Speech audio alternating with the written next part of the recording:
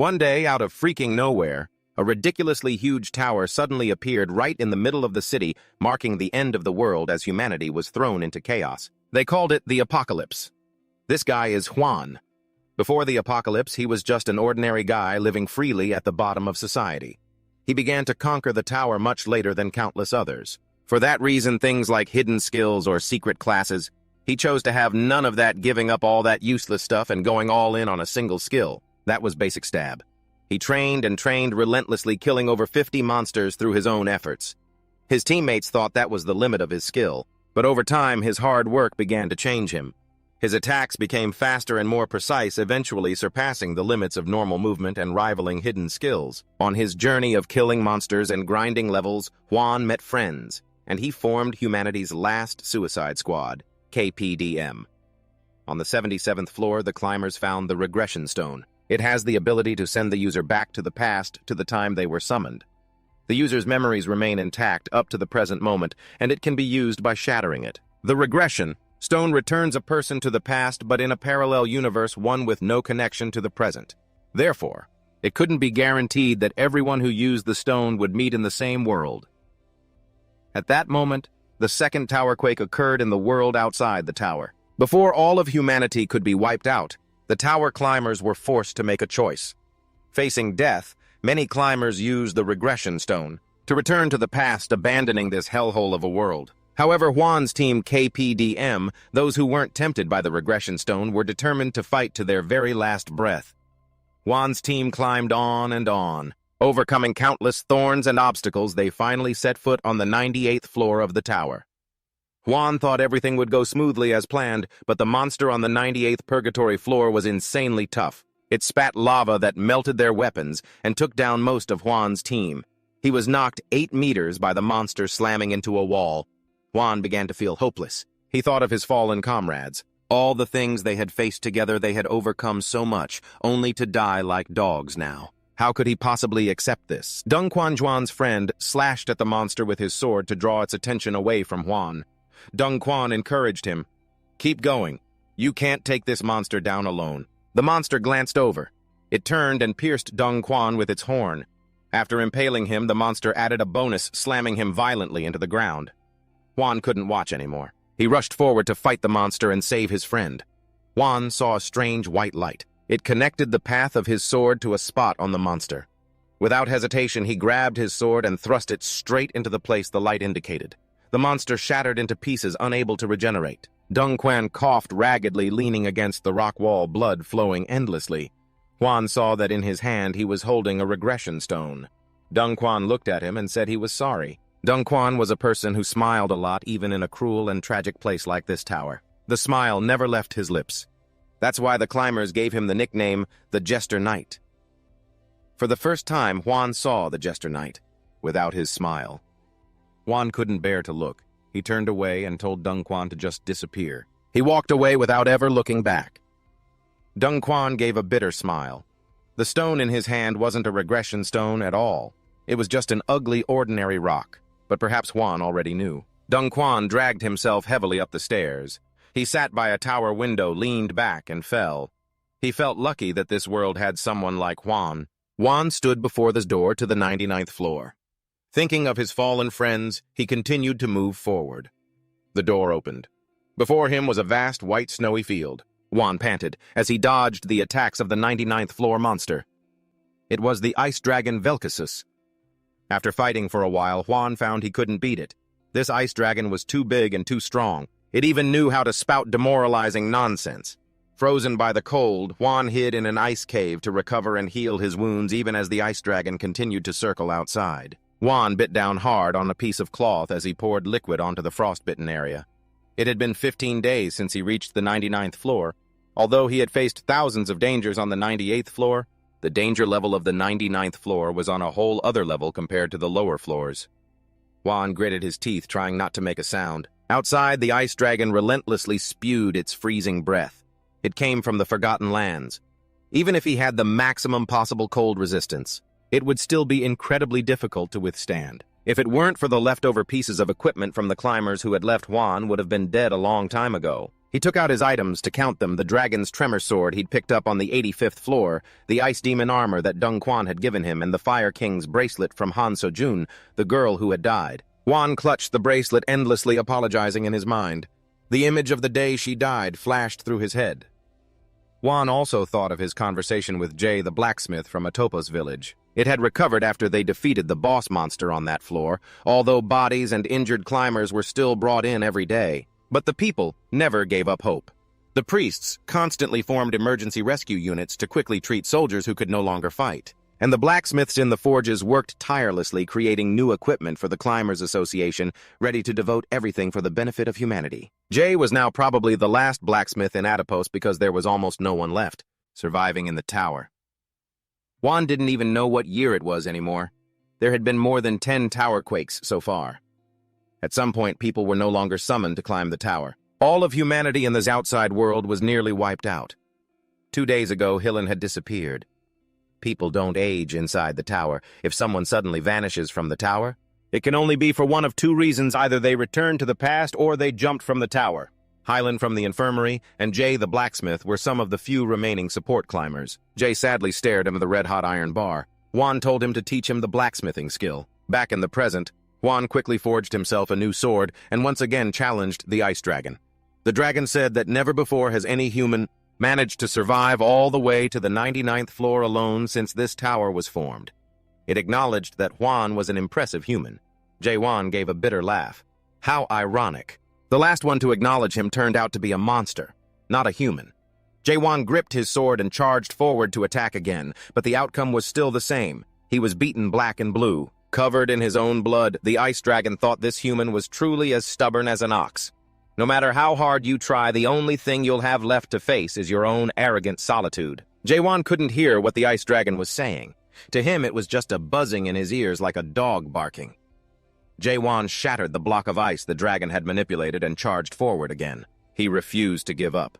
A Chinese mage once said, "I don't fear the person who practices 100 moves, I only fear the person who practices one move 100 times.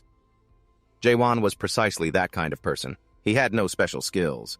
The only ultimate move in his arsenal was Burst Slash, and this time was no different. He kept using Burst Slash, attacking hundreds of times, but all it earned him was a tiny scratch on the ice dragon.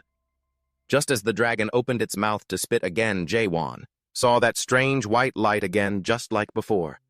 Without a moment's hesitation, he gripped his sword and thrust it straight toward the converging light. The ice dragon's jaw was shattered, its tongue lolling out. It was even more furious than before. The ice dragon spread its wings, soared into the air, and charged up another attack, preparing to spit wildly. Juan rolled desperately, trying to dodge its volleys of icy saliva, but he couldn't keep dodging. Exhausted, he collapsed, panting for breath. The ice dragon started mocking him again, saying that it would take maybe 10 Juans to defeat it. Then the ice dragon let a piece of information slip. If humanity's conquest hadn't been led astray by the demon Dreamstone, your destiny would have been entirely different. Such a pity. Juan struggled to his feet, his eyes wide as he pressed the ice dragon. What the hell is a demon Dreamstone? The ice dragon didn't answer. It just lifted its foot to stomp down again. But Juan quickly flashed away, escaping through the door and slamming it shut. That was too close. If that dragon's claw had just touched him, it would have been all over. Juan thought about the information on the demon Dreamstone that the ice dragon had spat out. He fell into a thoughtful silence, resolute. He would not give up. 5 years later, he made his comeback and succeeded. He had defeated the ice dragon. The system announced that he had defeated the boss of the 99th floor, and all his stats had reached their maximum level. Juan sighed, sitting atop the head of the dying dragon. He closed each notification one by one and glanced at the dragon, asking it about the demon Dreamstone. The dragon was on its last breath, but still didn't feel like answering. It told Juan he would find all the answers on the final floor. The ice dragon gradually disintegrated, transforming into a sword. Juan collected the item and put it away. As the dragon vanished, a black door appeared leading to the last floor. Floor 100. Juan didn't hesitate, stepping right inside. A series of monitors appeared before him, displaying scenes from the lower floors of the tower. Suddenly a voice echoed. It said it didn't think Juan would just barge right in. It thought he would return to the village first. It told Juan not to be so tense and to give it a second. A system notification popped up congratulating Juan on being the first person. to conquer all the tutorial games of World 294. His impressive achievement had been preserved in the immortal Akashic records, and the entire process was recorded. Viewing is permitted only by the monarch of the exalted land. Juan stared wide-eyed at the notification panel. What the hell? A scene of countless corpses appeared before him. As they sank, a strange figure emerged from the water. It had a human body, but the head of a large beast, and it was wearing a fancy suit. It looked Juan up and down. It remarked that he'd recovered faster than it expected. Juan asked who it was.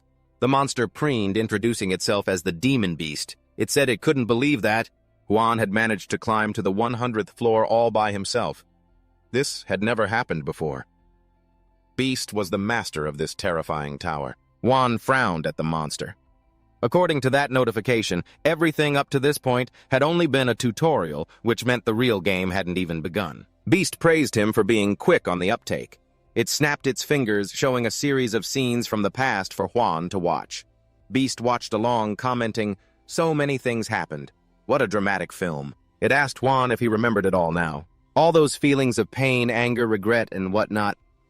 Beast continued its endless chatter, promising to grant him a new opportunity, tempting him to start the game over from the beginning. Beast coiled around Juan, whispering in his ear that getting to redo your life was something that only happened in novels. It argued that for a mere human like Juan, the chance to start all over from the beginning while keeping his current memories was an absolute steal. Juan's eyes shot open. He was starting to feel lost. This wasn't the end. Wasn't he supposed to save the world by climbing to the top of the tower? What the hell is happening? Juan realized that this whole time he had been tricked by the demon in front of him. From the very beginning, there was never a way for them to stop the tower cataclysms. The only thing they could do was continue to conquer the tower. But saving humanity was nothing more than a false hope. Juan exhaled. He looked Beast in the eye and said seriously, "I will never go back to the past." Beast cackled hysterically, mocking, "Are you still talking about the past?" Beast gave Juan a contemptuous look. It spelled it out for him that no item in the tower, not even in the exalted land, could help a person return to the past. Juan asked what it meant. He suddenly recalled the ice dragon's words. If the conquest hadn't been led astray by the demon dreamstone, it would have been different. Beast clarified it for him. It wasn't a regression stone, but a demon dreamstone. The demon dreamstone doesn't have the power to send people back to the past. Instead, they fall into a recurring loop of dreams that the stone creates. Even though he knew it was looking down on him, he still couldn't have imagined it. Until humanity reached the 77th floor, they became obsessed with returning to the past. They couldn't escape the temptation of the dream demon stone. Juan fell silent, then replied, "That's right." Beast-chan, seeing that the fish had taken the bait, snapped its fingers and summoned a digital screen. It started tempting Juan again, saying that this wasn't about going back to the past, but just starting the game over from the beginning. Beast-chan was extremely confident that Juan would make the wise choice, but who could have guessed that Juan would press decline without hesitation? Thanks to Beast-chan, he now understood what this tower was all about. He had entered the dream demon's dream, the very place where the tower was created. And if that's the case, he would hunt down the demon Beast-chan and advance to the next door. Beast-chan shook its head in annoyance. "The next floor! What next floor? There's no such thing. This is the top of the tower. My fan." Juan refused to believe the demon. As Beast-chan continued trying to persuade him, Juan fired a blast that blew its head off. The creature Beast-chan sighed. Even with its head blown off, the mouth kept talking, trying to convince Juan. It asked what he wanted, items, skills, whatever it could grant them all. But Juan stubbornly refused to listen. "I don't need a damn thing." Beast-chan grinned menacingly as its head slowly grew back. It told Juan that returning to his original world was impossible. Beast-chan snapped its fingers. A series of different scenes appeared. It explained that this nightmare tower was just a dream. From the very beginning, there was no such thing as a tower shock.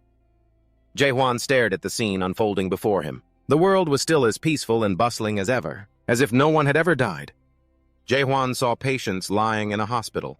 He saw himself still lying there on life support. Beast-chan said that Juan had been in here for a century, but in the real world, only about a month had passed. Juan couldn't land a single hit on Beast-chan. The gap between them was as vast as that between a human and a dragon. Juan fell silent. He didn't care. He had devoured a dragon before, so he would pick up his sword and continue to fight. After talking until it was blue in the face, Beast-chan finally gave up. The two of them clashed. Covered in wounds, Juan returned to Ray the blacksmith's place, but the man wasn't there. He had no choice but to reforge the sword himself. Yesterday was his 72nd challenge against Beast Chan. He fought it every day, but he had yet to leave a single scratch on it. Even so, he was still alive. He didn't know why, but that demon had no intention of killing him. In that case, no matter how many days or years it took, he would keep fighting. Beast Chan sat in the control room. Biting its nails, it anxiously watched Juan diligently forging his sword. It told itself to be patient. Juan was a product it had to sell, an extremely special high-class item. As a ruler since the day it was born, Beast Chan had never met anyone like this. It was such a headache. It was a ruler that nurtured and trained super VIP pro products. For the product to fully adapt to the great land, it had to go through 2 steps. The first step, like choosing good seeds for farming, was the search process. Good products are found through the game's tutorial. The selected products are then nurtured through the main game. The second step is the process of planting these selected seeds by providing water and fertilizer. But a product like Juan dared to refuse to move on to step 2. Should it just get rid of him if Juan perished inside the tower? It seemed his soul wouldn't just disappear. Beast Chan racked its brain. But what if Juan's soul got damaged because of the power difference between them? What then? The thought gave Beast Chan goosebumps. The harvesters wouldn't let that slide. To be able to sell the product, it had to find a way to cultivate Juan without hurting him. Beast Chan nervously tapped its clipboard against the arm of its chair. Non-stop, it was so close to becoming a high-ranking demon. Not to mention, it still had to repay the debt it owed to the tower. Juan was such a special high-class product that even gods who never dealt with demons had contacted it to place an order. The more Beast Chan thought about it, the angrier it got. Just then, Juan returned. He flew out of the gate, attacking Beast Chan directly. The demon was getting tired of this too. Damn it, what the hell do you want? As Beast Chan parried Juan's sword strikes, it urged him to start the main game. It had already explained this 100,000 times. If he participated, it would be mutually beneficial. Why on earth wouldn't he? Juan didn't bother to answer. He treated Beast Chan's words like a dog barking in his ear. Beast Chan was getting annoyed. It swung its hand, grabbing Juan's chin tightly, lifting him up and shouting in his face, asking what he wanted. It had already offered Juan skills and items. So why was he being so damn stubborn? Juan adamantly refused to listen, repeating the same thing over and over. He would defeat Beast Chan and go to the next floor. Beast Chan was furious. It had already told him until it was blue in the face that there was no damn next floor. Just play the main game, I'm begging you. Juan was silent for a moment. Then he finally started asking questions. Beast Chan sat down looking serious. It put on a mysterious air and told Juan not to be too surprised. The truth is, the universe is made up of more than one space. Juan wasn't surprised at all. He already knew that. It was basic knowledge like those parallel universe theories. Theories like that were all over Earth. Beast Chan changed its approach. It explained more clearly that the universe was composed of a main space called the Great Land. Beast Chan even diligently projected a descriptive image to make it easier for Juan to understand. Earth was a tiny planet, one of many scattered spaces alongside countless other realms, and they called Earth World 294. And inside this nightmare tower, tower climbers will receive skills and items as well as stat increases to adapt to the system of the Great Land. Juan has received his chance to go to the New World, and demons like Beastrend have the role of supporting those games. Juan asks it why it's doing something like this. Beastrend gives a cunning smile. It refuses to reveal any more information. It snaps its fingers and the space around them changes again. Beastrend knows the questions in Juan's heart. You want to know among the countless universes out there? Why the demon towers appeared on Earth. Why does humanity have such a fate? Beastrend is extremely confident, rambling on as if it could read Juan's mind perfectly. But he cuts it off. What he wants to ask is why. Beastrend is operating something like a demon tower. Asked this, Beastrend gets flustered and freezes for a moment. It stammers, trying to find an excuse. This is just a type of volunteer activity, that's all. Beastrend is sweating bullets but still pretends to be calm. It adds for persuasiveness, we demons love to volunteer, you know. There's even a demon on another planet who likes to take care of climbers who have given up. Beastrend tries its hardest to be convincing, its confusion obvious. Behind it, a line of text appears. The king has sent you a message, nurture the product. Juan's face darkens. Cut the bullshit. The last time Juan came out after a fight, he was covered in injuries. He was constantly drinking potions to heal, and his stats had no more room to increase. And yet he still couldn't lay a single finger on Beastrend. Juan collapses onto the cold snow. He wonders to himself, are humans really defined by those stats? Suddenly, Juan feels a jolt. He shoots up, wondering what that was. He feels that something about his body is strange. Juan's eyes widen. Before him are motes of yellow light. He thought he was hallucinating and reached out a hand to grasp the endlessly floating lights. Sometimes they looked like gentle particles of light. Other times they looked like grains of sugar. They continuously changed their shape and composition, and instinctively Juan realized that they were the very forms that create the essence of this world. In an instant, Juan understood everything. He didn't believe a word this demon said. He asks, "Who the hell is this king?" Beastrend is delighted. Juan is finally showing some interest. It explains that the kings are the rulers of the great land, those who have completed the main game. And those who advance to the great land usually receive advice on power from the kings. Depending on which king a player chooses, their future will change accordingly. Beastrend resorts to temptation again. If Juan listens to it, then as a demon it will do its absolute best to ensure Juan is placed under the authority of a wonderful king. Of course, that also depends on whether Juan obediently participates in the main game or not. Beastrend is truly a highly skilled marketer. Juan accepts. He promises to leave Earth in exactly 10 days. 9 days later, Beastrend is still sitting in the control room watching. It sees that Juan is still training diligently. Beastrend is fed up. That guy is doing that useless thing again. Just like a boring soldier. It just has to wait a little longer. That day is almost here. Why was I so stupid back then, getting tricked by those damned nightmare bastards into buying this piece of crap? Tower. Beastrend, furious, slams the table repeatedly, endlessly cursing the parents of those damn nightmare scammers. The truth is, Beastrend was tricked into buying the tower after hearing it was made directly by a top-tier nightmare, a first-generation artifact.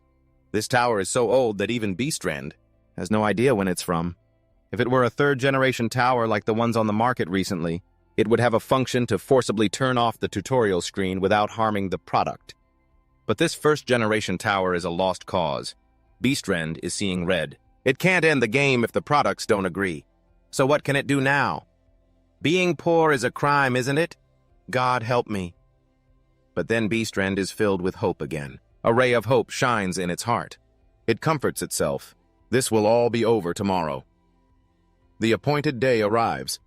Beastrend asks cheerfully, "Have you memorized all the documents?" He replies flatly, "Yeah. Now all that's left is to press the yes button and it'll be over."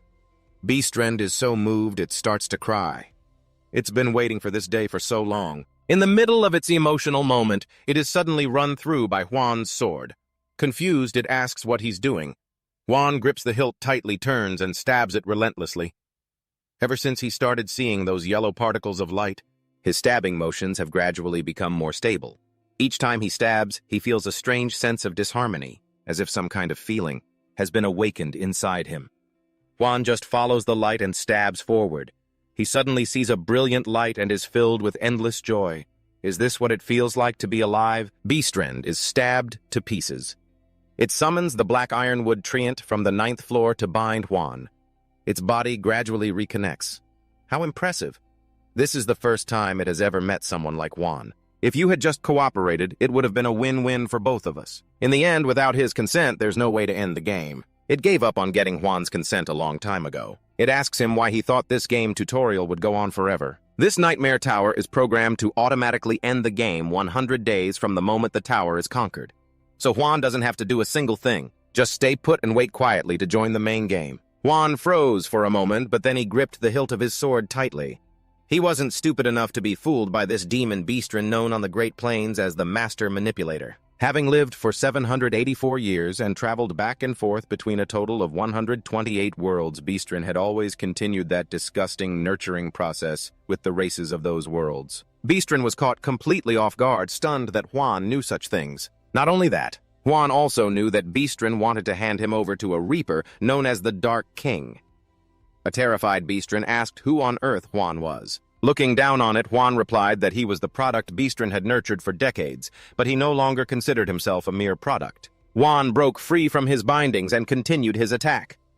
Scared out of its wits and pouring sweat, Beastrend watched as the ferocious Juan charged towards it. Beastrin reeled from a painful blow. It tensed up, unable to believe what was happening ever since Juan had set foot on the 100th floor. Juan grew more suspicious, wondering if this tower was also part of the nightmare, and whether Beastrin was incapable of killing him. He even began to suspect that human beings might have no value. Beyond these evaluation stats, will the very nature of this world shatter? Afterward, countless doubts arose in Juan's mind. When he had nothing left to doubt, he attained enlightenment in the art of the sword thrust, and now he was using that very technique on Beastrin. Its body kept regenerating. This isn't funny. Beastrin swelled up, baring its fangs and claws to counterattack Juan. It had to admit he had reached the second level of adaptation. To do so after only completing the game's tutorial, his talent was extraordinary, but he was still just a mortal. Juan refused to back down and fought back against Beastrin. He was pierced by sharp spikes, blood gushing everywhere, but he still held his weapon firmly. His stats continued to rise without stopping, reaching 9,900,999. Beastrin attacked fiercely, but Juan held his own. The numbers didn't stop there. They crept up one more step, hitting 10 billion. Once again, Juan saw that white light. He gripped his sword and thrust straight ahead, following the light's guidance. Beastrin was hit, still unable to believe it. What the hell is this guy? This is an adaptation. This is an awakening. Beastrin was beaten to a pulp. It lay flattened on the ground as Juan looked down on it with utter contempt. He told it not to look down on human beings, reducing them to damn numbers to be measured. Human beings are not something that animals like you can just buy and sell. Beastrin stared at the sword pointed right at its face. It was dead silent, not daring to make a peep. Juan would do exactly as he said. Defeat Beastrin, advance to the next floor, and see the end of this goddamn world that these strange creatures had. Shump created. The space within the tower began to crumble. The light of truth shone through. Juan's parameters had turned into uncountable variables. Beastrin was so devastated it couldn't even cry. It begged Juan relentlessly not to do it, saying there was no such thing as a next floor. But Juan remained firm in his belief. He wasn't just being stubborn by insisting on staying here. On the lower floors, he had seen some scribbled carvings. When he read them, he felt as if he were an artist experiencing their suffering. According to the carvings made by someone named Mulak, the one who created the Nightmare's Nest, something called the Tree of Nightmares still existed, wielding the Ice Dragon sword. Juan, with a terrifying expression, asked Beastrin if it knew how to make this place the root of the Tree of Nightmares. He theorized that if there were roots, there must also be a trunk. If he destroyed the ceiling of this floor, then something would surely happen. With that, Juan took his spear and shattered the ceiling. Beastrin screamed in despair as the system began calculating the end of the tutorial game. Then it reached a conclusion. Calculation failed. There are no longer any travelers in the Nightmare's Nest. Juan vanished into thin air. The tutorial game was completely over. When Juan woke up, he found himself in a strange place. He was surrounded by trees and a horde of monsters bearing their fangs and claws. The monsters rushed him all at once, but with a single swing of his sword, Juan took one down. But then a much larger, colossal monster appeared. His previous slash wasn't strong enough to deal with it. Juan swung his sword with more force and the monster was obliterated. After defeating the horde, he pulled the horns from each one, slung them over his back, and prepared to leave. But then another group of insectoid monsters blocked his path. They arrogantly pointed and said something. They seemed aggressive, but unfortunately Juan couldn't understand a word they were saying, even with his analysis skill. Juan was a reasonable person, so he pointed at the horns he had collected and tried to make a deal with them. If you want these, that's fine. In return, you have to tell me where this is. The monsters deliberately ignored him, insisting on a fight, and charged at Juan. You've got to be kidding me, he thought. They really have insect brains just begging to die. He had no choice but to take them all down. The insectoids were still in shock that a damn mortal could defeat them. Juan grabbed one by its antenna, forcing it to tell him where he was. But the insectoid wouldn't say a word. It left only a final threat. I will kill you, before biting its own tongue and dying. Juan sighed. He thought they were weak, but their willpower was stronger than he'd imagined. Looking at the insect's antenna in his hand, he decided to make a small mound of dirt and stick it on top as a makeshift grave. Juan searched again to see if there was any loot. He found a small spatial pouch. Thank goodness, something to store my things in. He couldn't use the system interface after leaving the Nightmare's Nest. He had thought he would be able to use the interface of a variant, world like the Almighty Land, but he couldn't use a single one. It pisses me off just thinking about that goddamn scamming bitch, but at least I can still use appraisal analysis to check the information on the items I just got. I held up and scanned the whole batch of gems. Then I put them all back into my spatial bag. The bag has its limits, but with so much stuff still left to put in, Juan had no choice but to throw some things away. A moment later, he was admiring the pile of stuff he'd just acquired again. There was nothing useful at all. He took out the map from the pile and opened it. It was a map of chaos, a place that wasn't included in the information business had given him. Over on the other side, a different group of people was hunting a beast. A red-haired girl and a few big burly guys. That girl threw a dagger, but instead of hitting the monster, she hit the red-haired guy right in the knee. Even though he was annoyed, he let it go because she was cute. But it didn't stop there. That red-haired girl then went and provoked a two-horned monster, leading it right toward them. Juan watched the situation from above. Based on his assessment, it seemed like the woman with the red hair was the strongest among them. He couldn't understand how that group managed to get through. The nightmare with that level and those skills. On the other side, the red-haired guy gritted his teeth about to use his ultimate skill. Breath of the Fire King and charge in when suddenly another dagger flew into his face.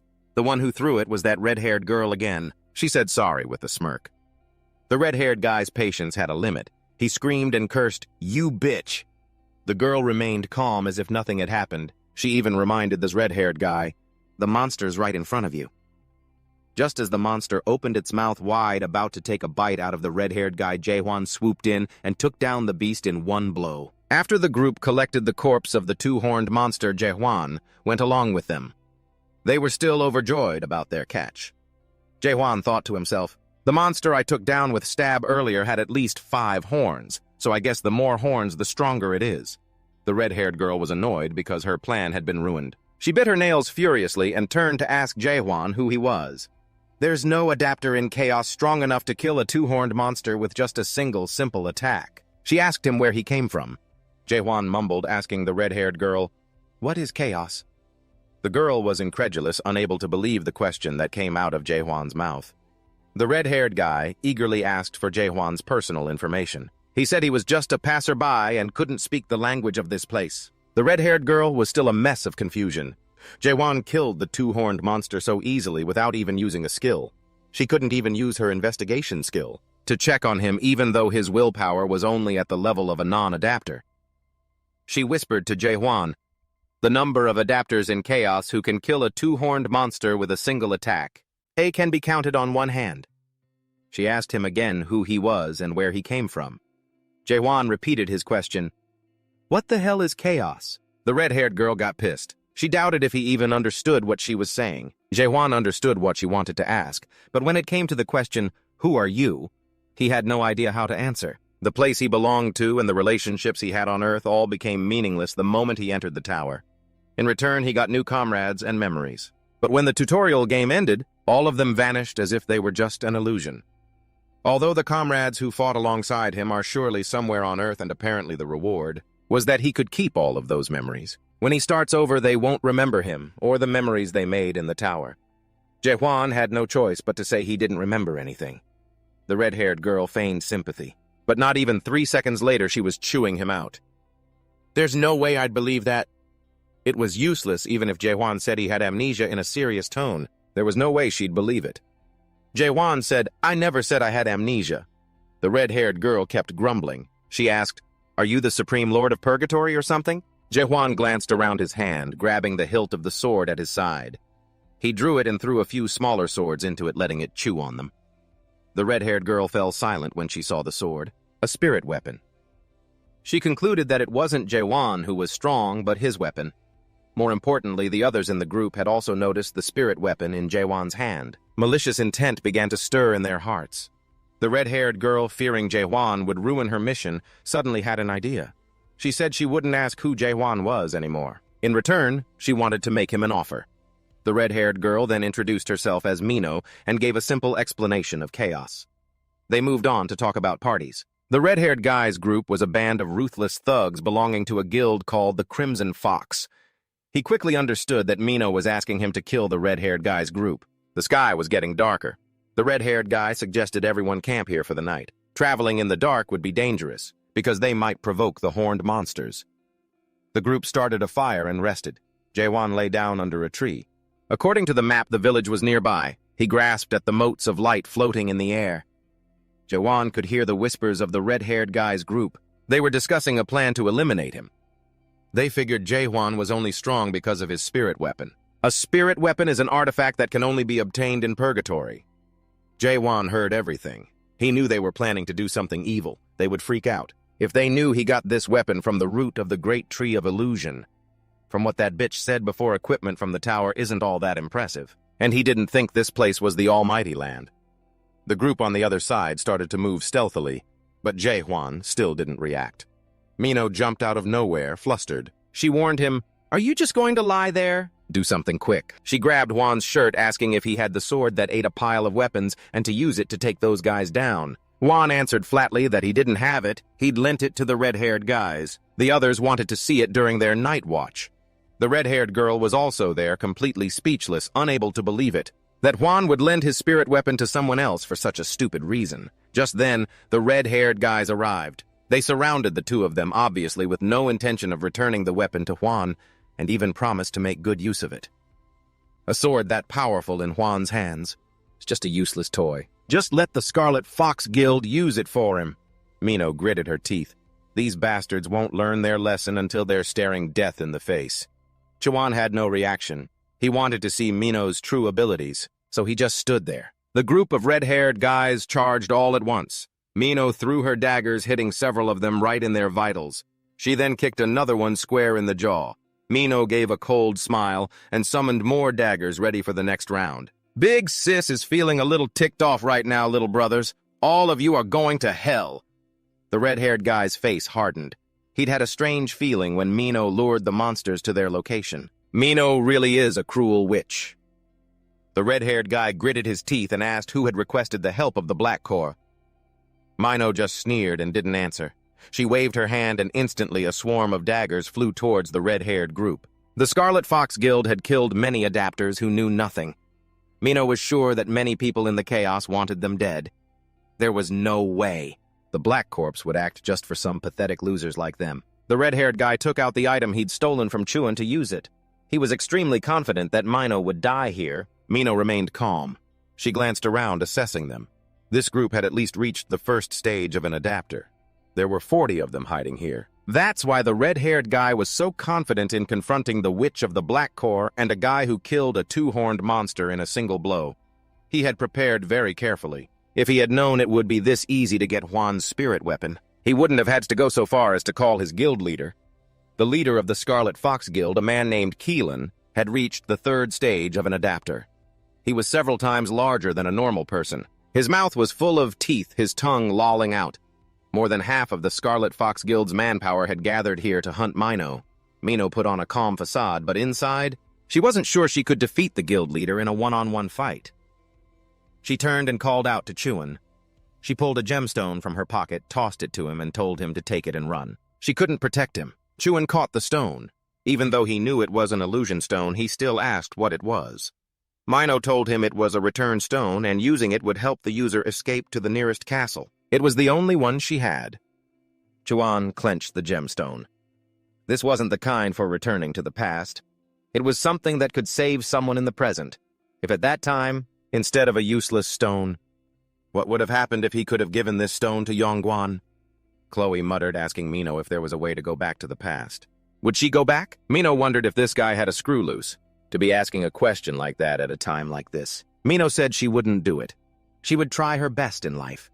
If she had to die, she would die today. She would never go back to the past. Juan patted Mino on the shoulder. Then he said she wouldn't die today. He drew another sword from his side and, quick as a flash, charged forward, mowing through the enemy formation. The guild leader ordered his men to deploy. Formation number 14 of the Fire King. The others eagerly charged forward. Juan didn't even blink. He used a Lost Way talisman to break their formation and stabbed straight at the guild leader. The leader couldn't block it. The sword pierced his iron armor and impaled him. Juan walked past the leader and stood before the red-haired guy. The red-haired guy trembled, offering the sword back with both hands. Juan took back his ice sword. He gave it a light thrust, and the men who were about to run vaporized instantly. Mino was frozen. Her jaw dropped, completely baffled by what was happening. She had thought Juan was just an easygoing person. so she had assumed he was a fool with no defenses whatsoever. But that wasn't the issue. Mino had been wrong. Juan was just simply too strong. Mino repeated her question one more time, asking what Chuan's identity was. Chuan gave a faint smile. He told her she already knew who he was. "Have you lost your memory? I thought I was the only one with that problem." Mino got ticked off. She held out her hand, demanding he return her return stone from before. But Juan said he'd lost it. Mino threw a fit, unable to believe Juan had lost such an expensive item. Juan didn't care and walked back to the campfire to rest. Mino hadn't given up and was still frantically searching for the return stone. Chuan calmly sat down and fed the ice dragon sword some weapons. He looked into the fire and said that Mino already knew who he was. He was human. Mino didn't believe him and collapsed to the ground. Chuan asked her back, "Are you human?" Mino said she was almost human. Chuan clenched his fist and muttered, "Then that's good enough." And then silence fell between them once more. The next day they continued on their journey. Mino, still not giving up, asked, "Juan, do you really not remember anything about your journey in the Almighty Land before you came to Chaos?" Mino sighed again.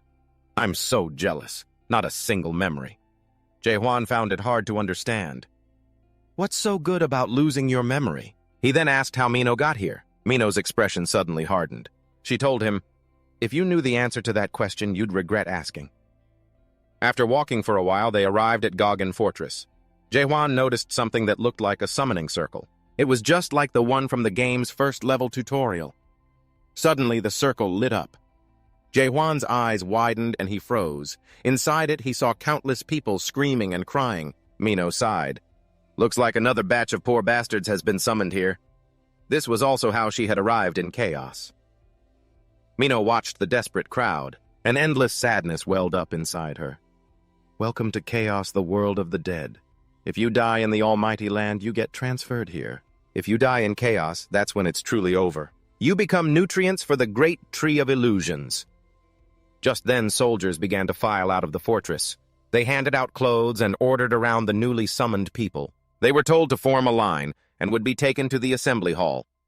Mino went to greet the army commander, a man named James. He asked her, "Why have you suddenly shown up at the northern save point area?" Mino didn't give a clear reason. She just told James to let them pass quickly, but James refused. He said that a while back they received orders that anyone entering the fortress must have identification papers. Mino tried another tactic. She leaned in close to James, pleading, then slipped him a horn as a bribe to get them through. Seeing the valuable item, James's eyes lit up. He quickly pocketed it and looked the other way. James then turned to Juan and demanded to see his identification papers, but of course he didn't have any. Mino intentionally held back, telling him, "If you beg me, I'll help you." Juan didn't even bother to listen. Seeing that he wouldn't be allowed in, he prepared to draw his sword. Seeing this, Mino rushed to stop him, breaking out in a cold sweat. "This guy is freaking insane. Is he actually planning to fight the guards?" Imagining Juan taking everyone down with a single sword strike, Mino quickly stepped in to stop him. She was about to offer another bribe for Juan when someone else arrived. The moment he appeared, the soldiers immediately formed a neat line and saluted. He was a well-known figure in Gogan Fortress, the captain of the most incorruptible save point station in Chaos, the stubborn captain of the northern save point, Khatun. He demanded that James explain what was going on here. Terrified, James did not dare lie and confessed that Juan wanted to enter without any identification. Khatun coldly recited a series of laws regarding individuals who cannot be identified. "The captain of the northern save point has the authority to deny entry to any such person. From the Gogan Fortress Entry and Exit Law, Article 27, Paragraph 4. This is clearly stipulated." As Khatun recited the law, he used his penal code skill, forcing all the soldiers and even Mino to their knees. However, the skill had no effect on Juan. He swung his sword, severing the shackles around Mino's neck. Khatun, who was passionately reciting the law, was forced to stop. He couldn't believe Juan had managed to break his penal code. Juan calmly asked, "What information is required on these identification papers?" Khatun patiently answered, "To verify a person's identity, the papers must include their name, the organization they belong to, and other details like their profession, primary skill, information status, effects, criminal record, and soul corruption rate." Juan cut Khatun off before he could finish. "I don't need your damn identification papers, and I have no intention of verifying who I am." Khatun, still suspicious, asked, "How were you unaffected by my penal code?" He then waved his hand, casting Silverlight Prison. He followed it with another law. According to Gogan's Law of Arrest Article 2, Paragraph 6, I am placing you under arrest. A barrage of iron chains flew at Juan, but he shattered them with a single effortless movement. The onlooker's jaws dropped in disbelief. Juan then pointed to Mino and asked, "Can't I just bribe you like she did?" Hearing this, the implicated guards froze solid, trembling uncontrollably. Without waiting for an answer, Juan tossed a horn to Khotun. "Take this and let me in." Sweat pouring down his face, James yelled, "How dare you try to bribe the captain? You should be executed on the spot!" Khotun waved a hand, silencing James. He gripped the horn, and his demeanor changed in an instant. Suddenly respectful, Khotun greeted Juan. "Envoy of the Whisperer of the Deer." Mino had a soul scanner pressed against her. The results showed her corruption rate was over 15% and recommended immediate treatment. Juan had no idea what the hell soul corruption even was. Soul corruption is a chronic disease that affects everyone living in chaos. One's soul slowly corrupts just by being present here, and once that corruption reaches its maximum, the person is executed. Now it was Juan's turn. Khotun pressed the device to his head and it returned an error, unable to measure soul corruption level. Everyone around was stunned. The machine read 0%. Khotun gave a faint smile and returned the magic stone to Juan, advising him not to hand over such an item so easily. Mino and Juan were allowed through the gate. James was confused why Khotun had let them pass. Khotun asked him in return, "Do you know what that magic stone is used for?" He removed his glove, revealing a hand that had turned black from holding the spirit stone. "Only members of the Six-Leaf Society can use these magic stones. They're the only ones who can possess these crystals and avoid corruption. Even though that man Juan doesn't seem like a member of the Six Leaves, I saw him handle that crystal without any side effects. It's not that Khotun trusted Juan, he trusted the man's soul. When he assessed Juan's soul corruption, the device returned an error. As far as he knew, the measurement device was never wrong. There's only one circumstance in which it can't measure soul corruption, and that's when the soul is purer than anyone else's in all of chaos. Whether Juan is a member of the butterfly tribe or not, they simply need someone who can use the magic stones. The people inside the castle will pass judgment on Juan. Right now, Carton doesn't want to talk about this anymore. Their duty is done. He then started to interrogate Game about the bribery incident from earlier. Juan and Mino were wandering through the fortress. The paths were a confusing mess, and he also had to drag along a clueless Mino. Earlier, Carton had passed judgment on Mino's crime, citing Article 7, Section 34 of the Gogan Fortress Entry Laws. Anyone who does not have or fails to provide identification, as well as those who forge documents or use another person's card, may be denied entry or even be severely fined for their actions. However, Juan had pleaded for Mino to be let go, so she was forgiven. Also, bribery in any form is not permitted, citing Article 11, Section 6 of the Gogan Fortress Entry Laws. Anyone who offers a bribe with money or even valuable items, as well as the person who accepts said items, will all be punished. Mino was hit with the decree effect and became completely stupefied. She was dazed and confused, and it would take a while for her to return to normal. Juan went to ask where he could find a professional swordsmith to forge his frost dragon blade, unaware that someone was watching him. A moment later, Mino finally returned to normal. She was still dazed, not even knowing when she had entered the village. Juan was just waiting for this chance to part ways. He wanted to avoid being held back, but Mino stubbornly refused to let him go. Gritting her teeth, she chased after him, insisting on being his guide, claiming she knew this place like the back of her hand. Juan sighed helplessly. He said he was looking for Nightmare. Coincidentally, Mino knew the place, so she would take him there. They hadn't gone far before they were blocked by another group of blind fools who wanted to rob Juan of his sword. The robbers were a group of 4 brothers. The huge youngest brother was only 12 years old. He was full of fighting spirit, axe in hand, following his older brothers. Mino's eyes widened. A 12-year-old boy with such a well-developed and muscular physique, the thugs demanded he hand over the sword, but Juan refused. The huge youngest brother charged forward with his axe, but with a single swing of his sword, Juan sent both of the kids' arms flying. They flew 8 meters away, and he lay motionless. "If you've got the guts, come at me." Seeing his little brother get hurt, the eldest brother flew into a rage. All 3 of them charged forward to avenge their beloved younger brother. Of course, the result was a miserable defeat. The others lay motionless. Mino was surprised because Juan only seemed to have one move: light, medium, and heavy thrusts. She remembered someone else, who also only knew a single technique, but that person's was cut, not thrust. Mino asked him why his first attack missed. Chaewon had aimed for the roof because he saw someone over there using a stealth skill, so he just gave them a warning thrust for fun. He thought it was completely normal, but Mino was speechless. She enthusiastically suggested names for his ultimate thrusting technique, but he rejected every single one she came up with. He didn't like overly flashy names. The two continued on their way. They arrived at a place called Twilight Nirvana. It was a smithy founded by a nightmare and was also the largest smithy in Gogan. The shop's employee was a smith named Nevin. He informed them that placing an order today would take some time because the workshop manager was currently away. There was only an assistant manager here, but he was also busy today. If you two are looking for something, you'd be better off buying a pre-made item than placing a custom order in there. Inside, assistant manager Megan and his apprentices were huddled around a sword, made from the horn of a four-horned monster. Megan pulled out another horn. He challenged his apprentices if any of them could drill a hole through this horn. Then no matter who they were, he would give that person the position of assistant manager of Twilight Nirvana for the day. The apprentices took turns trying to drill into it with their tools, but none of them succeeded. Megan sighed. You kids are all so green. With hands as soft as noodles, how could you ever hope to even scratch that horn? Chaewon walked past Nevin and stepped inside. He said he'd give it a try. Megan didn't know who he was thinking he was just some wandering craftsman. He cheerfully agreed, puffing out his chest with pride. He said that only his superior skills could handle this horn. It was the horn of a four-horned monster, an extremely difficult material to work with. Chaewon approached the horn, pointed his finger, and lightly tapped it, piercing right through. He then spun the horn on his fingertip. Today I'll be the shop's assistant manager. The pierced horn couldn't even last 3 seconds before shattering into pieces before everyone's astonished eyes. Megan was seeing red. He screamed and grabbed Chaewon's collar. That horn was extremely expensive. The horn of a four-horned monster is worth a fortune.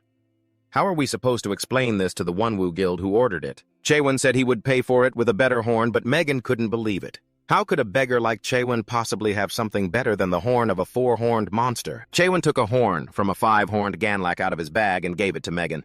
He gave it to the assistant manager as compensation since he didn't have a four-horned monster's horn on him. Holding the rare horn, Megan's eyes lit up. He ordered his apprentices to close the shop.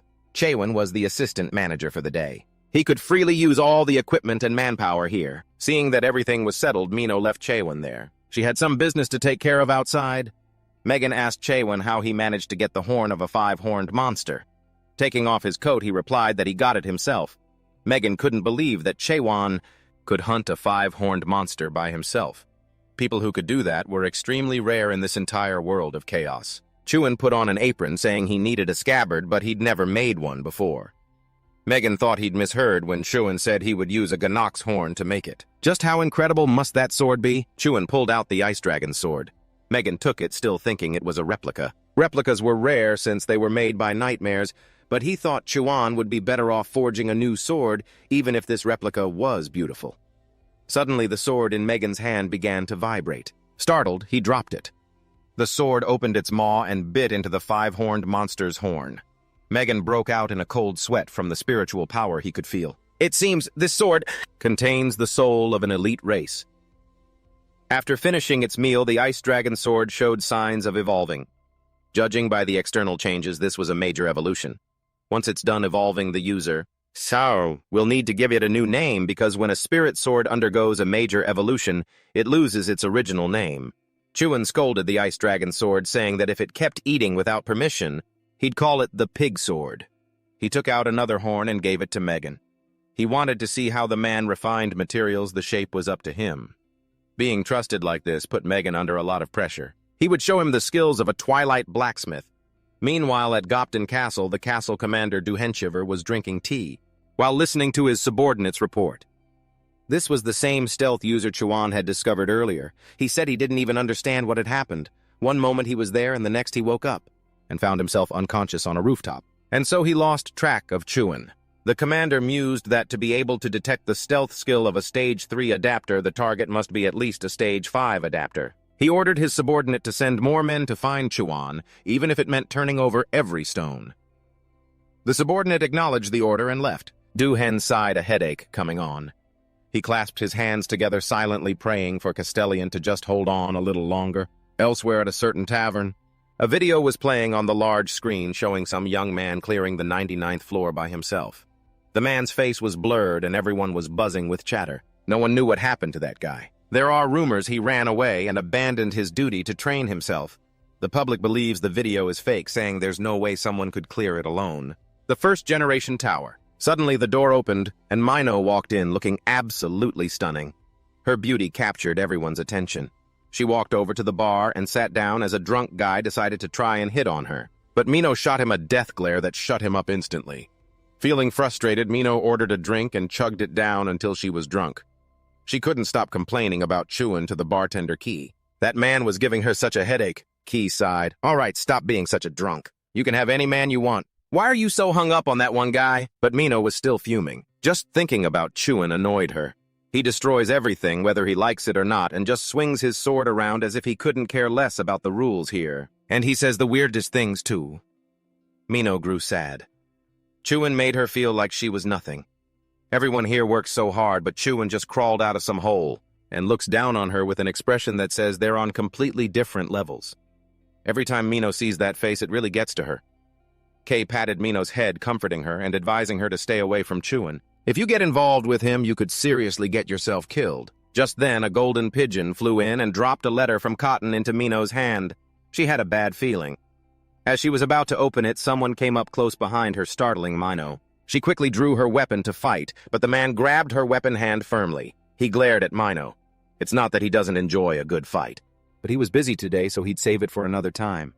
He asked Mino to do him a favor. Back with Megan, he had been thrown to the ground. He looked at the five-horned monster before him, trembling. How could he possibly forge a sword like this? How can a sword turn into something like this? Chewin grabbed him by the collar, telling him to snap out of it. They were in the middle of smelting. If he was going to help, he needed to do it right. Panting, Megan gave up. He couldn't do it anymore. He couldn't even touch it. This horn was on a completely different level from his refining skills. Chewin placed a hand over the man's eyes. It's not an issue of level, but of perception. Megan first stage awakening. Doubt. The power to shatter true nature by doubting the world. When Chewin removed his hand, Megan's second stage awakening. Insight. The power to see the corrupted world. Megan looked at the horn again. A mass of black fluid suddenly shot out, revealing a five-horned monster with its tongue hanging out. Megan let out a curse and stumbled backward. Chewin urged him on. You said you'd help me, so get to it properly. Megan trembled so much he couldn't stand. The true form of the five-horned monster was just too horrifying. Had he really been using his half-baked skills on a monstrosity like this? Megan thought he had to be dreaming. He looked around frantically, then ran for the door, desperate to wake up from this nightmare. Chewin sighed and clicked his tongue, but didn't stop him. Megan pushed the door open, crying for help. On the other side of the door was a group of skeletons which made him freeze in place. Megan was completely petrified. The skeletons questioned him, asking if he had finished the refinement process yet. The ignorant do not yet have the right to see this place. Megan trembled, his eyes wide, wondering how he could even exist in a world like this. Why did he have to die here? Meanwhile, Juan was fighting the monster alone, and in no time he defeated it. Megan screamed in despair, tears and snot streaming down his face as he sat stunned in one spot, muttering. Some actions in this world are futile no matter how many times you perform them.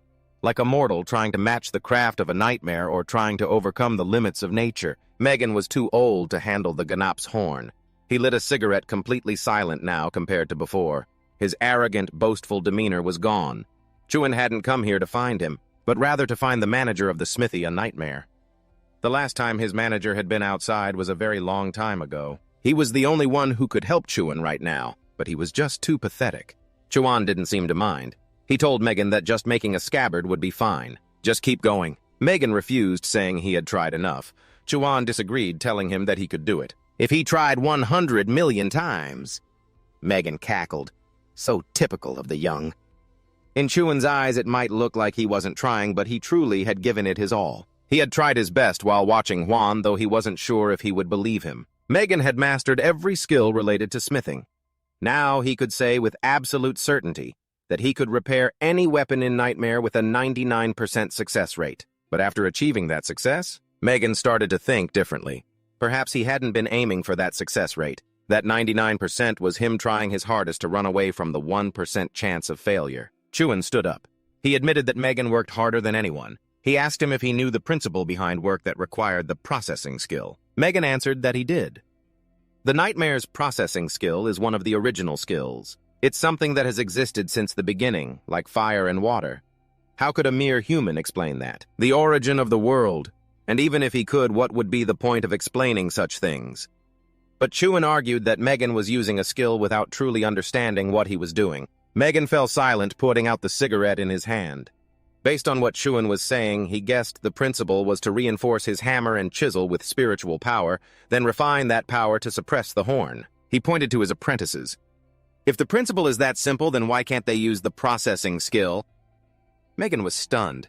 If the principle behind the processing skill was this simple, then, even if they haven't learned it yet, they should be able to do something similar, right? Megan frantically turned and asked Juan if he knew the principle behind processing. Juan said he didn't know, but he had figured it out recently.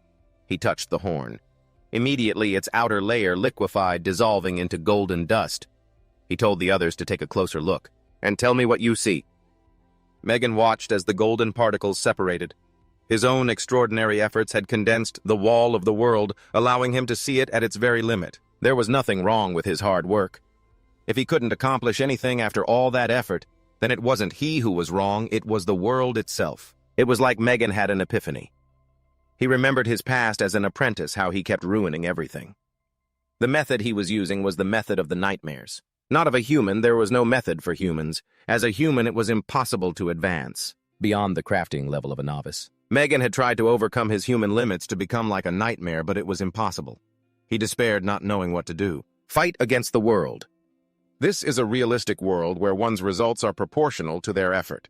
What's so wrong with getting used to that? Chuan continued to set Megan straight. This world had tricked him into thinking he couldn't do things that were within his power. He might be old, but he could still fight. Chuan encouraged Megan to look closer at the horn. Don't rely on the system. Instead, look with your own eyes. Megan did as he was told, peering deeper.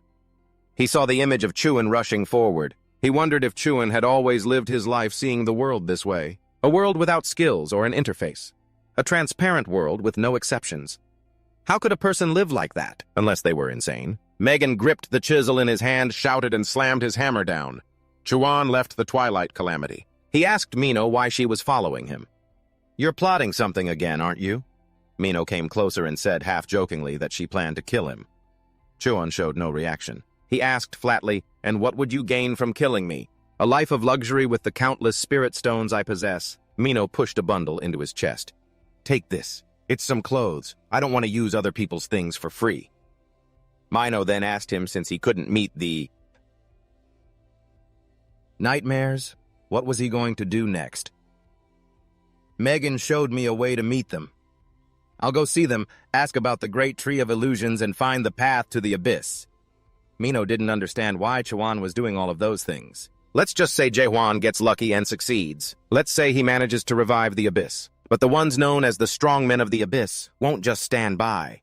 He won't be able to come back. When Juan said he wasn't going back, Mino just stared, and then she completely lost it. She screamed, demanding to know how he could dare do something so world-shattering. What right do you have to just do whatever you want without a single thought for anyone else? Mino just let it all out. She couldn't stomach the fact that Juan didn't even see the people here as human. She and everyone else here, they're people too.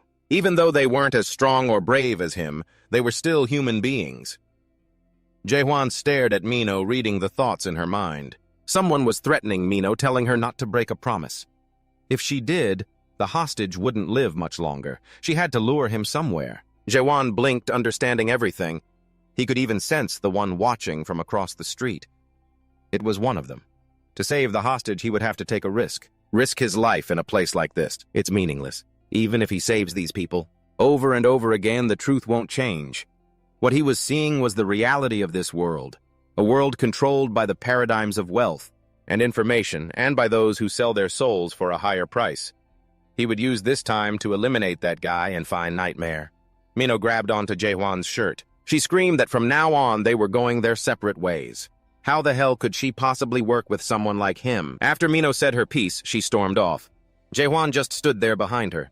For some reason, he now felt that Mino seemed so human. He was still keeping an eye on the movements of the hidden group. They'd go back and report that the plan to lure out Nightmare had been a total failure. After their angry parting, Mino returned to the tavern. She pushed open the door to find tables and chairs overturned. A group of men was waiting inside. They had taken Kay, the tavern owner, hostage. The one in charge was Elder Zoom of the Cheon Bang, the eldest of the Jonia brothers. He stared at Mino, asking why she came alone. What about their deal? Mino summoned a barrage of knives. She was determined to fight back and hurled them at the men. The Elder's men used a shadow technique, and a swarm of black figures rushed to attack Mino. She skillfully dodged their blows, but she couldn't avoid the Elder's slash. Mino was wounded and collapsed to her knees. The Elder looked down on her with contempt. There was a sound-dampening barrier here, so no one would know what was happening. Inside. That's enough! Stop that useless screaming and bring the man here. The Elder grabbed Claire's hair, lifting her up and telling Mino to stop playing games. They knew there wasn't a single dark soldier in the nearby GOG fortress, so she shouldn't hope for reinforcements. By the time anyone found them, Mino and Claire would be nothing but dried-up corpses. Mino didn't give up. She used the ultimate skill, Akaram's shrieking daggers, throwing all of them at the Elder. But with a single swipe of his sword, he easily shattered them. Mino was beaten to a pulp by the Elder. At that moment, she thought of Juan's question from before. If there was a way to go back to the past, would she take it? Desperate, Mino gave up, ready to die. She wanted to go back to the past. She wanted to live. If she had followed him, would she have been able to witness the fall of this world? Just as the Elder's sword was about to strike, it was stopped by a powerful force. They say the main character always shows up at the last minute. And sure enough, Juan appeared like a god. He tossed a bundle of clothes back to Mino, telling her they didn't fit. Seeing their target had arrived, the Elder's men smirked victoriously. The Spirit Stone was here. This would make things even easier. Juan pointed his sword at them. Quick question. Is Nightmare here? Bring Nightmare to me. The men looked at Juan like he was some kind of freak. Is this guy insane? They say you fought against the fortress. You're just like the rumors. Mino struggled to her feet. She warned Juan, be careful, he's a Class 1 adapter. That's a very high rank. Don't underestimate him. Juan didn't even bother to look her way, because he wasn't going to lose. Seeing Juan's arrogance, the men didn't wait any longer and charged.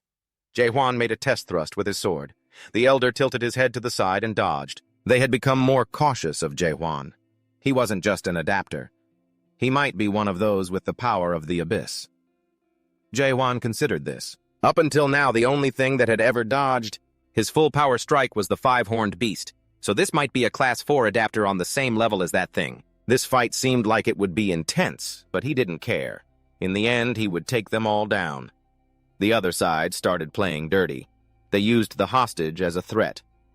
Come on if you're so tough. Kay didn't care about her own life. She yelled, telling the two of them to just attack. Before she could finish, one of the men slapped her across the face. Mino was extremely worried. She told Claire to wait a moment, then turned to Juan, begging him to save her. Juan held his ice dragon sword. He didn't understand why Mino was asking him to do this. He was here to find Nightmare from the very beginning. He just needed to destroy anything that got in his way, whether it was an enemy or a hostage. Mino clutched Juan's shirt, pleading with him to save Claire. She's a person too. Chuan was startled. The image in his eyes changed. He saw a decisive Klee screaming, urging him, just attack. Gritting his teeth, Chuan raised his sword and fired a beam of green light into the sky, attracting the attention of Cotton's troops. Chuan had broken the barrier, and the tavern was quickly surrounded. Cotton came in from outside and asked what was going on. Chuan pointed to the Elder and his group, accusing them of breaking the law. He didn't know the specifics, but he guessed they were violating the criminal code. Something like Chapter 276, Section 4 or thereabouts. Chuan was playing the victim, conveniently pinning the blame on the other group. They were planning to use this tavern as a base of operations to destroy the world by conspiring with the Nightmares. Cotton understood everything. He proceeded to recite a series of laws based on the criminal code, citing Chapter 174, Section 4 and Chapter 124. Section 6 for the crimes of illegally destroying private property within the fortress and kidnapping its residents. The Elder and his men were to be arrested. No warrant was needed. Seeing things were going south, the Elder tried to retreat, but Cotton wasn't having it. He launched silver chains, restraining two of the Elder's underlings. The Elder hadn't given up. He lunged at Cotton, who summoned an axe to block the downward slash of the blade, causing it to crack. The Elder retreated to ready himself. As he was about to land another blow, Cotton quickly used his silver chains to bind the Elder's arms. Unable to resist any longer, he fell to the ground, seemingly surrendering. But the old man was incredibly stubborn. The old man pulled out something he'd hidden and threw it behind Cotton. An orb burst open, releasing poisonous smoke. The elder and his men used the chance to flee the tavern, but one of them inhaled the gas and fell unconscious. Someone was waiting for them outside. It was Sarang, an elder of the Forbidden Heaven Society known as the Demon of Desire. He asked, "Is the cruel witch that difficult to handle?" He told them to capture her alive and bring her to him. The elders group explained that inside it wasn't just the cruel witch. There was another tough customer they called Chain Guy. Chuan, helping Mino, opened the door. He aimed his sword and thrust it directly at the tree where the elder and his men were standing. They were in disbelief. Chuan was safe, even after being in the poison gas. This time, with the elder of the Demon of Desire backing them, Chuan had to fight all three alone. He stabbed the horned tree into the ground. He really didn't want to use this thing. To think I have to rely on an item's skill. How embarrassing. Once planted, the horned tree radiated a terrifyingly evil aura. The elder and his subordinate were scared witless. Overwhelmed by the ferocious pressure, their bodies gave out and they collapsed. Seeing the situation was bad, the Demon of Desire turned and ran for it, leaving his underlings to deal with the mess. The elder looked on bitterly as his two subordinates lay motionless. He gritted his teeth, never imagining it would end this way. Chuan walked up to the old man and offered him a way to save his own life. He asked the elder where the nightmare was hiding. The elder gritted his teeth, refusing to speak. He figured that even if he talked and survived, it would be pointless, if that person found out he was dead either way. Although he said nothing, Chuan already knew all of his thoughts. The elder took out a spirit stone and bit down on it. Usually no one would eat a spirit stone. They don't do it because they don't want their souls to become corrupted, nor do they wish to die. But after biting the spirit stone, the elder began to transform, turning into a gigantic monster. Its tangled tentacles started attacking innocent people nearby. The elder, still retaining a shred of consciousness, now saw the world's true nature. In a world like this, what's the point of dignity? What had he been so afraid of before he could have been this free the whole time? Why didn't I do this sooner? The elder suddenly flinched, feeling Chuan's eyes on him. He swung at him, refusing to accept the existence of a human in this world. Chuan sized up the elder seriously. Even with his analysis skill, he couldn't identify him. But it didn't matter anymore. Chuan raised his sword and thrust it straight towards the monster. Its head flew off, tumbling to the ground. As the elder's body slowly faded away, Chuan sheathed his sword and turned to leave. He needed to find someone among the tavern's remains to find the nightmare's location. Mino sat in a corner, telling Chuan not to get near. On the other side, Cotton was in bad shape too. He was gravely wounded. Mino grabbed tightly onto Chuan's shirt and begged him, "Kill me while I'm still myself." A black aura was slowly spreading over her body. Stunned, Chuan embraced Mino. In his eyes right now, she was human. He couldn't understand why he always doubted her whenever he looked at her, or why that doubt never lasted. Chuan grasped the hilt of his sword. On the path he'd chosen, emotions were an unnecessary burden. He shouldn't hesitate. But suddenly Klee grabbed his hand, stopping him. "It's not too late," she said. "We can still save her." Mino and Cotton were taken for medical treatment, but the medics just shook their heads grimly. There was nothing they could do. If the corrosion continues? Suddenly the system network blared with an urgent warning. A small number of ghouls had appeared inside the fortress. People scattered in a panic, and many were corrupted, transforming into ghouls themselves. They wreaked havoc, killing the citizens. Ka, sitting beside Mino, spoke softly to Chuan. She had heard Mino mention him many times, saying he judged the world based on his own intuition. While stubbornly clinging to his humanity, Ka understood people like Chuan very well. She had seen their kind before. People were fated to end up in this place. It wasn't because of foolishness. They did it because they had no other choice. It wasn't that the people here weren't brave, but what were they brave for? Noble ideals, the fight for justice. Claire guessed Chuan was the type of person who pursued such things. She couldn't understand his way of thinking because she lacked the courage. But there was one thing she did know: Chuan was dangerous and he had to leave this place. Because people would find hope every time they looked at him. If he stayed, the people here would only fall deeper into despair. Chuan was silent, thinking about many things. About his former friends. About the many people who had fallen. About Mino. On the other side, Cotton wasn't doing any better. They tried crushing the horn of a demonic beast to purify Cotton's body, but it had no effect. The ghoulification process continued unabated. Chuan stepped forward, grabbed Cotton by the collar, and slapped him twice, determined to wake him up. Chuan had something to ask him. Cotton slowly opened his eyes. He had the exact same request as Mino, to beg Juan to kill him. At this point, Juan was the only one who could kill him. Catherine still hadn't given up. She mumbled the law. According to Gogan's Special Law Article 1, Section 4, anyone who becomes corrupted must be eliminated. Juan tightened his grip on Catherine's collar. That kind of stubborn loyalty. If he'd had a few people like Catherine, he wouldn't have been stuck in that damn tower for 45 years. A system alert sounded. Soul corruption has reached 94%. Transformation into a ghoul will begin shortly. Just then, Commander Cha Hyo of the Ghoul Execution Super Division opened the tent flap and entered. He was an S-rank simulation. Cha Hyo drew his weapon and repeated the law according to Gogan's Special Law Article 1, Section 4. He was about to swiftly execute Cotton, the commander of the northern checkpoint, and Mino, the swordswoman. But as he prepared to strike, Juan blocked him with one hand. Cha Hyo told him to get out of the way. He had to deal with Cotton. He would soon become one of the undead. A horrific disaster would occur if a rank 5 traveler became undead. They were here to prevent that. Before the astonished eyes of everyone present, Juan took out Ganok's horn, crushed it, and fed it to Cotton and Mino. Because Mino's constitution was so weak, her transformation progressed rapidly. The soul's corruption level has exceeded 95%. The transformation will begin shortly. Her transformation can no longer be stopped. Cha Hyo was about to draw his sword and cut Mino down, but Claire stopped him. She frantically demanded they call the divine doctor Cheong-heo. He could use his severing slash to cut away the corruption. Claire was held back by the soldiers. Cha Hyo refused to call the divine doctor. He was currently handling an important matter in the inner city. He couldn't be summoned here for such a trivial matter. Cha Hyo told Juan to move. He could no longer make any concessions. Chuan's face darkened as he drew the sword at his side. He said he would be the one to end Mino's life because she had asked him to. Claire was still screaming non-stop. Juan pointed the tip of his sword at Mino. A brilliant golden light flashed, and before Chuan's eyes was a vast white space. An old man with a white beard and hair was sitting beside Mino.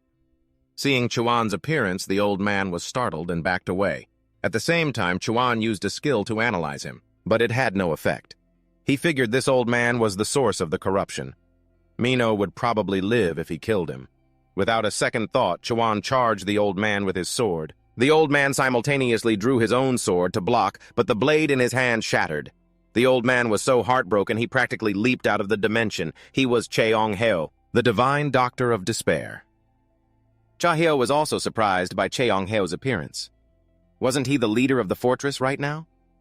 Why was he here? Cheong-heo didn't give a damn about that. A beautiful lady is about to kick the bucket here. Of course he had to come and save her. Who gives a damn about the fortress? Cheong-heo pointed at Chuan and cursed him out. You damn little brat!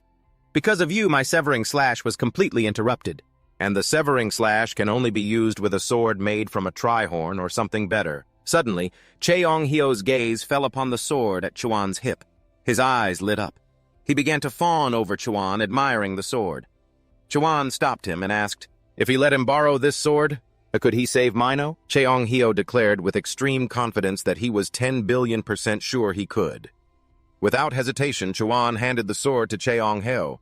He took the sword trembling with delight. He could feel an incredibly mystical energy. A sword just like its master.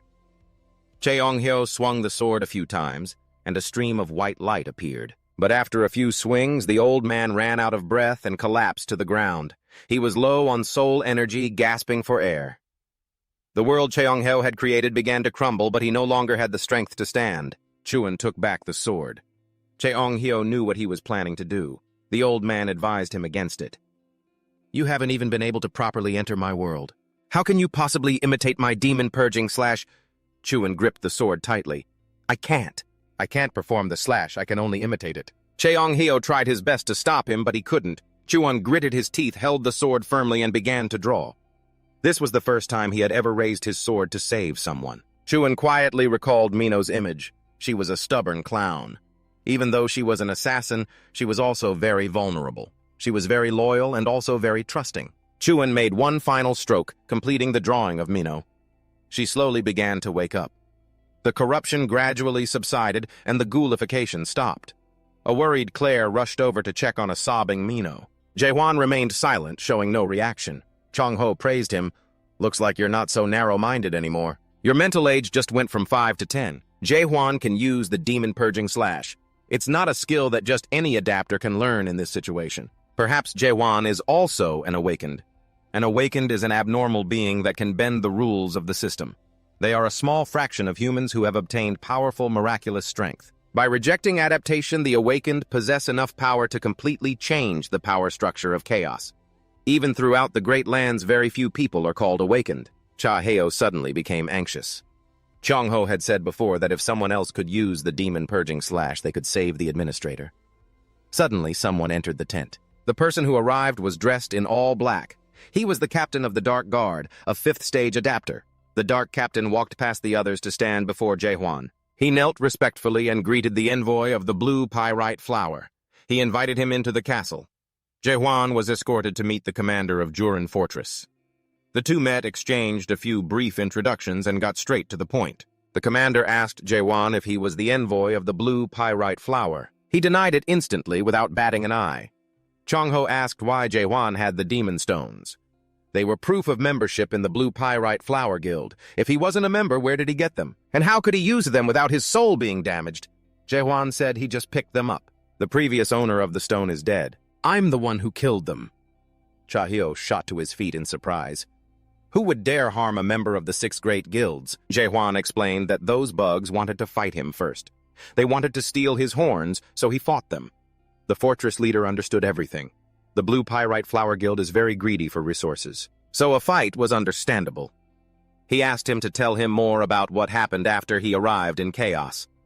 After their little heart-to-heart, the leader set down his teacup. Juan coincidentally got caught up in something that brought him to Chaos, and also coincidentally obtained the demon stones of the 6-leaf clan and entered the fortress, then coincidentally got involved in the riot. He met Chong-ho and then attempted to perform the Divine Doctor's Demon Slash, a move he had only seen for the first time. Chong-ho couldn't believe it. Couldn't. Does the fortress leader really believe what Juan is saying? Did something happen to his head after Castellan disappeared? The fortress leader smiled. He paid no mind to Chong-ho's words. He asked Juan another question. Your current body is alive, correct? Juan was stunned. He hadn't participated in the main game. Instead, he had escaped the nightmares. He himself was in a dreamlike spiritual state. The great tree had nearly made a mistake. It mistook him for an envoy, so it sent him to Chaos. If it were his physical body, it would surely still be breathing oxygen on Earth. Juan asked the commander in return, how did you know I wasn't dead? From what Juan had said, he was able to deduce that he wasn't dead, because surely no one would describe their own death so nonchalantly. Juan must have a reason for not revealing his identity. Juan neither agreed nor denied it. He didn't want to answer. The fortress commander tapped his hand on the table. Frankly, I must apologize for a few things. For the past 4 days, my subordinates have been following you. But he already knew that. The guy on the roof he had threatened with a stab was also one of the fortress leader's subordinates. Juan's true strength far exceeded what he had anticipated. So monitoring him was very difficult, but that doesn't mean it was completely useless. The leader projected all the intelligence gathered on Juan over the past few days. Danger level SS. Combat power unidentifiable. Estimated financial damages approximately 380 million. Hearing this, even Chong-ho had to exclaim, "You psycho? I can't tell if you're a hero or a criminal. You're not even human." The leader Juran laughed out loud. Some people will call Juan a hero while others will think he's insane. I'm certain everyone will call Juan by different names. But as for me, I call people like Juan protagonists. Protagonist Juan didn't understand a thing. Is this a webtoon or something with all this talk about main and supporting characters? A common trait of protagonists is being famous, but it seems Juan isn't famous at all. This means that some power is intentionally restricting information related to him. And that power doesn't seem to be friendly towards you, because if they were the ones pulling the strings from behind the scenes, you wouldn't have had so much trouble over a few identification papers. Juran thought Juan was a protagonist who had coincidentally fled to Chaos to escape from some power. Juan fell silent, lost in thought. The power behind him. He wasn't sure, but it might be the Dark Monarch, one of the 12 monarchs of the Great Lands. He wondered how strong these so-called monarchs were. Juran said he wouldn't ask about Juan's identity. They also wouldn't hold him responsible for the damage he'd caused, and Gogan Fortress would protect him. Juan asked in return, "Is this fortress strong enough to stand against the 12 monarchs of the Great Lands?" Juran immediately grasped the issue. He asserted that it was possible. The monarchs are not allowed to interfere directly in the affairs of chaos. Gogan will do everything for you, Juan. But in return, you must do one thing for us. Save our land of Castellan. 2 hours later, Juan was led down into the basement by the captain of the Dark Soldiers. Right now, Mino and Cotton were recovering in the infirmary while they were heading down to the training grounds. Chong-ho was insistent on comparing Juan's stab with his own slash. Which one was stronger? Chong-ho proposed a condition: if Juan could defeat him, he would answer any question he had. Chong-ho was extremely confident. He believed that being defeated was absolutely impossible. The two fought for a moment, and Chong-ho was slammed into the ground. He demanded a rematch. Juan sighed. The outcome is obvious. Let's just stop here. But Chong-ho was stubborn as an ox and wouldn't give up. He insisted that he hadn't used his ultimate technique yet. If he had, Juan would definitely be dead. He was still just holding back. Juan was at a loss for words. This old geezer has been repeating that same line this whole time. From the bottom of the pit, Cheong-hyo's voice echoed up, asking Juan how old he was. He estimated about 60. Cheong-hyo furiously shouted that he was 1,000 years old. A young punk who's only used thrusting attacks for 65 years could never possibly defeat him. He had used his slash attack for 1,000 years. But even though Cheong-hyo had used his slash for 1,000 years to Juan, it was as if he'd only used it for 15. Cheong-hyo's pride was wounded. He launched himself out of the pit, sword in hand, and used his slash attack again. Juan also raised his sword to counter. The two clashed, and Juan was pushed back. Cheong-hyo was intrigued by Juan's technique and asked for its name. Juan replied flatly, "Normal thrust." He was left speechless by that name. Who would have thought that was a super powerful technique? Juan gripped his sword tightly, preparing for another more powerful thrust. Cheong-hyo froze. Appearing before his eyes now wasn't the normal Juan. It was the sole monarch of chaos, a being he could never forget for the rest of his life. The feeling of terror when facing this monarch. Cheong-hyo broke out in a cold sweat. He didn't think he could possibly cut through something like that. Although it wasn't on par with the sole monarch's power, it was still an incredibly strong attack. Juan crouched, gathering his momentum. Just as he was about to charge, Cheong-hyo suddenly stopped him. At the Great Land's 5th region, the Iron Zone, the Iron Monarch. The unwavering Hoyu listened to a subordinate report about the profound black monarch crossing through chaos. Hoyu frowned. Weren't all the monarchs of the Great Land bound by a pact that kept them from interfering in the matters of chaos, or was that not the case? The subordinate bowed his head under pressure and told Hoyu to look at the screen. On the screen was a video of some kid clearing the 99th floor all by himself. Hoyu didn't get it. Wasn't this video a fake? The item in this video is the property of the profound black monarch of the 9th region. After refusing to complete the tutorial mode, the young man in the video punched a hole through the tower's ceiling and took the item with him. There's been no sign of him since. Hoyu couldn't believe it. Wasn't there a demon watching over the 100th floor? However, that demon was dead. Hoyu then received information that the profound black monarch had been interfering in the affairs of chaos for a very long time. One of the 10 cults of chaos has had frequent exchanges with the profound black monarch. Hoyu thought for a moment, then ordered his subordinate to send a notification to chaos. Summon 10 elite 1st grade golden warriors and the 5th grade traveler Hai Gang. He wanted to go and observe what was happening. Thinking about chaos made Hoyu worry about Cheong-hyo. That old man could have lived for a very long time if he didn't have such a blunt personality. Hoyu hoped that Cheong-hyo was all right. Meanwhile, Cheong-hyo was being spun around like a top by Juan, feeling like he was on the verge of death. The old man still refused to accept it. How could Juan do that? After only a few dozen thrusts in 45 years, Juan calculated, thinking he had performed it about 10 billion times. Cheong-hyo didn't believe him. To do that, you'd have to skip eating and sleeping, then thrust 8 times per second. Who could possibly do that? Juan said he could thrust 100 times per second with that move. And it's not like it can only be done with a sword.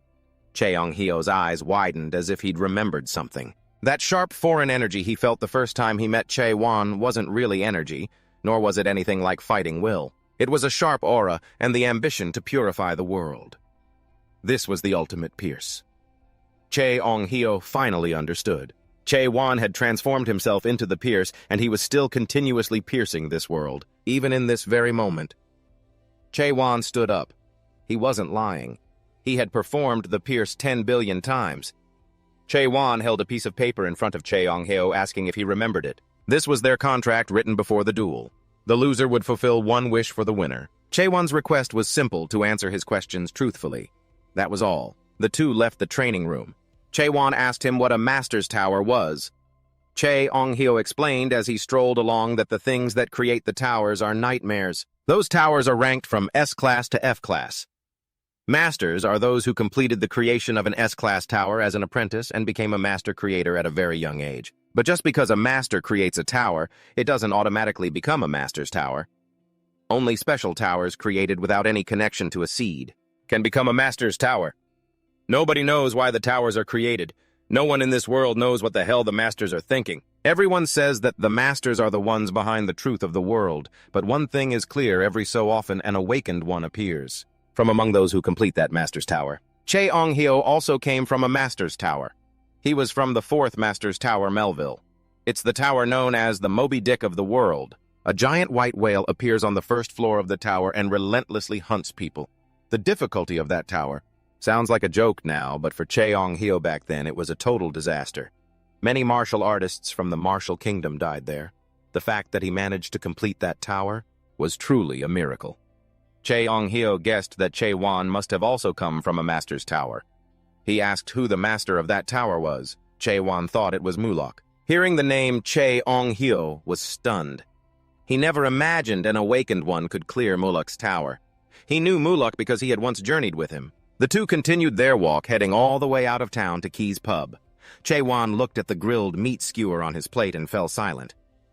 Cheong-hyo realized what he was thinking. And yet food still existed in a world where humans never felt hungry. Cheong-hyo took a sip of beer. The old man looked down into his cup. Chaos was actually once a world of blessings. It was a place where souls weary from the wars in the great land could find sweet respite.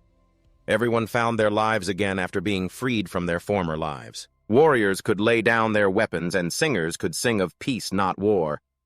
Suddenly, the sound of a scuffle broke out nearby. Juan glanced over for a moment. It looked like a drunken brawl. Seeing it had nothing to do with him, he lowered his head and took a sip of his drink. It tasted like water. People in chaos don't get drunk, they don't get hungry, and they don't grow old. They just pretend to be drunk. In a paradise like this, humans started to want the opposite. They missed the real world, which included death, and began to act as if they were living a real life. A life where they would die if they didn't eat, and get drunk if they drank. A life where they had a real body and a beating heart. Just as he was deep in thought, Cheong-hyo suddenly shouted. One day, those drunkards started doing something new. An expedition team appeared, one that dreamed of the impossible and gathered people to find a real life again. That was the Abyss Expedition Team. Juan didn't understand. With so many places like this, why would they choose the Abyss? Cheong-hyo slumped into his chair. Those guys want to find the fruit of revival. It's a fruit that grows on the branches of the tree of illusion at the end of the abyss. The only way for those who have died in this world to live again is to eat the fruit of revival. The Abyss Expedition Team was an alliance, formed to find that fruit. At that time, Cheong-hyo had just awakened, and he was at an age where he feared nothing in heaven or on earth. He was only 150 years old back then. Mulok was also a member of the expedition team. He was the captain who led the expedition.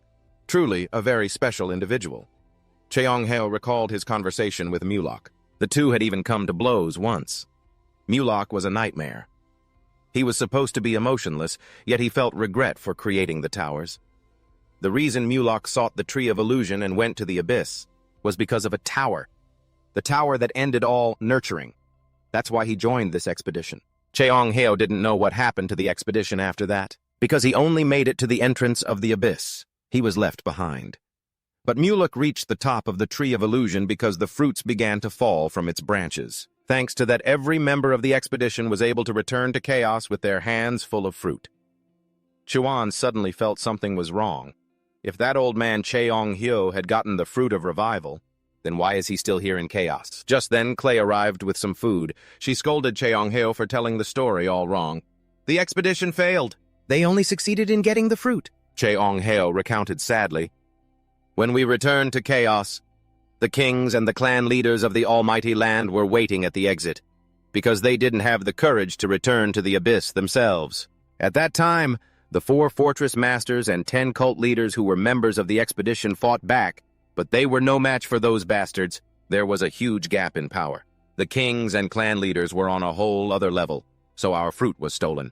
Those scum use the stolen fruit to revive themselves every time they croak. They've been doing it for 900 years now. It's as if they have another place built just for them, a place known as the Palace of Revival. The kings and the 5 great clans take turns reviving whenever they die. From the very beginning, it was already decided who gets to live. They are the only ones who can live a normal life. Juan blinked, understanding everything. That's why the people here were so apathetic. Because they all understood that the real life they wanted, the fruit of revival, was something they would never have. Juan was about to ask more, but he saw Cheong-hyo had passed out flat on the table, fast asleep. After faking it for 1,000 years, he could now pass out for real whenever he wanted. Clay continued with what she had heard. After the expedition ended, no one ever saw Mulok again. He apparently said something before he disappeared. Something about failure, but that he wasn't defeated. Then another visitor arrived. It was James. He came to thank Chuan for saving Carton. Chuan just stared blankly, having no idea who this guy was. James sighed and told him that next time he comes to Gogan, he should use the North Gate. Since I recognize you now, I won't check your papers. Of course, this has to be kept secret from Carton. James chuckled arrogantly. He'd only been sitting for a moment when the captain of the demon-slaying squad, Cha-hyo, came running over in a panic. His face was pale as he announced that something terrible had happened. Chuan threw Cheong-hyo over his shoulder and shot off like the wind with Cha-hyo. Seeing the black smoke rising from the fortress, he had a pretty good idea of what was happening. The master of the fortress had likely fallen into a state, no different from a living corpse. He could feel a spiritual pressure 10 times stronger than any of the other living corpses he'd met during the day. He sensed that aura coming from deep within the fortress grounds, or rather, from beneath the fortress. Chuan thought of the request from the fortress commander Juren. He had begged him to save the master of this fortress. Chuan quickly realized the fortress master was undergoing a transformation, a sudden outbreak. Usually it only happened once a week, but something was different today. Cha-hyo reminded Chuan to avoid any misunderstanding. The fortress master is a good person.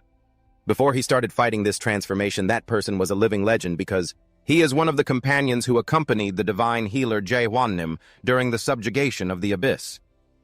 Ga-ho can perform the death slash in Jae-hwan-nim's place, because he is asleep right now. Jae-hwan hesitated. He was just imitating what Jae-hwan-nim did. His death slash wasn't as good as his. Things would be different if he had been taught by the man himself.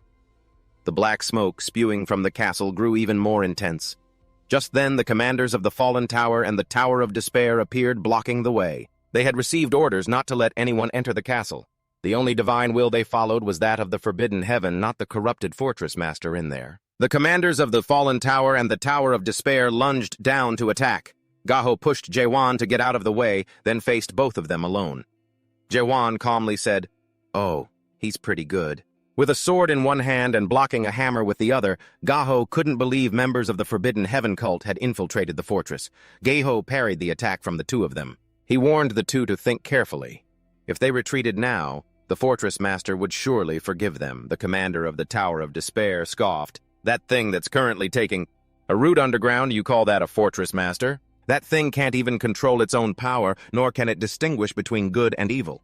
That is not the paradise we wish to serve." The commander of the Tower of Despair retorted, asking if Ga-ho would really still follow that thing. Even after witnessing the current situation with his own eyes, Ga-ho held on to his faith, believing the fortress master would make a comeback. The two men wasted no more words. The commander of the Fallen Tower, she seized the opportunity to swing his hammer at Ga-ho from behind. He couldn't dodge in time and was sent flying 8 meters, his hair a mess and his clothes in tatters. Ga-ho coughed up a clear liquid. Those two were only 4th-tier travelers. Theoretically, that should be impossible. How could they defeat a 5th-tier traveler even if they were ganging up on him? How could they do this? He couldn't even gauge their speed now. This wasn't just normal progress. Something was dangerously wrong. Ga-ho was about to shout for Jae-hwan to get out of there when he had Jae-hwan-nim thrown in his face. "Leave it. I'll handle this." The commander of the Fallen Tower asked Jae-hwan once more to confirm, "Can you really perform the death slash?" Jae-hwan neither confirmed nor denied it. The two commanders communicated telepathically, silently sizing Jae-hwan up. On the surface, He didn't look like a traveler at all. They weren't sure if Juan was bluffing. Who in their right mind would perform a death slash with that sword? Juan's physical condition looked less than half of the fallen tower commander's. He'd be dead before he even knew what hit him. But who would have thought? As they were whispering to each other, Juan heard everything. He moved with incredible speed, appearing behind the commander of the fallen tower and punching him so hard his face warped. Before the commander of the fallen tower could even make a sound, he was sent flying, crashing through a wall. Seeing this, the commander of the Tower of Despair rushed in to attack Juan and save his friend, but he was beaten to a pulp, his armor shattering to pieces. The commander of the Tower of Despair struggled to keep his balance to avoid falling. He swung his spear at Juan, but he leaned back and dodged it. The commander of the Tower of Despair used his ultimate technique, Divine Spear Rotation, launching a relentless assault on Juan. He retreated, dodging the blows. He could feel an energy, as powerful as the one from before. A heart full of hatred or something like it. The commander of the Tower of Despair growled, "Do you think someone like you can save the fortress, master?" Juan could also sense fear. These guys plan on betraying each other with this level of skill. How ridiculous. He said he couldn't save the fortress, master. That's a job for that old man Juan over there. But dealing with you two is far too easy for me. Juan stepped on the spear, launched himself high into the air, and brought his sword down. Fortress Commander Juan and his subordinates went down to the basement to assess the situation. He swallowed hard. It hadn't even been a full day since the divine healer performed the demon slash. So how did the fortress master end up like this already? Juan had seen it with his own eyes when he checked this morning. The ghoulification process and his energy had been stabilized. So why was he going berserk now? Just when there was a glimmer of hope that the fortress master could be cured, this happened. If they could have just bought one more month, they might have been able to save him. Currently, Juan's demon slash is just an imitation. And unlike with Mino, the fortress master's collapse is extremely severe. A normal person would have turned into a ghoul long ago. But perhaps in another month, Juan's demon slash might have become usable. Juan gritted his teeth. He looked at the subordinates behind him. One of these people must know about Juan. He had long suspected there was a traitor among them. Previously, the fortress master wanted to meet the person who could manipulate mental collapses, so he went out to inspect the army. But when he returned, he was already in a state of mental collapse. No longer human, not yet a monster. And one of the people who witnessed it is also here. It's Mayhan. Suspicion began to grow in Juran's heart. Mayhan urged everyone to be on high alert. This was an emergency. If they delayed any longer, it would be the end of Gogan City. Juran was stunned. They couldn't perform the demon slash if the divine healer wasn't here. Does he want the master to just die? Mayhan knew that even if all of them attacked together, it wouldn't be enough to defeat the master.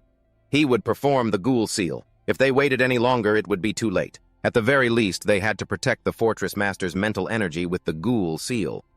Mayhan stared intently at Juran, pressuring him to make a decision. Just then, the captain of the Dark Squad entered, carrying a certain chest. Juran froze, unable to believe it.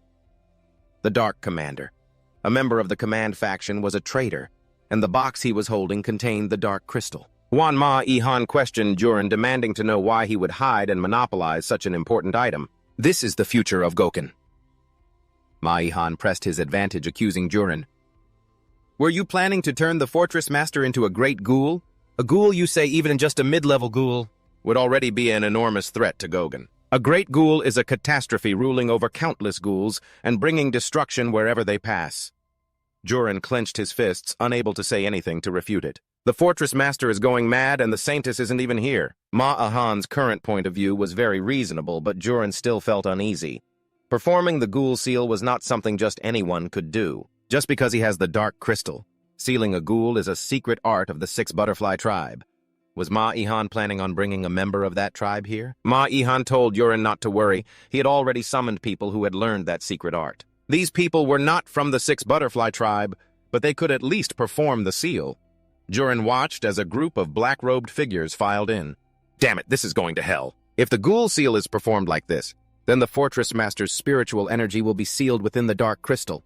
Since energy can't be inherited in the chaos if someone were to possess a dark crystal, with the fortress master's spiritual energy, that person would be able to wield it and become the new master of Gogan. Juran broke out in a cold sweat. If Gogan fell into the wrong hands, it would be disastrous.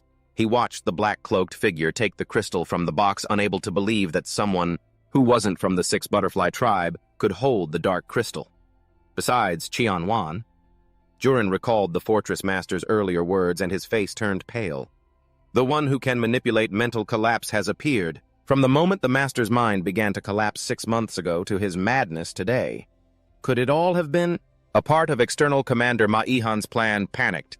Juran frantically ordered his subordinates to stop Ma-Ihan, but no one listened. In despair, Juran collapsed to his knees. These people, they've all betrayed me. There was nothing he could do. He felt he had truly failed the fortress master.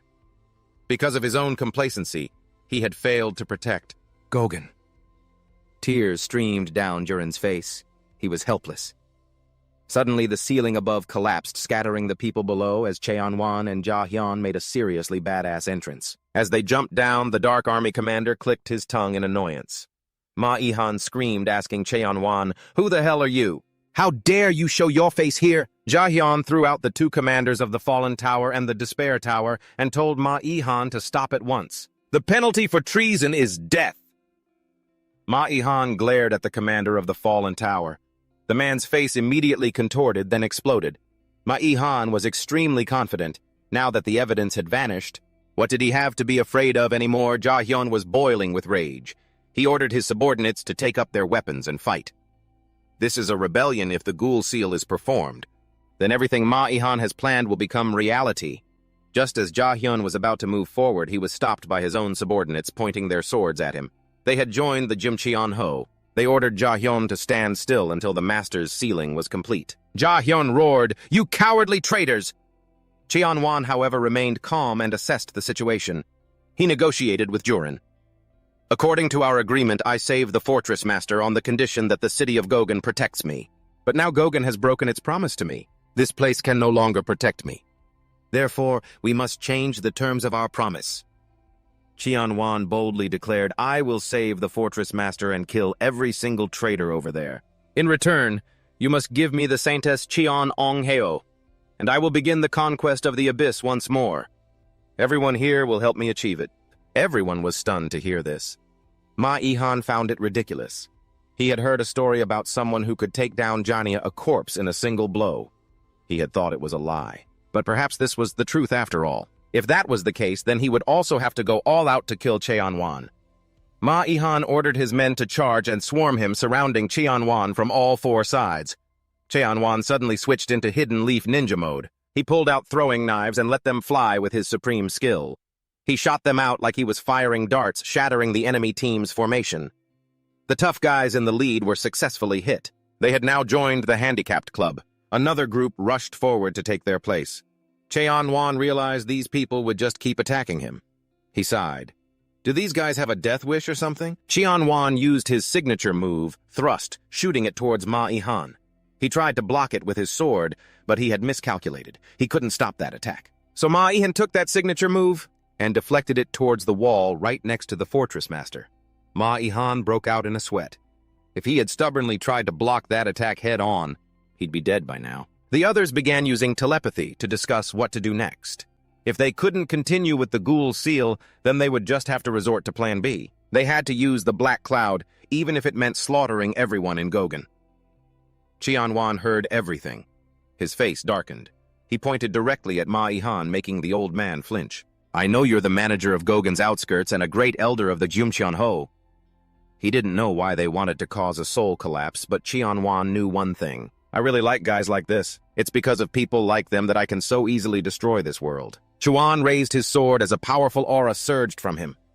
Ma-Ihan and his cronies sensed the terrifying level of this technique. They formed ranks, doing everything they could to stop Chuan. Truong-Huan pointed his sword to the sky. A circle of light formed and rained down attacks from above. Ma-Ihan's group was beaten to a pulp.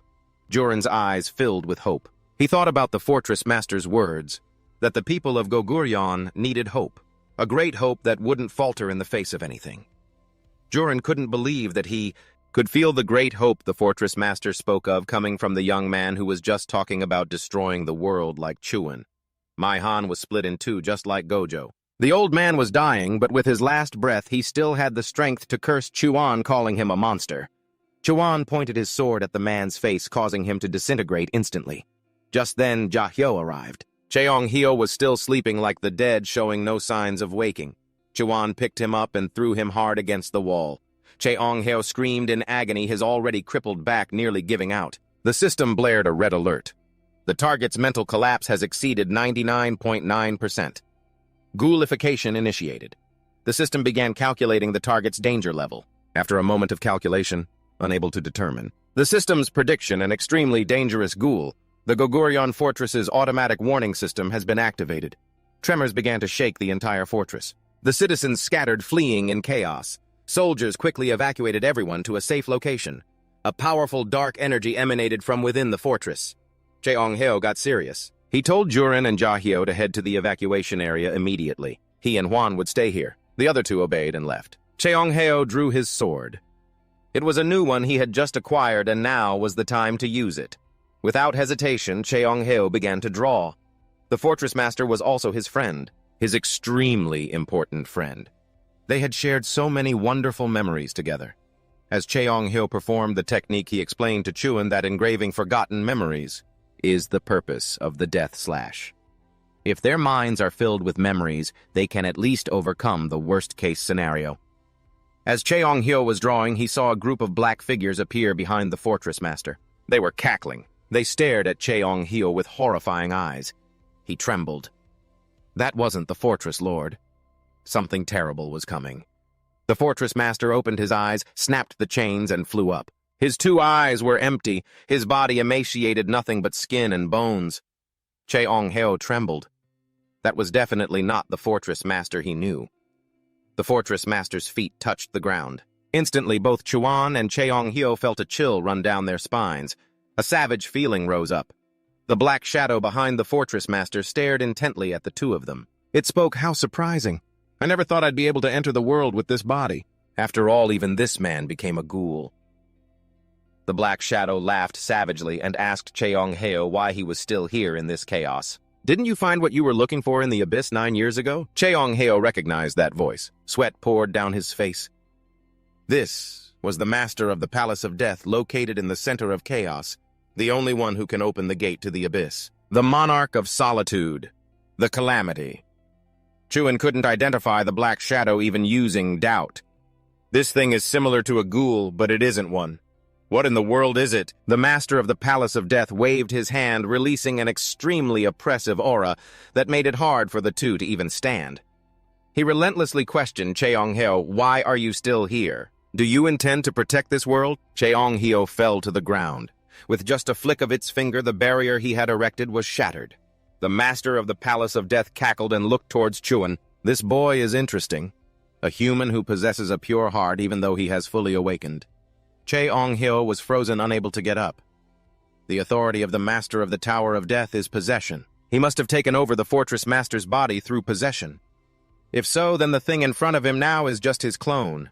It's unbelievable that a mere clone could exert such terrifying pressure. Chuan knew Cheong-heo couldn't get back up. Now it was his turn to take the stage. The master of the Tower of Death seemed to hear a joke and stared at Chuan full of challenge. Cheong-heo tried to grab Chuan's clothes to stop him. "You can't do anything in this state. Even Mulak couldn't injure." The monarch of solitude. Chuan cut him off, telling him not to be afraid. He was dead certain he could defeat the man before him. The master of the Tower of Death, the monarch of solitude, laughed like a maniac. He coughed up a glob of black threads from his throat. He grabbed the threads and pulled them out, forming a sword, ready for battle. Cheong-heo recognized that sword.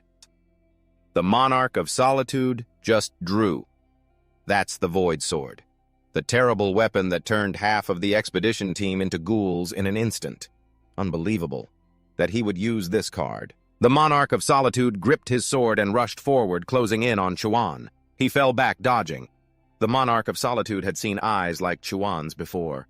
He knew the boy wanted to reach the abyss. He felt a surge of excitement to think that there was still someone in this world who wanted to reach the very end of it. The monarch of solitude grabbed Chuan's head with one hand. He swung his sword about to strike, but Chuan flipped his body to dodge the attack. At the same time, he landed a blow that broke the monarch of solitude's arm in two. Chuan retreated to maintain distance. He rubbed his face where he had been grabbed. He thought he had severed the monarch of solitude's arm, but less than 3 seconds later, that same arm swung around to grab Chuan again. Luckily, his reflexes were fast enough to dodge it. However, he was still hit in the bicep, losing a chunk of flesh.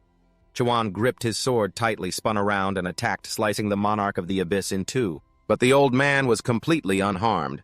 The severed body part floated and reconnected. The sole sovereign monarch leaned on his sword, continuing his lecture relentlessly. Corruption is essentially a disease of time. With just a small scratch from the void sword, countless millennia will not just pass by. That soul cannot withstand time. It will age and corrupt, then become a ghoul. The wound on his arm rotted more and more. Without hesitation, he took his sword and cut off his own arm. The sole sovereign monarch let out an "oh." He didn't expect Juan to be able to sever his own tainted soul so calmly and easily. Such a strong will. But that alone is not enough. The old man spat out another pile of swords. Several blades jutted out from his body and then shot towards Juan, who saw that the swords were headed for Changhai. So he stood in front of the man and deflected the incoming swords. But two blades pierced his other arm and one of Juan's legs. Without hesitation, he pulled the swords out. He cut away the rotting flesh from his leg and arm. The sole sovereign monarch charged forward with his sword to attack again. Juan raised his sword to block. The pressure from the impact sent Changhai tumbling away. He was sent flying. If the fight continued like this, Juan wouldn't be able to hold out for much longer. No matter how many times he used doubt, he still couldn't find it. The weakness of the man before him. And these strange yellow slime-like things kept appearing before his eyes, making it impossible for him to concentrate. Juan remembered what Changhai had said before. Every awakened possesses a unique domain. The domain is created from a keyword they receive upon awakening something similar to a desire or an emotion. A powerful awakened can bring many creatures from their own world with them. Juan gripped his sword tightly. He decided to take another gamble. He knocked the sole sovereign monarch's sword away and stepped back a bit. Juan activated Moon Eye. The surrounding space changed, turning into a brilliant red. This was hell. He had always lived in a world like this, an underworld created from helplessness and rage. A blood-red eye appeared in the middle of the sky, staring down at the sole sovereign monarch. The old man was truly having his eyes opened. It was the first time he had seen a human's ideal world. He was about to open his mouth to spit again when Juan rushed forward at an incredible speed and stabbed the old man right in the mouth. The sole sovereign monarch then unleashed a mass of vines that bound Juan. The old man brought his face close to him again and stuck out his tongue. Juan was just relentlessly charging at him without a clear way to end it all. The sole sovereign monarch grabbed Juan's face and slammed it into the ground. The earth shattered, creating a massive landslide. The sole sovereign monarch stepped on the motionless Juan's chest. It's been a long time. It's been a long time since he met someone who never gave up on their hatred like Juan. He pulled another void sword from his body, aimed it at Juan, and prepared to strike. As the sword was about to reach Juan, he suddenly opened his eyes. He swung his sword, cutting the sole sovereign monarch in two. The old man's eyes widened, not understanding what was happening. Juan took off his jacket. His fun was just beginning. The sole sovereign monarch's body tumbled to the ground. He was still extremely confident that Juan couldn't inflict a single wound on him. He began to reconnect his body again. This time it was even bigger and more colossal than before. The sole sovereign monarch swung his sword towards Juan. He dodged out of the way. The old man swung another arm towards Juan. He was sent flying into a wall. Juan coughed up blood. The sole sovereign monarch charged forward to attack again. Juan reacted just in time. He slipped behind him and thrust his sword forward. The old man stretched his head to dodge Juan's blow. He cackled. He had been observing the creations that made up this world. All of them tried to climb to the top of the illusionary tree to satisfy their curiosity. He knew Juan was also trying to find an answer about this world for himself. He asked him what question he was wondering about, but Juan didn't answer. He continued to block and attack. The sole sovereign monarch began a rambling monologue. He kept guessing at the question Juan wanted answered. Meanwhile, the two continued to fight fiercely. The sole sovereign monarch clearly had the upper hand over Juan. Juan had no idea what the hell this guy had been spouting all this time. He recognized this situation. He was sure he had experienced it before. He thought of the monster big trend from before. Juan was startled to realize that the thing he was fighting was a clone connected to a main body. He took a deep breath and stabbed straight ahead with his sword, blowing the sole sovereign monarch to pieces. The old man continued his ceaseless rambling. He was extremely confident in his own regenerative abilities. He opened his mouth to chomp down on Juan, but he seized the opportunity to leap high into the air. His guess was correct. He saw the guiding thread, just like last time. If this thing is just a clone, then there must be a connection to the main body. Juan gripped his sword tightly. He stabbed straight down at it. The sole sovereign monarch's eyes went wide. Impossible. This was Li's ultimate technique. The old man evaporated, unable to regenerate. Before disappearing, the sole sovereign monarch left a message saying he'd meet Juan at the entrance to the abyss. Juan collapsed to the ground, panting heavily. He told himself he had to get stronger. Besides regular stabs, he needed more, especially that powerful slash. That skill was suited for fighting a large army. But when fighting a single powerful individual, the area of effect was too large, so its effectiveness was greatly reduced. This time he only used it as a distraction. The goal was to buy a little more time. Juan needed a new skill, a special skill for one-on-one duels against powerful enemies. When Jahu and Juran returned, the place was in ruins. Chonghe was unconscious. The lord of the fortress had regained consciousness. He called Juan over, having something to say. He began to open up his heart. He had become a bloodthirsty demon, but he had always been watching Juan. He was very grateful that he had fought against the sole sovereign monarch. The lord of the fortress gripped Juan's hand tightly. He weakly said, "It's time for Gogan to change." He transferred a stream of golden light into Juan. Special characters began to appear on his arm. The lord of the fortress closed his eyes, completely satisfied. He found Juan very familiar. He could feel the warm memories within him. The lord of the fortress gradually turned to dust. He smiled, begging Juan not to let the heart within him grow cold, not to let go of hope. Just then the soldiers arrived. Juan staggered to his feet. When the others saw the marking on his arm, they hurriedly knelt down. Juran's eyes filled with tears. Now he understood. This was the wish of the fortress's master for the new ruler. The people knelt down and respectfully called Juan the new ruler of Gogold. 2 days later, Gogold began the recovery process. Juan was still vehemently denying it. To hell with being the lord, someone else can do it. Juran was at a loss. He reminded Juan of his promise. He had promised to save the lord and kill the traitor. But now that the lord was dead, Juan had to take responsibility and become the ruler of Gogan. Juan felt a headache coming on.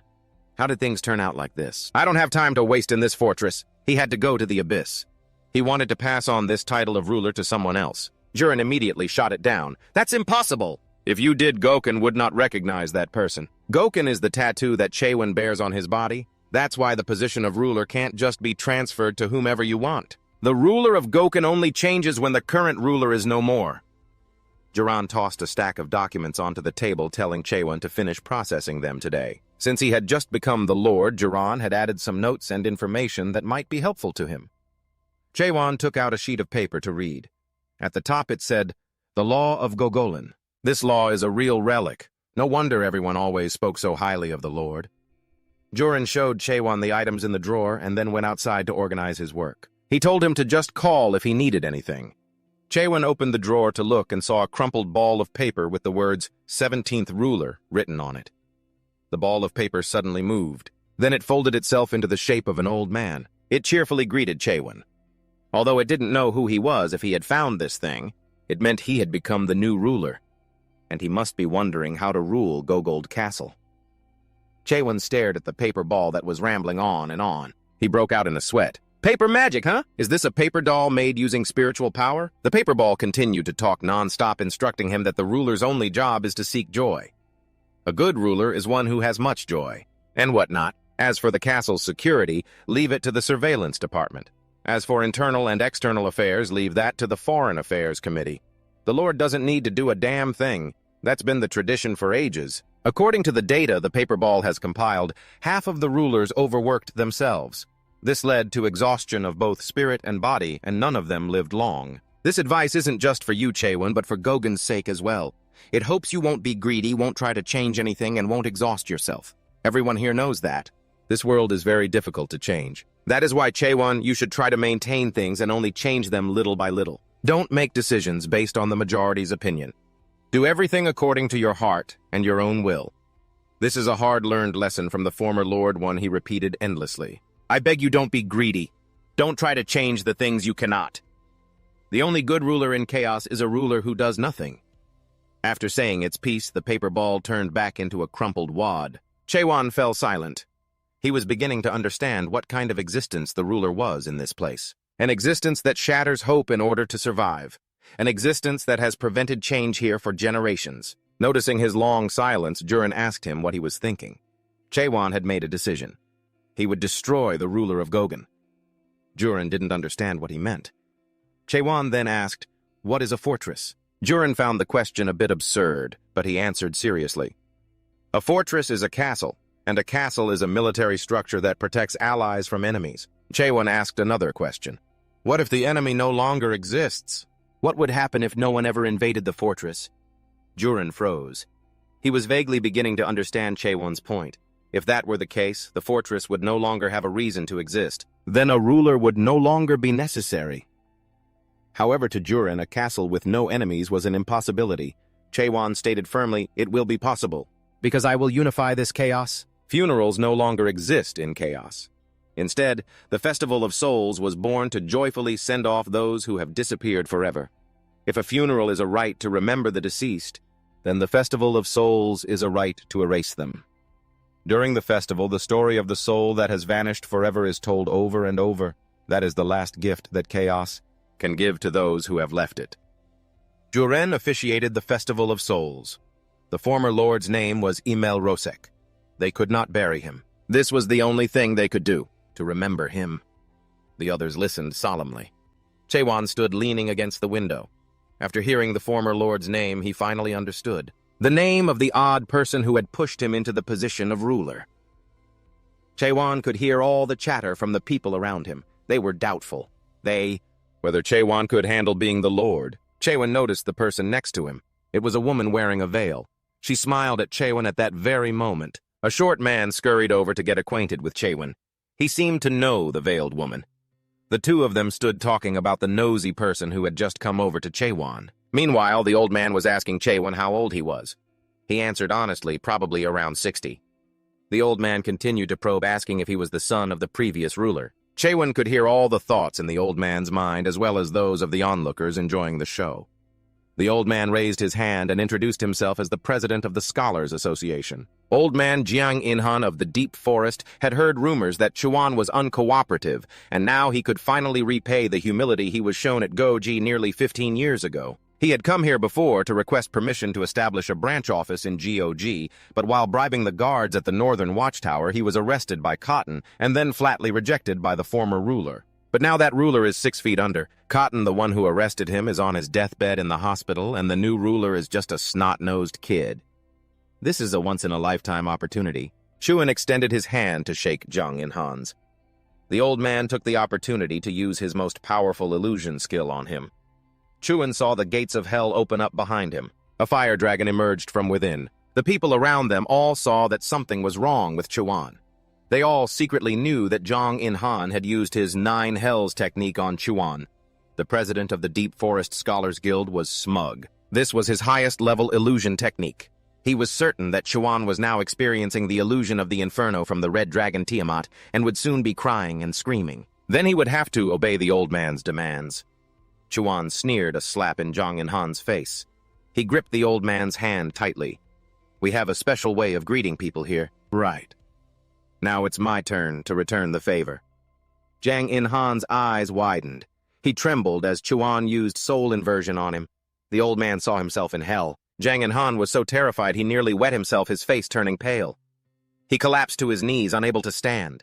The people around them buzzed with chatter again. Juan coolly delivered his judgment. Because Jiang Inhan insulted the ruler, by rights he should be made an example of. But this time, Juan would show great mercy and spare his life. "There won't be a next time, though," Chang Heo scoffed. "Is the good part over already? How boring." Next on the agenda was time for Juan to give his inauguration speech. For some reason, Chang Heo had a bad feeling about this, and he was right to. Juan brazenly declared that he didn't give a damn who Emel Rosek was, what he did or what his life was like, or what kind of ruler he used to be. To be blunt, I couldn't care less. I know you're not happy with me. You probably think I'm just a kid with mediocre mental fortitude, that I became the ruler purely by luck. And while that's true to an extent, I really had no intention of doing so and just happened to become the ruler by surprise. You're not happy with me, and I don't want this position either. So how can this possibly lead to a good outcome? After about 30 seconds of consideration, I've found a solution to this situation. He announced that whoever could defeat him in a one-on-one match would become the new ruler. The people below were all shocked at first. A moment later, one person was the first to slam the table. Ha ha. He was Kanan, the president of the Southern Sea Guild. He asked Chuan if there were any other conditions. Chuan added that the time limit was 1 month. Those who challenge him and lose will become members of the Abyss Expedition Team, which will depart in 2 months. Everyone was stunned when they heard this. Juan had complete faith in Chuan. He had protected Gog from enemies, and he was the one acknowledged by the former lord. Even before, when he made absurd declarations about destroying or even unifying chaos, and even when Chuan went up to the podium to speak, and gave everyone a strange feeling. But he still decided to wait and see what he would do. He believed Chuan wouldn't do things without reason. That was Juran's belief, but the reality was harsh. Early in the morning, Jaheo stormed into Juran's room with bad news. He rushed to Chuan's room, a grim look on his face, to ask how much unprocessed work had piled up. But the person he was looking for was nowhere to be found. He only saw Cotton covered in injuries handling the documents. Juran was seeing red. Where did Chuan sneak off to now? At that moment, Chuan and Chongheo were in the basement breaking statues. He had just come up with a new move and was getting into stance to demonstrate it for Chongheo. Chongheo praised him. Chuan's stance looked more solid than usual. Looking at his sword movements, he guessed that he had been influenced by his own sword style. Chongheo suggested a super cool name, Pierce, but Chuan gave him a look of disgust. Chongheo snapped. He'd had enough. A divine doctor like himself being ruled by an arrogant kid like Chuan, pretending to be deaf and mute, lunged straight at Chongheo with his sword. He frantically dodged, continuously cursing Chuan for having no respect for his elders. Chuan's attack swept past the old man. It struck the wall behind him. From behind the wall, someone fell out with a thud. It was the president of the Thunder God Guild, Jundong. He was now unconscious. He had no idea what the hell had just happened. A moment ago, when the president of the Thunder God Guild was acting like a sniffer dog to find Chuan, his dog-like instincts led him to this basement. Jundong came here hoping to fight Chuan one-on-one to become the one on top. He didn't care if people called what he was doing cowardly. To Jundong, an assassination was the same as a one-on-one duel as long as you took down the opponent. Suddenly, Jundong felt a massive shockwave. He peeked out to look and realized that all the intel on Chuan was completely inaccurate. Jundong charged out aggressively to challenge Chuan with the firm belief that he would win. Chongheo sighed, wondering why a guild leader like Jundong would resort to a sneak attack. Unfazed, Chuan paid him no mind and just told Jundong to hurry up. With lightning crackling around him like Pikachu, Jundong rushed forward with scissors to attack.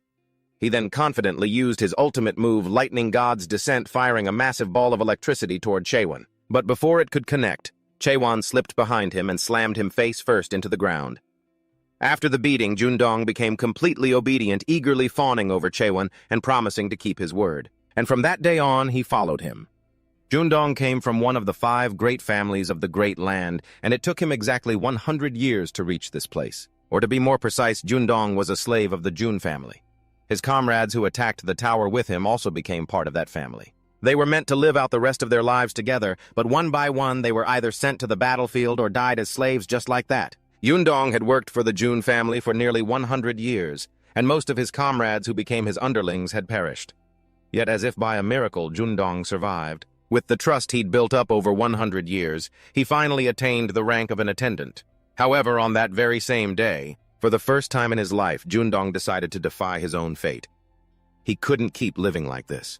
Jundong betrayed the very trust he had accumulated. For 100 years, and he succeeded. He stole the priceless secret art of the Jun family, and this was how he obtained his highest-level skill. It was the Lightning God technique.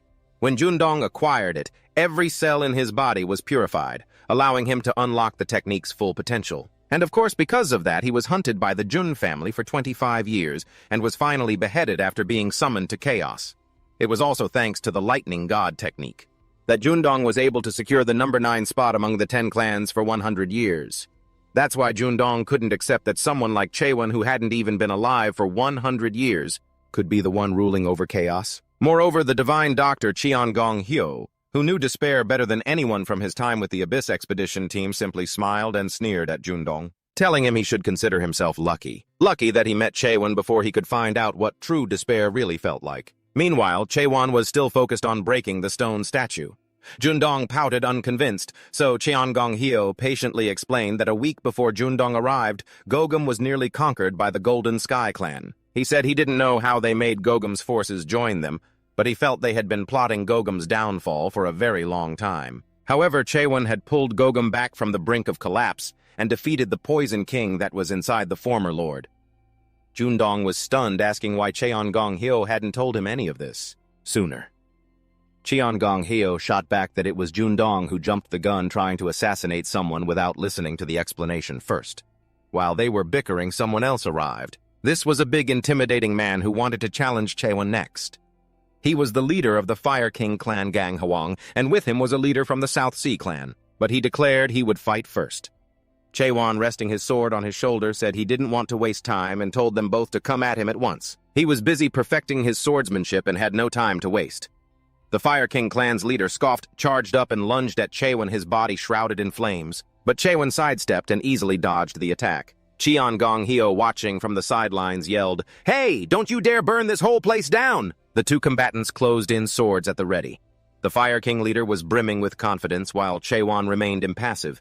He punched the Fire King's blade. Then he spun around, held his sword firmly, and with a light thrust sent the Fire King leader flying, leaving a deep crater in the wall. The next challenger was the leader of the South Sea clan. Water and ice swirled around him as he took his fighting stance. Chaewon sighed in boredom. First lightning, then fire, and now water. I wonder if this guy is actually stronger than the other one. Chaewon charged forward to initiate the attack, but the South Sea leader calmly blocked it. Chaewon sensed that this opponent was different. He wasn't just recklessly attacking like the previous two. He was trying to control Chaewon's movements. The South Sea leader swung his blade downwards, and Chaewon jumped up to attack from above, forcing the leader to retreat to dodge the strike. He realized that if that attack had connected, he would have been pulverized. Without using his full strength, the South Sea leader sheathed his sword, admitted defeat, and agreed to discuss the Abyss expedition. The three defeated challengers now sat together. The Fire King leader was yelling at the Lightning Saint Guild's leader, unable to accept that Jundong had only narrowly lost while he himself had been defeated so utterly. Jundong acted as if he didn't hear a thing. He just looked away and started whistling. They had lost now, so they had no choice but to obediently join the Abyss expedition. What else could be done? The South Sea clan's leader, Kamen, revealed that his goal wasn't to take down Chaewon, but to join the Abyss expedition. Kamen was once a close friend of the former lord. He wasn't strong enough to join the last Abyss expedition back when all of their accomplishments were stolen. And as everyone lost hope, Kamen witnessed the collapse of the Abyss expedition team. That was 900 years ago, and Kamen has been persevering ever since. He trained all this time, waiting for this very moment. The leader of the Fire King clan, however, had clearly lost and had no choice but to join the team. As for the leader of the Lightning Saint Guild, he made his decision. To everyone's surprise, he sprinted towards Chaewon, stopped right in front of him, and dropped to his knees. He swore he'd be loyal to Chuan for the rest of his life, that he'd be loyal even in death. Chuan told him there was no need to swear loyalty since he was already a goner anyway. Hearing this, Jundong started to tear up. He desperately begged Chuan to accept him as one of his men, saying he'd even be content as an ordinary captain. Jundong, who had a criminal record for theft before his defeat, swore he'd never steal secret techniques again. He just begged Chuan to accept him.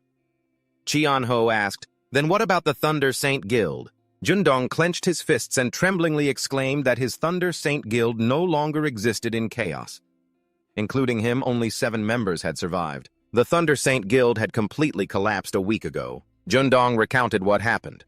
In short, the Thunder Saint Guild collapsed right when Gogol Castle announced they would hold a tournament to decide the new lord, so he came here with a purpose. He was aiming for the position of Castle Lord, telling himself it was all or nothing. But when he fought Chuan, Jundong was completely outmatched. His guild had collapsed. He couldn't become the Castle Lord, and now he had nowhere else to go. That's why he was begging to follow him. Chuan and Cheon-ho found this strange. If the Thunder Saint Guild collapsed a week ago, why haven't any rumors spread yet? Even though the distance between Mantico and Gogol is vast, a week is still too long for news not to travel. The ones behind this incident are the Imperial Heaven Guild. Jundong's Thunder Saint Guild wasn't the only one destroyed. So were the 3rd-ranked Dark Guild and even the number 1-ranked Heavenly Dragon Guild. Who among them could have escaped the Imperial Heaven Guild's destruction? The others froze when they heard this. Mantico Castle has been completely taken over by the Imperial Heaven Guild. It happened a week ago. Now it all makes sense. It would be impossible to suppress that information for an entire week, unless the castle itself was responsible. A news blockade. That means the Imperial Heaven Guild has already occupied Mantico. They must be controlling the magic array network to block skills that could spread information. The guild master of the Fire King sect, being all muscle and no brain, was slow to catch on. 3 of the 10 guilds in Chaos were defeated at the same time, and by the 10th-ranked Imperial Heaven Guild of all people. The leader of the South Sea sect had also heard rumors that the Imperial Heaven Guild was getting stronger, but how could they have become powerful enough to control Mantico Castle in just a few years? Juan was just realizing it now. The lower the rank, the greater the power. Huh, Jundong stated bluntly. You're the castle lord, and you're only just figuring that out. His pride wounded Chuan's face darkened as he shot daggers at Jundong. Sweating bullets, Jundong immediately bowed his head and apologized, promising to explain everything. After receiving a nod of approval from Chuan, Jundong let out a sigh of relief. He was safe. He began to explain. In Chaos, there are 4 great castles, Gogol, Mantico, Dryad, and Garuda, and 10 ruling guilds. Those 10 guilds aren't actually on equal footing. They are ranked from 1 to 10, with number 1 being the strongest. There's a massive power gap between the weakest rank 10 and ranks 1 through 3. And yet Jundong's 9th-ranked Thunder Saint Guild, the 3rd-ranked Dark Guild, and the 1st-ranked Heavenly Dragon Guild were all defeated by the 10th-ranked guild. And Mantico Castle was taken over too. Jundong gritted his teeth. He wasn't sure what kind of support the Imperial Heaven Guild had received, but he was certain someone was pulling the strings. Chuan was silent. At first, he'd only thought that the Imperial Heaven Guild was just a group of ordinary people who possessed nightmares. They had tried to take over Gogol. Their first target was Mantico Castle, and they succeeded. They're conquering the castles one by one. Their goal must be the same as mine, to control all of Chaos. I just don't know how much the nightmares are influencing their goals this time around. But the mastermind is definitely in Mantico Castle. At Mantico Castle, a man named Lim Jin Hong, the guild master of the Imperial Heaven Guild, rests his chin on his hand as he watches someone else being tortured. 2 of his underlings report that they've thrown the Heavenly Dragon Guild master into the dungeon after cutting off all 4 of his limbs. The Dark Guild master and his followers are still holding out. The Imperial Heaven Guild master pulls out a dart and spins it. He spins it, then throws it into a person lying sprawled out below. He takes a bite of an apple juice spraying from his mouth and asks, "Have you caught the leader of the Thunder Saint Guild yet?" The underling hesitates. The moment he answers not yet, Lim Jin Hong throws a dart straight through his arm. The man drops to his knees begging for forgiveness while Lim Jin Hong just puffs his cheeks and keeps chewing his apple. He asks the other man if they've found Jundong's hiding place yet. The other man replies that he has likely gone to Gogol. Lim Jin Hong rests his chin in his hand, thinking.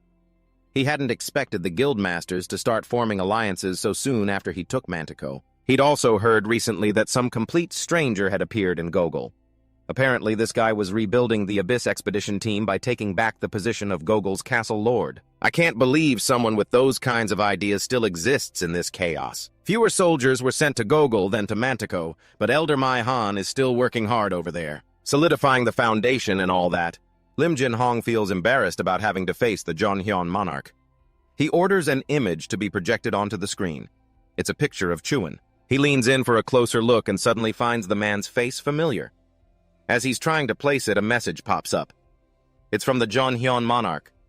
Lim Jin Hong mutters a curse, demanding compensation again. Why does he keep pestering me? Lim Jin Hong taps his fingers on the arm of his throne. He turns to his underlings and asks, "Doesn't this seem a little absurd to you? The rumors claim that Chuan single-handedly defeated all of my elite subordinates. That guy leaves and plans to unify Chaos." Lim Jin Hong cackled.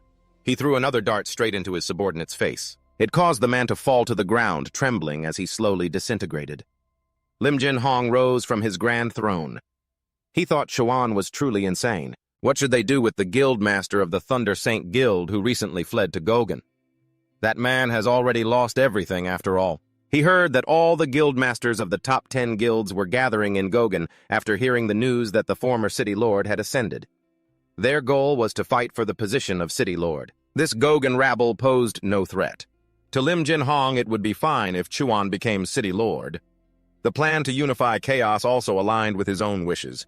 This would probably work in favor of his own goals. But sooner or later, Gogan will be devoured by the ghouls anyway. Lim Jin Hong became frenzied.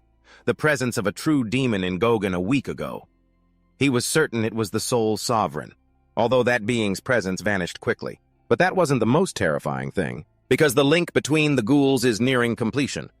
From now on, the people in Gogan will slowly begin to understand more clearly why the sole sovereign is considered such a terrifying existence. Meanwhile, Chuan's group was still in discussion. The guild master of the Fire King faction speculated that the one backing the Yellow Heaven Guild is one of the monarchs from the 12 Great Lands. Jundong, however, found that impossible. According to the agreement, the monarchs have no right to interfere in chaos. But to sponsor one of the 10 guilds of chaos, that person must at least possess power, on par with a monarch. The Fire King guildmaster gritted his teeth. He said he'd heard that war was recently breaking out across the entire Great Land, so it wouldn't be out of the question that someone had used this opportunity to meddle in chaos. He suggested they contact the Palace of Resurrection. The South Sea guildmaster was startled. The Palace of Resurrection is the place that governs all life and death across the entire Great Land. A place of immense power. Very little is known about it. The palace is almost a legendary existence. That said, the Fire King Guildmaster still felt that interfering in chaos was a violation of the pact. The Palace of Resurrection could take over the entire Great Land. The 12 monarchs and the 5 great families all agreed that the 12 monarchs are not allowed to interfere in the affairs of chaos. They had to investigate this thoroughly to see if one of the 12 monarchs had indeed interfered. Everything they had discussed so far was still just speculation with no concrete evidence. The South Sea Guildmaster suddenly became serious. They shouldn't ask them for help if it means depending entirely on the Palace of Resurrection. What would they do if they sided with the monarchs? Cheong Heo turned to ask Chuan what he planned to do now. The situation was more serious than he thought. Mantico City had been captured, and 3 of the 10 guildmasters have already been subjugated. If Chuan continues with his plan, a large-scale war will break out. Sooner or later, they will have to fight them. Cheong Heo tensed up, clenching his jaw. He had heard from Juran about Chuan's desire to unify chaos. This unification was completely different from a conquest. The 4 towers and the 10 guilds. The Palace of Resurrection is a power even greater than all 4 towers and 10 guilds combined. With Chuan's current abilities, that's impossible. There are some things you can't do alone, no matter how strong you are. Chuan, who had been silent until now, finally spoke up. It's fine. That's why you're here, Cheong Heo. He reminded him how Cheong Heo had criticized him for being inexperienced and young, so he was here to carry the burden. Flushed with embarrassment, Cheong Heo shot up. When did I ever say that? Cheong Heo gritted his teeth. He couldn't deny that somehow he trusted a wet-behind-the-ears kid like Chuan. Chuan turned to the others. I don't just want to form an Abyss expedition team. I will unify chaos first. I will destroy the Palace of Resurrection. The Abyss expedition team will begin after that. What I need now are true comrades who can work together to achieve those things. If anyone here isn't confident they can do this, then please leave. If no one here will help me, I'll do it alone. Chuan spoke with extreme seriousness. I've come this far by myself. Even if it's impossible, I will still do it. The South Sea Guildmaster burst out laughing. He vowed to accompany Chuan, whether it be to the Abyss or the Palace of Resurrection. He would follow him. Jundong also eagerly volunteered to follow. Chuan sighed and turned to the Fire King. He was rubbing his head, still undecided. The others looked at him with disdain. You still haven't decided? The Fire King snapped. My reaction is the normal one. What do you people know about Chuan to agree so easily? To be honest, the Fire King didn't know if Chuan had what it takes to lead the Abyss expedition team. The enemy you're facing is too strong, so he wanted Chuan to prove himself first. There are 6 other guildmasters waiting in Gogan, excluding the 3 of us here. If you can get 3 others to acknowledge you, I will acknowledge you too. Chuan agreed without much thought. But I also have one condition. If I have to be acknowledged by the Fire King, then in return you must also be acknowledged by me. As City Lord, I'll hold a tournament, secure a place in the top 8, and I will acknowledge those of you here, if you can meet that condition. The Fire King slammed the table and stood up, unable to believe it. Although they were among the 10 guildmasters, it didn't mean they were the strongest in chaos. The South Sea Guildmaster gleefully asked when the tournament would begin. Juran burst into Chewan's room to ask him about the tournament announcement, but it was too late. The tournament would start at 6 p.m. today. Juran sighed wearily and slammed his fist on the table with a thud. The situation is even worse than before.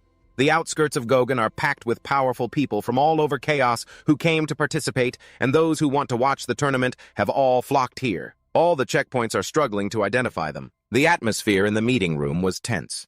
The current participants included Juran, Johor, Catherine, and Claire. Juran felt a throbbing headache coming on. In the Zoom Chebang battle, 4 of the 5 overseers in charge of the inner city were eliminated, and the remaining ones were all crippled. Seizing that opportunity, Chewan planted his own people as overseers. Claire was in charge of finance, Johor was in charge of security, and Catherine was in charge of law. That's why everything was passed so easily. And how could a lowly commoner, a former alcohol merchant, manage the finances? Claire seemed to notice Juran looking down on her. She wouldn't back down. Chewan's policies had created immense value. He shouldn't look down on her just because she used to sell alcohol. From a business person's point of view, where there are people, there is money. Currently, Gogan was seeing the highest number of visitors ever thanks to the tournament. The tournament was held on the northern commercial street of the outer city, the same street that was destroyed in the battle the other day. Many residents who had lost their jobs were now repairing that street, and now they were support staff for the tournament. During the Jumjabang battle, Gogan lost nearly 13 billion horns. The profit from the tournament over the past 2 days has already reached a total of over 13 billion, and that's just the current profit. If you add the remaining revenue, the number will be even bigger. Claire slammed the table in excitement, her eyes sparkling with the glint of money. Whether in this world or any other, counting money was her job.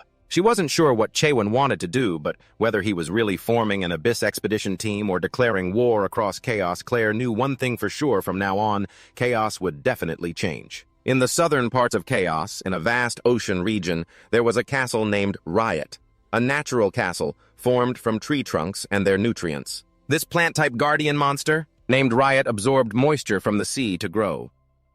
This person is Riot's master, Issa Lincroft. She felt that something bad was about to happen. She used an advanced skill, 1,000-mile clairvoyance. She saw many ghouls heading towards Gogan, and among them was Maggie. That monster seemed to realize Issa was watching it and glared fixedly at her. Issa was injured and had to retract her skill. She had to let Chewan know. Issa released a bird and it flew off. In the northern part of Gogan, the place was bustling with people gathered at the arena, eagerly watching the tournament. In just one day, there had already been 60 matches. Everyone was going wild. Thousands of people were killed in the preliminary rounds. This person is the leader of the immortal sect, Shin Mugu, an acquaintance of Jae Yong-hil. The 2 old men met and started shooting the breeze. They recognized each other with just one look. Jae Yong-hil sat down next to Shin Mugu. He was quite surprised that although Shin Mugu loved to fight, he wasn't participating in the tournament. Shin Mugu haughtily said that he didn't like to participate in meaningless tournaments like this one. Chewan would be sad if he heard that. At that moment in the arena, the Fire King was battling one-on-one with a figure completely hidden by a cloak. It looked like a sure thing. The Fire King thought he was about to win. Who would have thought the tables would be turned? He had a sword held to his neck by the cloaked figure. Shin Mugu and Jae Yong-hyo sitting in the stands judged the skill they just saw. They were certain that the cloaked figure was the monarch of assassins Hoyu. Who knew what he was doing here? Johor took on the role of MC. He announced that the round of 16 had ended. Next up was the quarterfinals that everyone was waiting for. The one entering the arena this time was the Guild Master of the Deep Forest Scholars. He was wearing an outfit made entirely of fur and feathers, fanning himself back and forth. He was rated as the warrior with the strongest skills in Chaos. Chewan threw off his cloak and entered the arena with his sword. The Guild Master of the Deep Forest Scholars was quite confident. Chewan swung his sword once. The people sitting in the stands were all frozen stiff. The famous Guild Master of the Deep Forest Scholars was defeated in an instant. Shin Mugu thought Chewan was Jae Yong-hyo's disciple, because their auras were quite similar. But Jae Yong-hyo denied it. How could a monster like that be his disciple? The Guild Master of the Deep Forest Scholars struggled to get up, gritting his teeth in frustration.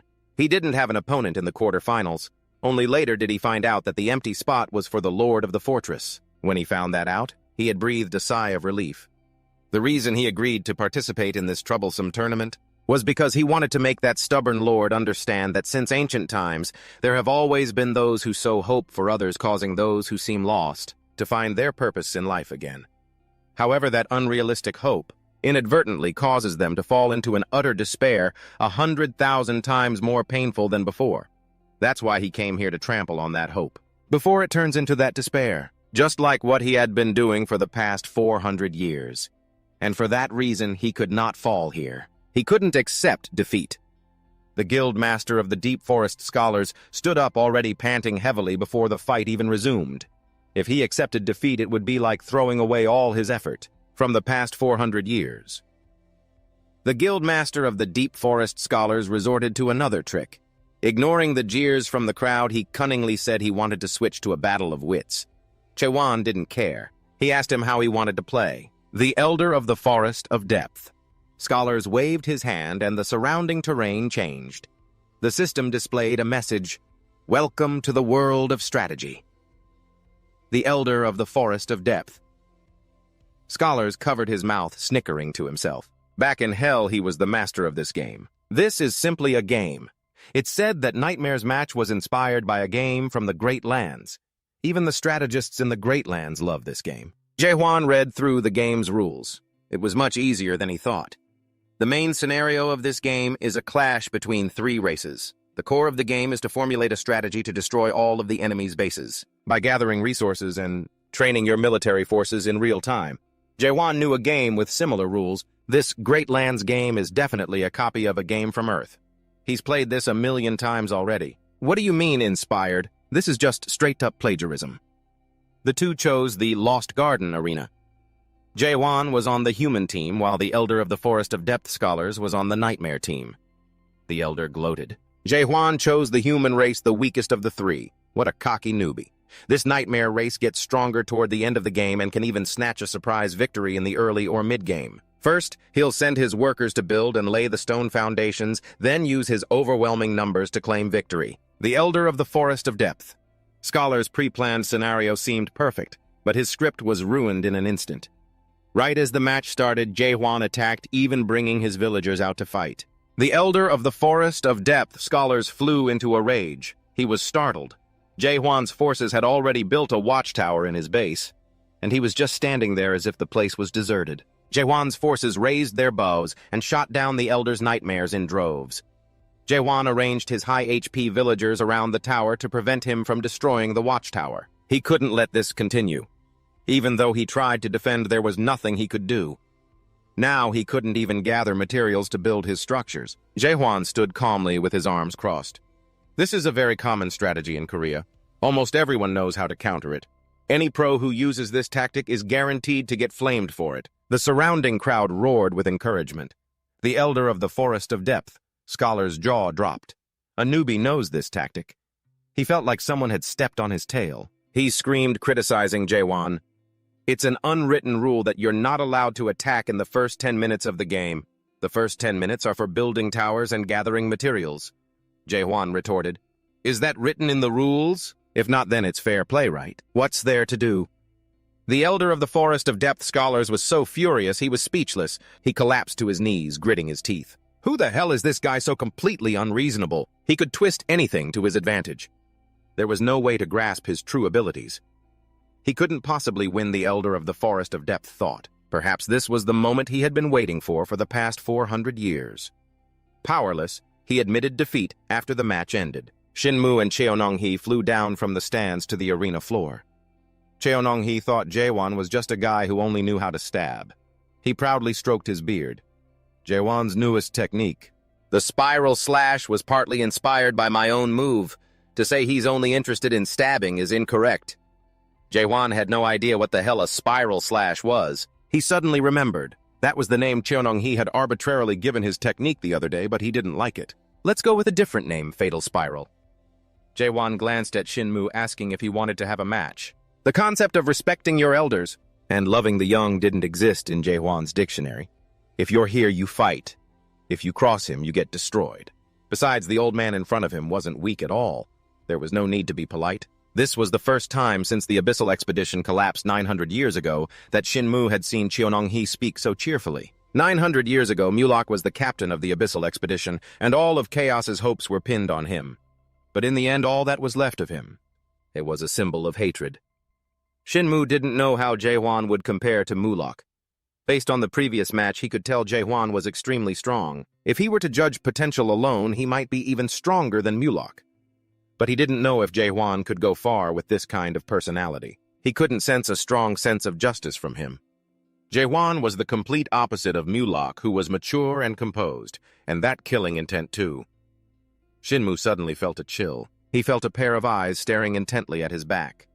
He turned around, but saw nothing. Shinmu spoke to Cheonong-hee telepathically. "You've realized he's an awakened, haven't you? His power is anything but ordinary. He's likely surpassed the third stage of awakening." The MC announced that the next match of the quarterfinals was about to begin, requesting everyone to return to their seats. Juan stepped onto the arena floor. He didn't want to waste any more time standing around and waiting. "Let's get this fight going." There were currently 6 people on the stage. Among them, besides the elder of the South Sea sect, Cayman and Jundong, the other 3 were all powerful, especially that brawny woman with the chain scythe. Johor stopped Juan. "It's not your turn yet." The crowd also began to murmur and take pictures. Juan snatched the mic from Johor. He declared that he had seen all the contestants' powers, and he already knew their ranks. He was getting bored of standing on the sidelines and watching. He was going to change the rules of this competition. Suddenly someone jumped out to stop him. It was the master of the Holy Maiden Guild, Jagurian. She refused to change the rules. Juan wasn't finished speaking. He intended to cancel the one-on-one match rule. He would take on all 6 remaining contestants on this stage by himself. Bring it on. Juan promised to give his position as Lord to the first person who could take him down. Upon hearing this, everyone in the arena was stunned for a moment. The crowd then roared with excitement. This was their chance to witness the power of the Lord of Gogan City. A contestant in the arena burst out laughing. Staring intently at Chuan, he thought, "This is about to get interesting." After his declaration, Chuan tossed the mic back to Juan and glanced around. In truth, what he needed most right now was everyone's trust that would grow, as their bond deepened over time. However, he didn't have enough time for that now. There was another way to gain their trust in a situation like this, and that was to display overwhelming power. A beautiful young woman got right up in Chuan's face, staring at him. She boldly declared that Chuan was quite her type. She said it would be a waste to kill him right here, so she decided to withdraw, turning to leave. Before leaving, she muttered just loud enough for Chuan to hear, warning him that he was about to face a very tough challenge, and that person would be appearing soon. Right after that, Junjong also cheerfully withdrew, reasoning that with his current abilities, he couldn't possibly defeat the Lord. After all, he had already made it to the quarterfinals. He'd already met Juan's conditions. The leader of the South Sea sect then undermined his own side again, righteously praising Chuan for being so humble, telling him he didn't need to do this, even though he himself couldn't defeat him either. Chuan was speechless. You don't fear a strong enemy, you fear an incompetent ally. They were completely useless. If this kept up, then even if all the remaining contenders were defeated, the spectacle he was hoping for wouldn't be perfect. The leader of the Saintess Guild believed the others were just trying to save face for Chuan. Her subordinate contacted her telepathically. He told her to just go ahead. Show Chuan what a real festival is. The Saintess Guild leader told her subordinate to calm down. Their purpose for coming here wasn't to fight.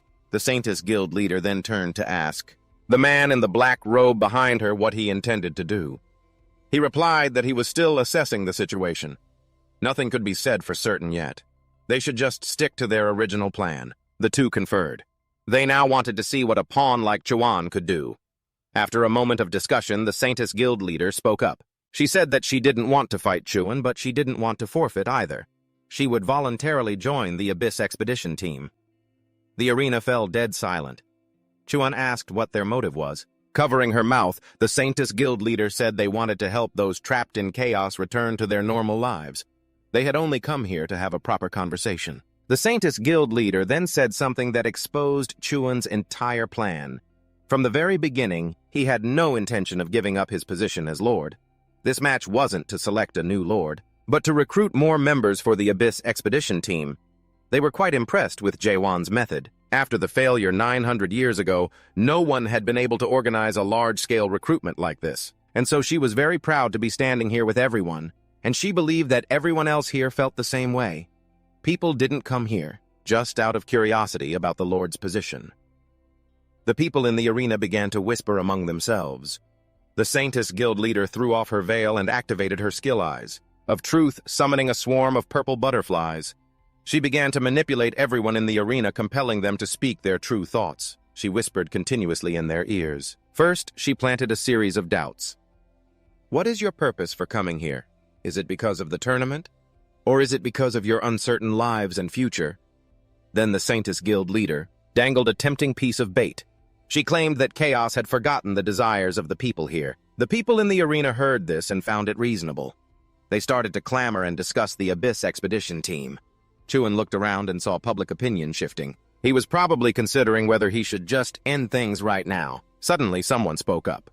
He agreed with the Saintess Guild leader's opinion. He was the Sword King, considered the strongest among the 10 clans.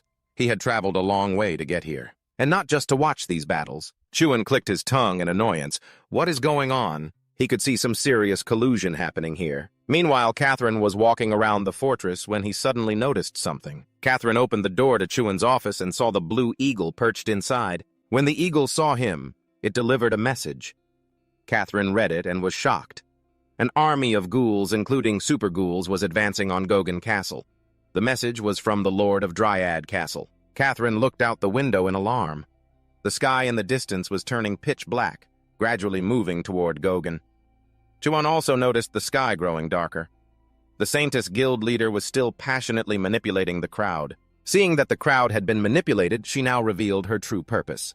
She asked the crowd who should be the commander of the Abyss expedition team. Simu and Chang-ho immediately realized what that witch was up to. She was using her eyes of truth with a high-level illusion technique. The Saintess Guild leader declared that Chuan would take on the role of leader for the Abyss expedition team. This was accompanied by a series of flattering words. The crowd murmured in praise, saying the Saintess Guild leader truly had the heart of a bodhisattva, always praising others instead of herself. Suddenly, the Sword King raised his hand to voice an opinion. He said the position of expedition commander couldn't be filled by strength and intelligence alone. It required someone with the talent to lead hundreds of members. He proposed that the Saintess Guild leader was the one suitable for that position. The Saintess Guild leader feigned surprise. Me? How could I possibly take on that position? Seizing the opportunity, the Sword King suggested using the eyes of truth on Chuan.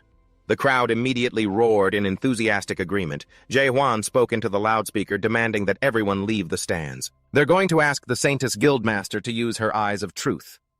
The Saintess Guildmaster smirked sinisterly.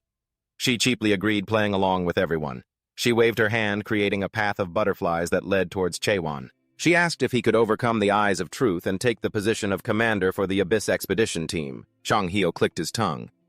So that's their scheme. We've been played. Most people know about the Saintess Guildmaster's eyes of truth. Those with high stage adaptability will ask her to use the eyes of truth on them, to gain enlightenment values and advance to the next stage. Chang-hyo ground his teeth. If Juan just launches everyone into the air like usual now, then the Abyss expedition team is completely screwed. Who would want to follow a commander who would just stab his comrades in the back until they're dead? Chang-hyo bit his nails. It's even more dangerous. With Juan's personality, it's entirely possible. I can't believe that woman is using the eyes of truth to test his character. Juan agreed without hesitation. The Saintess Guildmaster smirked triumphantly. She waved her hand, and immediately the scene before Juan and the others in the arena changed. Juan was transported to a water region. He was on a boat being battered by violent waves. This time, the trial of the eyes of truth was for the most part an ocean region. The ocean is mostly filled with dangerous seas like this, so boats getting sunk like this happens all the time. Just then a lifeboat appeared. There was one more person who hadn't gotten on, but the boat could only hold 10 people. If anyone else got on, the boat would sink. In this situation, Juan would have to make a decision to let the survivors live on. Either abandon the one person in the sea or refuse to abandon anyone even though it meant the boat would sink. This was a test of justice. Juan would have to make a choice. If he chose the first option, everyone would call him cold-blooded. If he chose the second, they would say he couldn't assess the situation. No matter what he chose his worthiness to be, the captain of the Abyss expedition team would be questioned. Juan decided on a third option. He would save everyone and keep the boat from sinking.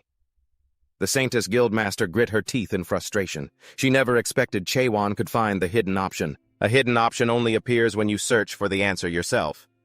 She had intended to make Juan look incompetent by only giving him 2 choices, but she failed. The Saintess Guildmaster pressed on, asking Juan what his third choice was.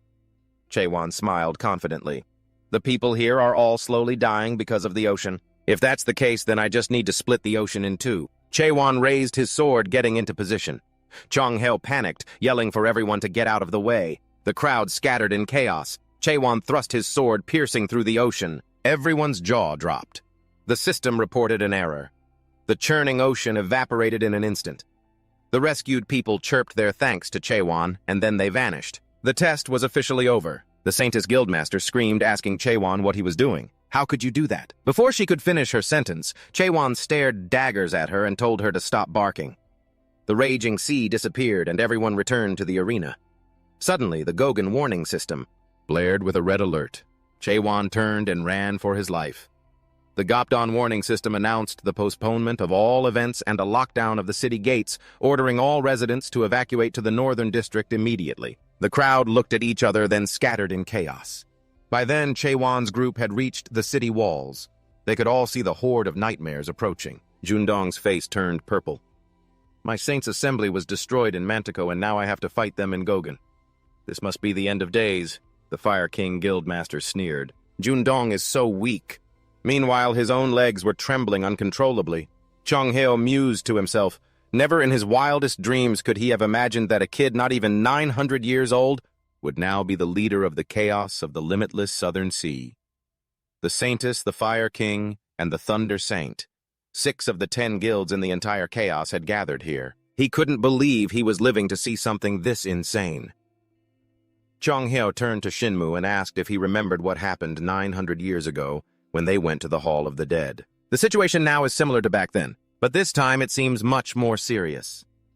When a middle nightmare appears, the lesser nightmares gather. When a great nightmare appears, the middle reapers gather. And in Gogan, the one true sovereign has appeared. The very culprit that forced cities to build such high walls, the bringer of catastrophe to chaos, is heading towards Gogan. Another great nightmare. A Margit nightmare began its assault on Gogan. People screamed and cried desperately, trying to escape, but the nightmare's arms snatched them up and eliminated them. The Saintess Guildmaster. Her face was drained of all color. She trembled, unable to stand steady. Just then, an elderly civilian woman tripped and fell. Behind her, a ghoul was in pursuit. The Saintess Guildmaster saw the Sword King behind them and screamed for him to save the old woman. But the Sword King walked right past her, fighting a ghoul this large. It was a bit too much for him, so farewell, ma'am. The Saintess Guildmaster was completely stunned. She felt utterly helpless, her eyes wide as she watched it all unfold. The Sword King stepped on a patch of thorny ground. Spikes shot up from below, impaling him. The Sword King was dead. The Saintess Guildmaster could do nothing. A wave of despair washed over her.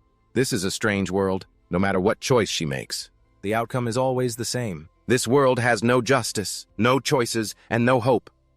The Saintess Guildmaster stood frozen as she watched the monster open its mouth towards her. Suddenly, the monster was split in two. The one who saved her was Jundong.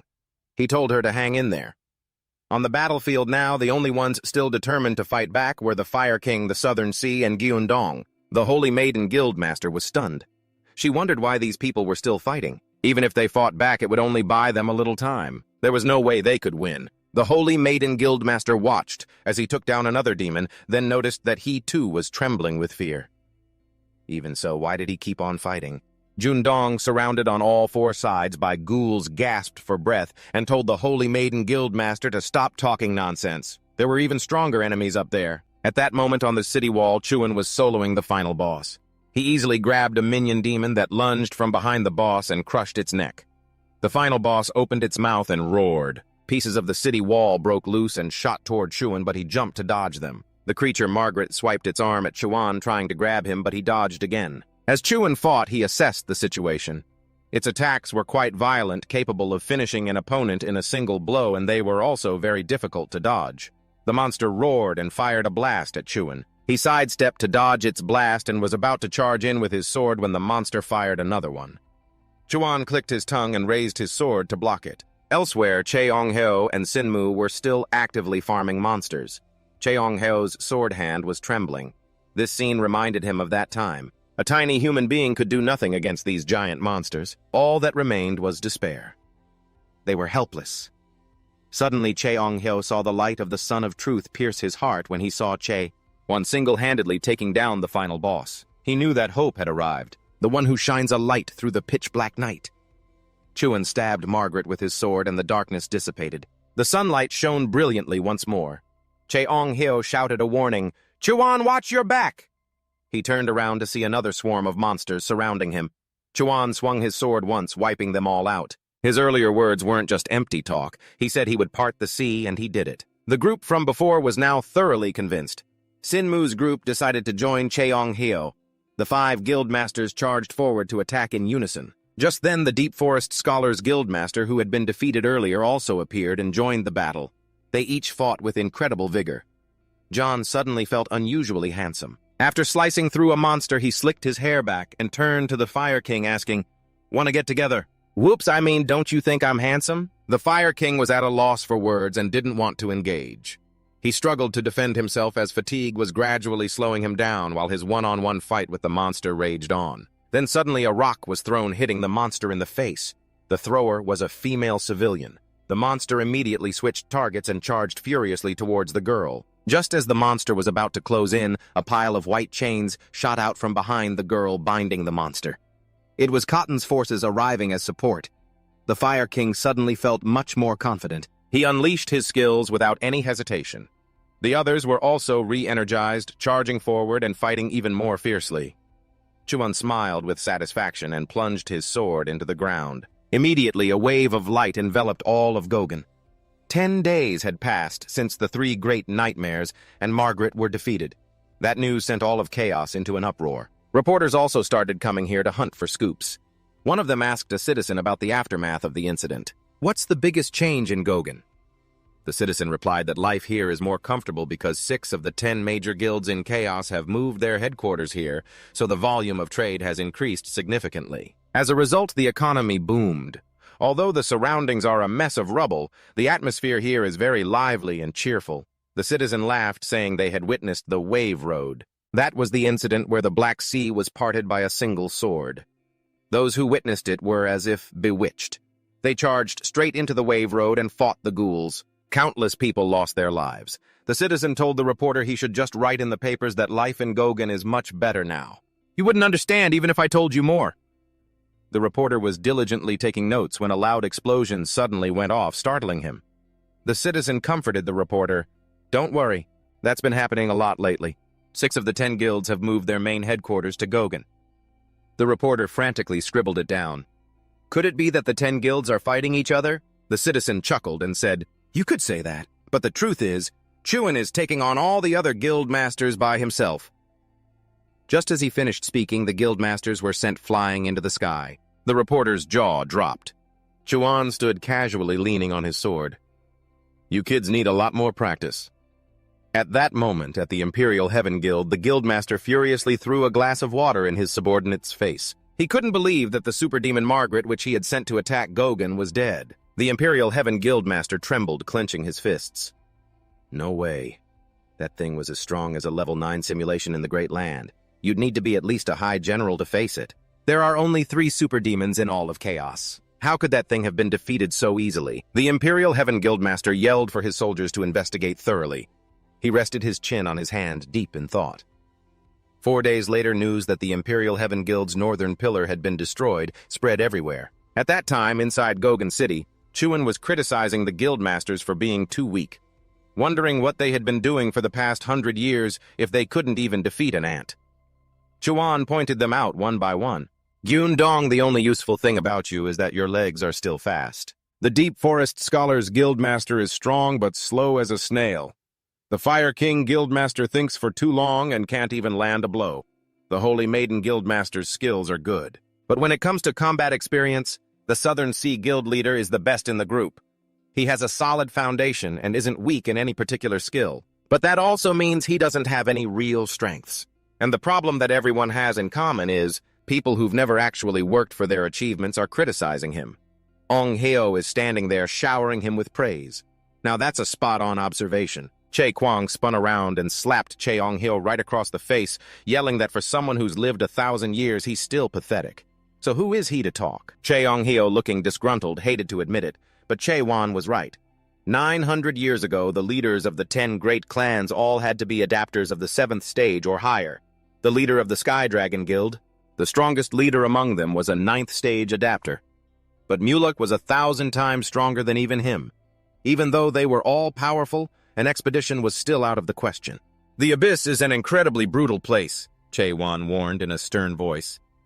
During the Golden Sky Guild's recent conquest of the North Pillar, they didn't even make it to the Manticore's headquarters, and yet half of their forces were critically injured while the rest were killed. If they were on the brink of death after fighting just one attack guild, what hope did they have for an expedition? That's why I've decided to conduct a special training session for 1 week starting today. Upon hearing this, the Deep Forest Scholars Guildmaster blushed, his eyes sparkling with excitement. He cleared his throat and told Juan that all the leaders here were adapters. There are 15 stages to evaluate an adapter's level, but reaching that level in a short amount of time is no easy task. Normally, for non-adapters, it takes 15 years to reach stage 125, for stage 2, 45 for stage 3, and 85 years to train to stage 4. However, surviving long enough to reach that level is another matter entirely. That's why even a 4th stage adapter is considered quite skilled. The Deep Forest Scholars Guildmaster wondered if Juan intended to turn them into awakened beings. Hearing this, everyone else's jaw dropped. The power of an awakened being doesn't increase gradually like normal. It skyrockets to the next level in an instant. Juan didn't deny it. He wanted everyone here to become awakened on the condition that they were willing to leave their own worlds. Heo stepped forward to explain. In order to awaken successfully, you must go through 3 phases. The first step is to destroy the simulated world you have lived in all this time. Those who reach this state can awaken the insight to see through the true nature of this world. Juan silently realized that Heo was talking about his doubt ability. Jundong's head was throbbing. He didn't really get it. The Saintess Guild's master explained it to him again. "It means we have to give up all the benefits from the system, including our skills and stats." It was only now starting to click for Jundong. They were currently privileged adapters. These are people who receive many favors from the system with numerous advantages from skills to interfaces. People like them awaken 10 to 100 times faster than others. All the gods enjoy these privileges, including the 12 monarchs. It won't be easy for them to give up these blessings. The non-high sect's leader was silent. He seriously was not a privileged adapter. If it meant getting stronger, he was ready to abandon everything, skills, worlds, whatever it took. He only wanted to hold on to his hatred for those monarchs. The Saintess Guild's master tried to persuade the non-high leader to reconsider. If they gave it up, it meant they had to abandon every thing they had. It wasn't that simple. She reminded non-high of the Great End. Of course, Juan had no idea what the hell the Great End was. It all started with the appearance of the Fisher. 700 years ago on the Great Land, they appeared as a terrorist group and announced they would fight against the apocalypse. They murdered 4 of the monarchs who opposed their doctrine in a brutal fashion. They declared that if you wanted to become an awakened one, you should go to the Forgotten Land. They are the anti-world faction. Thousands of people flocked to the Forgotten Land, but no one knows what happened to them afterward. They vanished without a trace. A few of them did return. Among them was an associate of the Saintess Guild's master. She had become an awakened one, but she said that was only the first step. As for everyone else, they all committed suicide. Every single person who went there developed severe schizophrenia. If they didn't go insane, they lost all their memories. The symptoms were different for each person. However, they all had one thing in common. None of them knew where they were. Juan stared intently at the Saintess Guild's master and confirmed 2 things with her. First, that he had nothing to do with that Fisher Guild. He knew she suspected him because he was an awakened one. Second, just as she said, awakening is a very dangerous process. That's why he was asking for everyone's consent. The Saintess Guild's master asked what he would do with those who didn't agree to awaken. Juan replied that he would still make them stronger by raising their adapter stage. To raise an adapter stage in just 1 week is impossible, because they don't have enough time. But I can do it. Juan turned and told them to follow him. The group moved to another building. He spoke to his assistant, the Twilight blacksmith Zhongman, and told him to show everyone. Jundong's jaw dropped as he touched the wall, unable to believe it. The architecture here was made entirely of horns. Suddenly, all the guildmasters received a notification at the same time. "Do you wish to summon the Nightmare Tower of Cavadim?" Heo was just as shocked. He never imagined Juan could create a Nightmare Tower. The group of guildmasters was transported to another space, and every one of them was left in awe. "I can't believe we're standing here about to conquer a Nightmare Tower." Juan stopped the more overly excited members. He told them that from now on, all training sessions would take place here. Time in here flows about 100 times slower than outside. One day out there is approximately 100 days in here. That means 1 week on the outside is equivalent to 700 days in here, so they'll have about 2 years to train. However, the rate of soul deterioration is inversely proportional to the slowing of time. The temporal density will become much greater. This leads to the rapid exhaustion of each person's soul. To prepare for that situation, if a person's soul deterioration level exceeds 80%, they will be automatically and forcibly logged out of here. The monsters are always waiting outside baring their teeth, so you don't need to worry too much about the deterioration thing. Jundong looked at Juan with eyes full of admiration. He always thought Juan was some kind of cold-blooded, heartless person, but it turns out you were paying such close attention to them. He promised to follow Juan for eternity. Juan divided them into groups based on their goal, whether they wanted to awaken or not. Those who did were to step to the right, while those who only wanted to level up their simulation went to the left. A moment later, the guild masters of the Saintess Guild, Dragonfire, and the Scholar Guild and Deep Forest were fighting tooth and nail. Unsurprisingly to Juan, the only one who wanted to awaken was the Namhai Guildmaster Cayman. The Saintess Guildmaster was still skeptical. How was Juan planning to level up the simulations of those not participating in the awakening? Here's how. It's not easy for simulations like them to level up. To do so, they have to reach a certain level of enlightenment or learn high-level skills. To increase their own abilities, Juan calmly declared that it wasn't a difficult problem to solve. He didn't need any secret manuals from this day forward. The 4 of them would become each other's teachers. Sinmu, watching from the side, had to praise him. What a groundbreaking idea, having them teach each other the skills that each of them had already mastered. The guild masters, with their sky-high pride, would never have thought of this. But here, every single one of them was vying for the title of the strongest, so they fought like cats and dogs. Over on Cayman's side, he practiced a single move over and over again countless times, 10,000, 100,000, or over 1,000,000 times. He couldn't even remember how many. Juan, standing beside him, relentlessly urged him to speed up. Cayman wondered more than once if he would really get stronger this way. Juan was tired of repeating himself.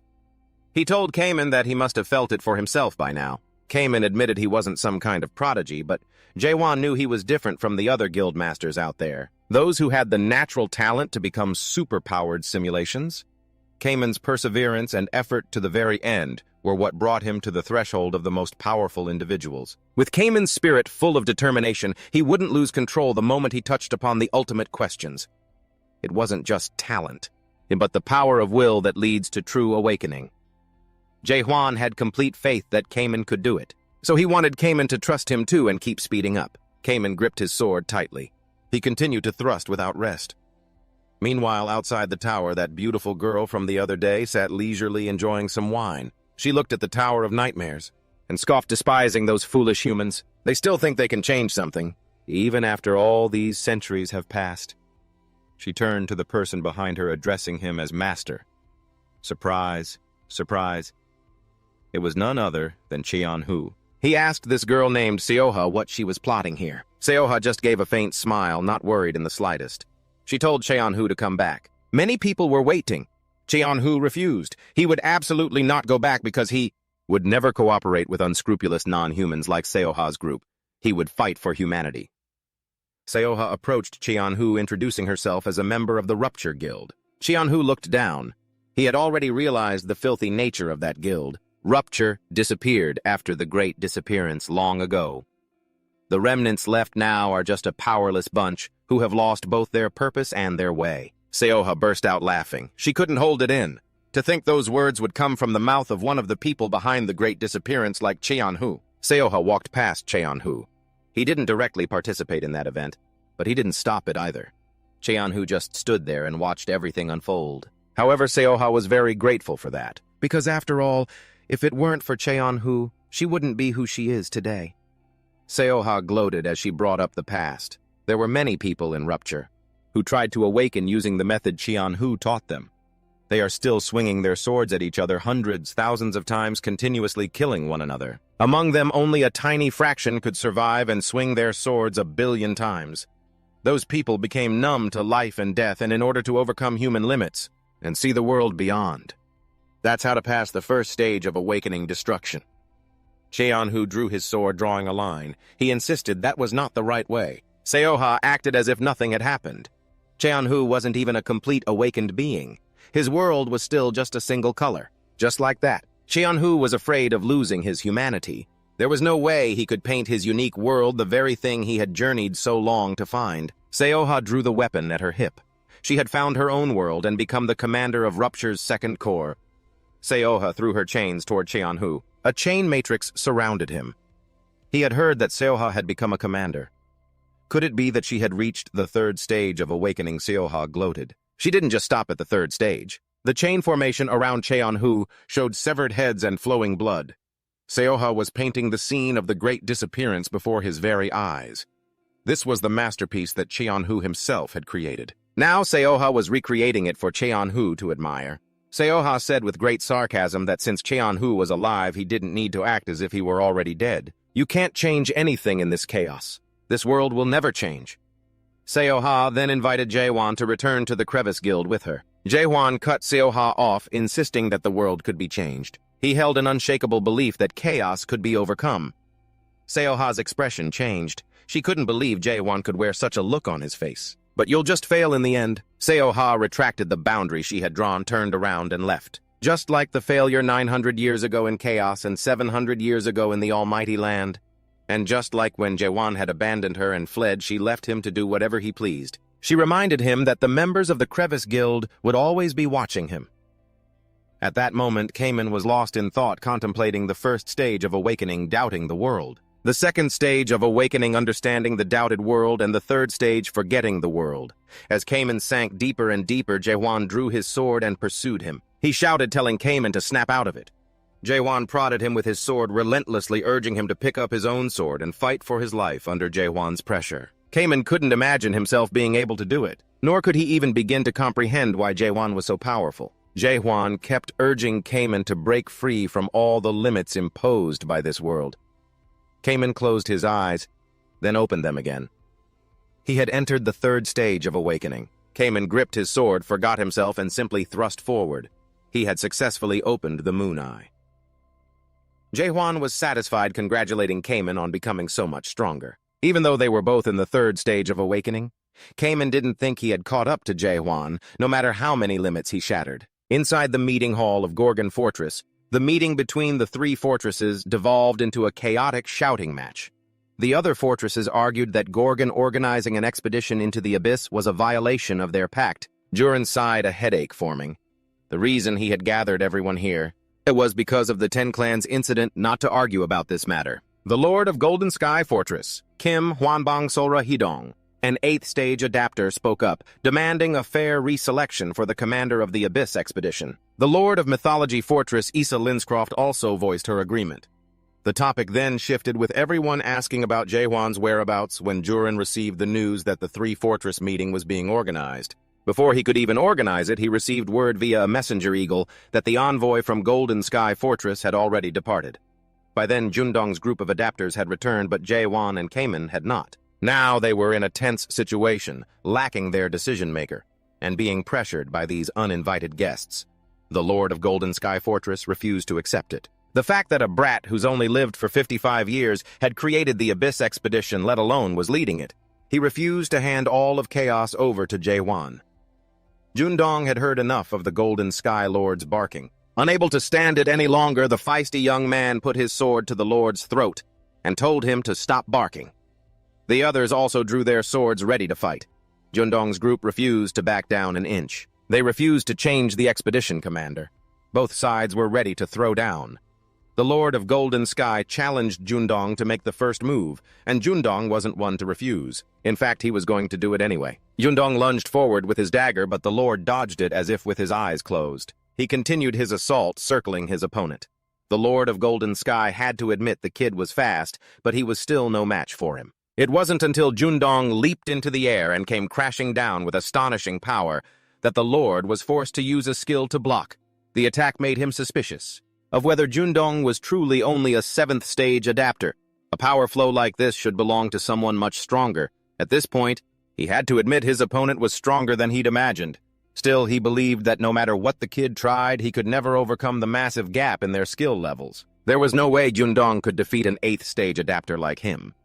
As he spoke, he summoned a holy stone wheel and hurled it straight at Jundong. Playtime is over. Let's begin the real fight to the death. Everyone outside was worried for the Thunder King Jundong. He was struck by the attack much to his enemy's smug satisfaction. Although the master of the Thunder King Guild fought brilliantly, he still had to fall to the Lord of Golden Sky. He declared that today everyone present had witnessed the Thunder King's defeat because he was the victor, and the expedition commander's position as well. But Jundong could still fight. He wouldn't let that guy unilaterally declare the match over. Not while he was still standing here perfectly fine. Jundong was brimming with fighting spirit and power. He was about to show that raccoon-eyed bastard something interesting. After all, he must be tired from spouting all that nonsense. The Lord of Golden Sky thought the kid was just stubborn, unable to recognize when to give up, when speed was the only thing he had. Just then, Jundong shot forward like a flash of lightning, passing right through the Holy Stone Wheel completely unharmed. He then used the flames of the 7-8 Emperors to surround his opponent. Before the Lord could even register his surprise, Jundong also activated the 8 Faceless formation, the same technique used by the Master of the Illusion Forest Guild. At that moment, he finally sensed the true danger of the situation. Losing his composure, he roared, "Why would the guild masters be insane enough to teach their ultimate techniques to an outsider? Have they lost all of their pride? Pride doesn't help one get stronger. The victor is always right." Jundong successfully landed 2 slashes on him. If this was what the boy wanted to show him, then it was time for the Lord to start fighting more seriously as well. With that said, the Golden Sparrow Lord began to amplify his power. Junyang watched, stunned, his jaw hanging open. Everyone nearby quickly fled as far as they could. If you run early, you get to keep your life. His 10,000 Seas wheel was larger than a tower, its destructive power beyond words. It was like a tornado pulling in all the earth and rock. "Where are you? Thunder Saint, let's see you take this attack. Someone call for me, here I am." The Thunder Saint was completely unharmed, piercing straight through the center of the attack. He announced that playtime was over and the Golden Sparrow Lord should surrender before he gets taken down. Junyang, along with the Cloud Sword's Sky Child, shattered the 10,000 Seas wheel. The tip of his blade was less than a centimeter from the Lord's forehead when Shinmu arrived and stopped Junyang. This fight should be over now. Shinmu hoped he wasn't, trying to use the Golden Sparrow Lord's horn. After all, it's the ultimate weapon against ghouls, not something to be used here. The Golden Sparrow Lord clenched his fists, disappointed in himself for losing to the Thunder Saint. Shinmu announced Gao Huidong's defeat. Who's next? Who will fight Shinmu? His opponent is Isaac Lincroft. Shinmu announced, "If there's anyone else who wants a fight, feel free to step down here." Just then, the leader of the Saintess Guild Gurium also stepped down. Shinmu looked confused, wondering what on earth she was trying to do. Gurium calmly replied that she was switching sides. The two of them couldn't understand women at all. What was she plotting? Her reason was simple. She thought this side was stronger and had a better chance of winning. Just then, a mysterious figure stepped forward and said he would be his opponent. This was the monarch Bang Chun, in a Phase 9 artificial simulation. However, his appearance here was highly unusual. It couldn't be because he had vanished after the Three Lords Conference. Shinmu was furious at his presence. Chun-In was the one who had slaughtered countless spirits in the chaos and stolen the fruit of resurrection 900 years ago. He had no right to return to this place. Chun-In casually said, "Don't be so narrow-minded, my old friend. It's all in the past anyway. Now let's fight. I've missed you so much." Such close friends always missing each other no matter how long they've been apart. Shinmu scowled and asked if he was truly serving under the Steel Monarch. Chun-In confirmed that he was. His subjects are very lenient towards warriors. The Fifth Citadel is basically a microcosm of the criminal underworld. Shinmu thought angrily to himself that Hoyu must be finished, and yet he still took in a piece of trash like this. Chun-In noted that his old friend still seemed angry about what had happened back then. Hoyu had forgiven him quite easily, but he had not. He even had the nerve to ask Shinmu not to be so heartless towards the other warriors. Didn't we all go through so many good times together in the past? Hearing that, he flew into a rage and lunged forward without hesitation. "You're the real traitor!" Someone who betrayed his own comrades has no right to say such things. Chun-In blocked Shinmu's sword with his bare hand, not forgetting to add a few taunting words.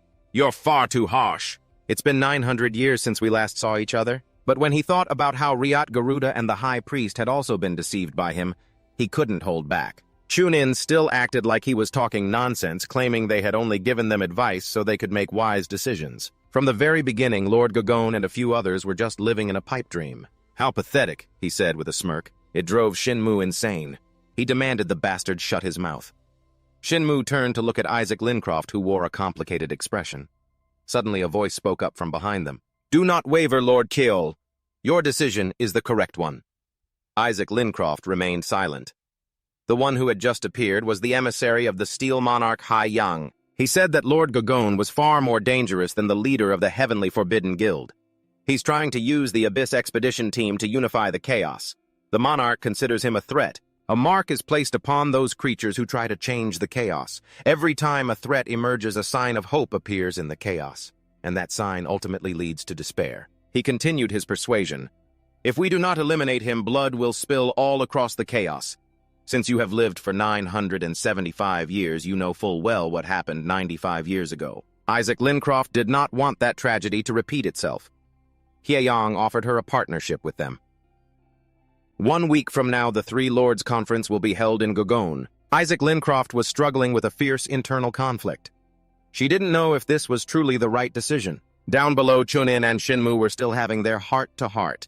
Chunin advised his old friend to just give up. "Because you can't possibly defeat me."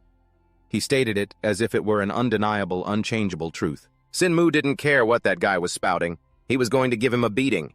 However, his opponent was no pushover, still using his bare hands to block the sword without a trace of fear on his face. Even among people on the same floor, there's a clear difference in ability. These two are on the 8th and 9th floors. Needless to say, the difference is so vast they could be considered two different worlds. Chunin looks down on his opponent. "Once you make it to the 9th floor, then come back and fight me." After that, he lightly touches Shinmu's six-pack abs. Someone like him, who doesn't even possess the rank of a monarch, couldn't even scratch him. Shinmu is sent flying 10 meters from a single blow. This is the incredible power of a monarch. Shinmu was knocked back with just one move. The jade-faced gold monarch ruler of the 12th region. He's not even a Grand Monarch. Right below Grand Monarch is Lieutenant General, and next is Major General, but he's neither a Lieutenant General nor a Major General. He's the lowest rank of Brigadier General.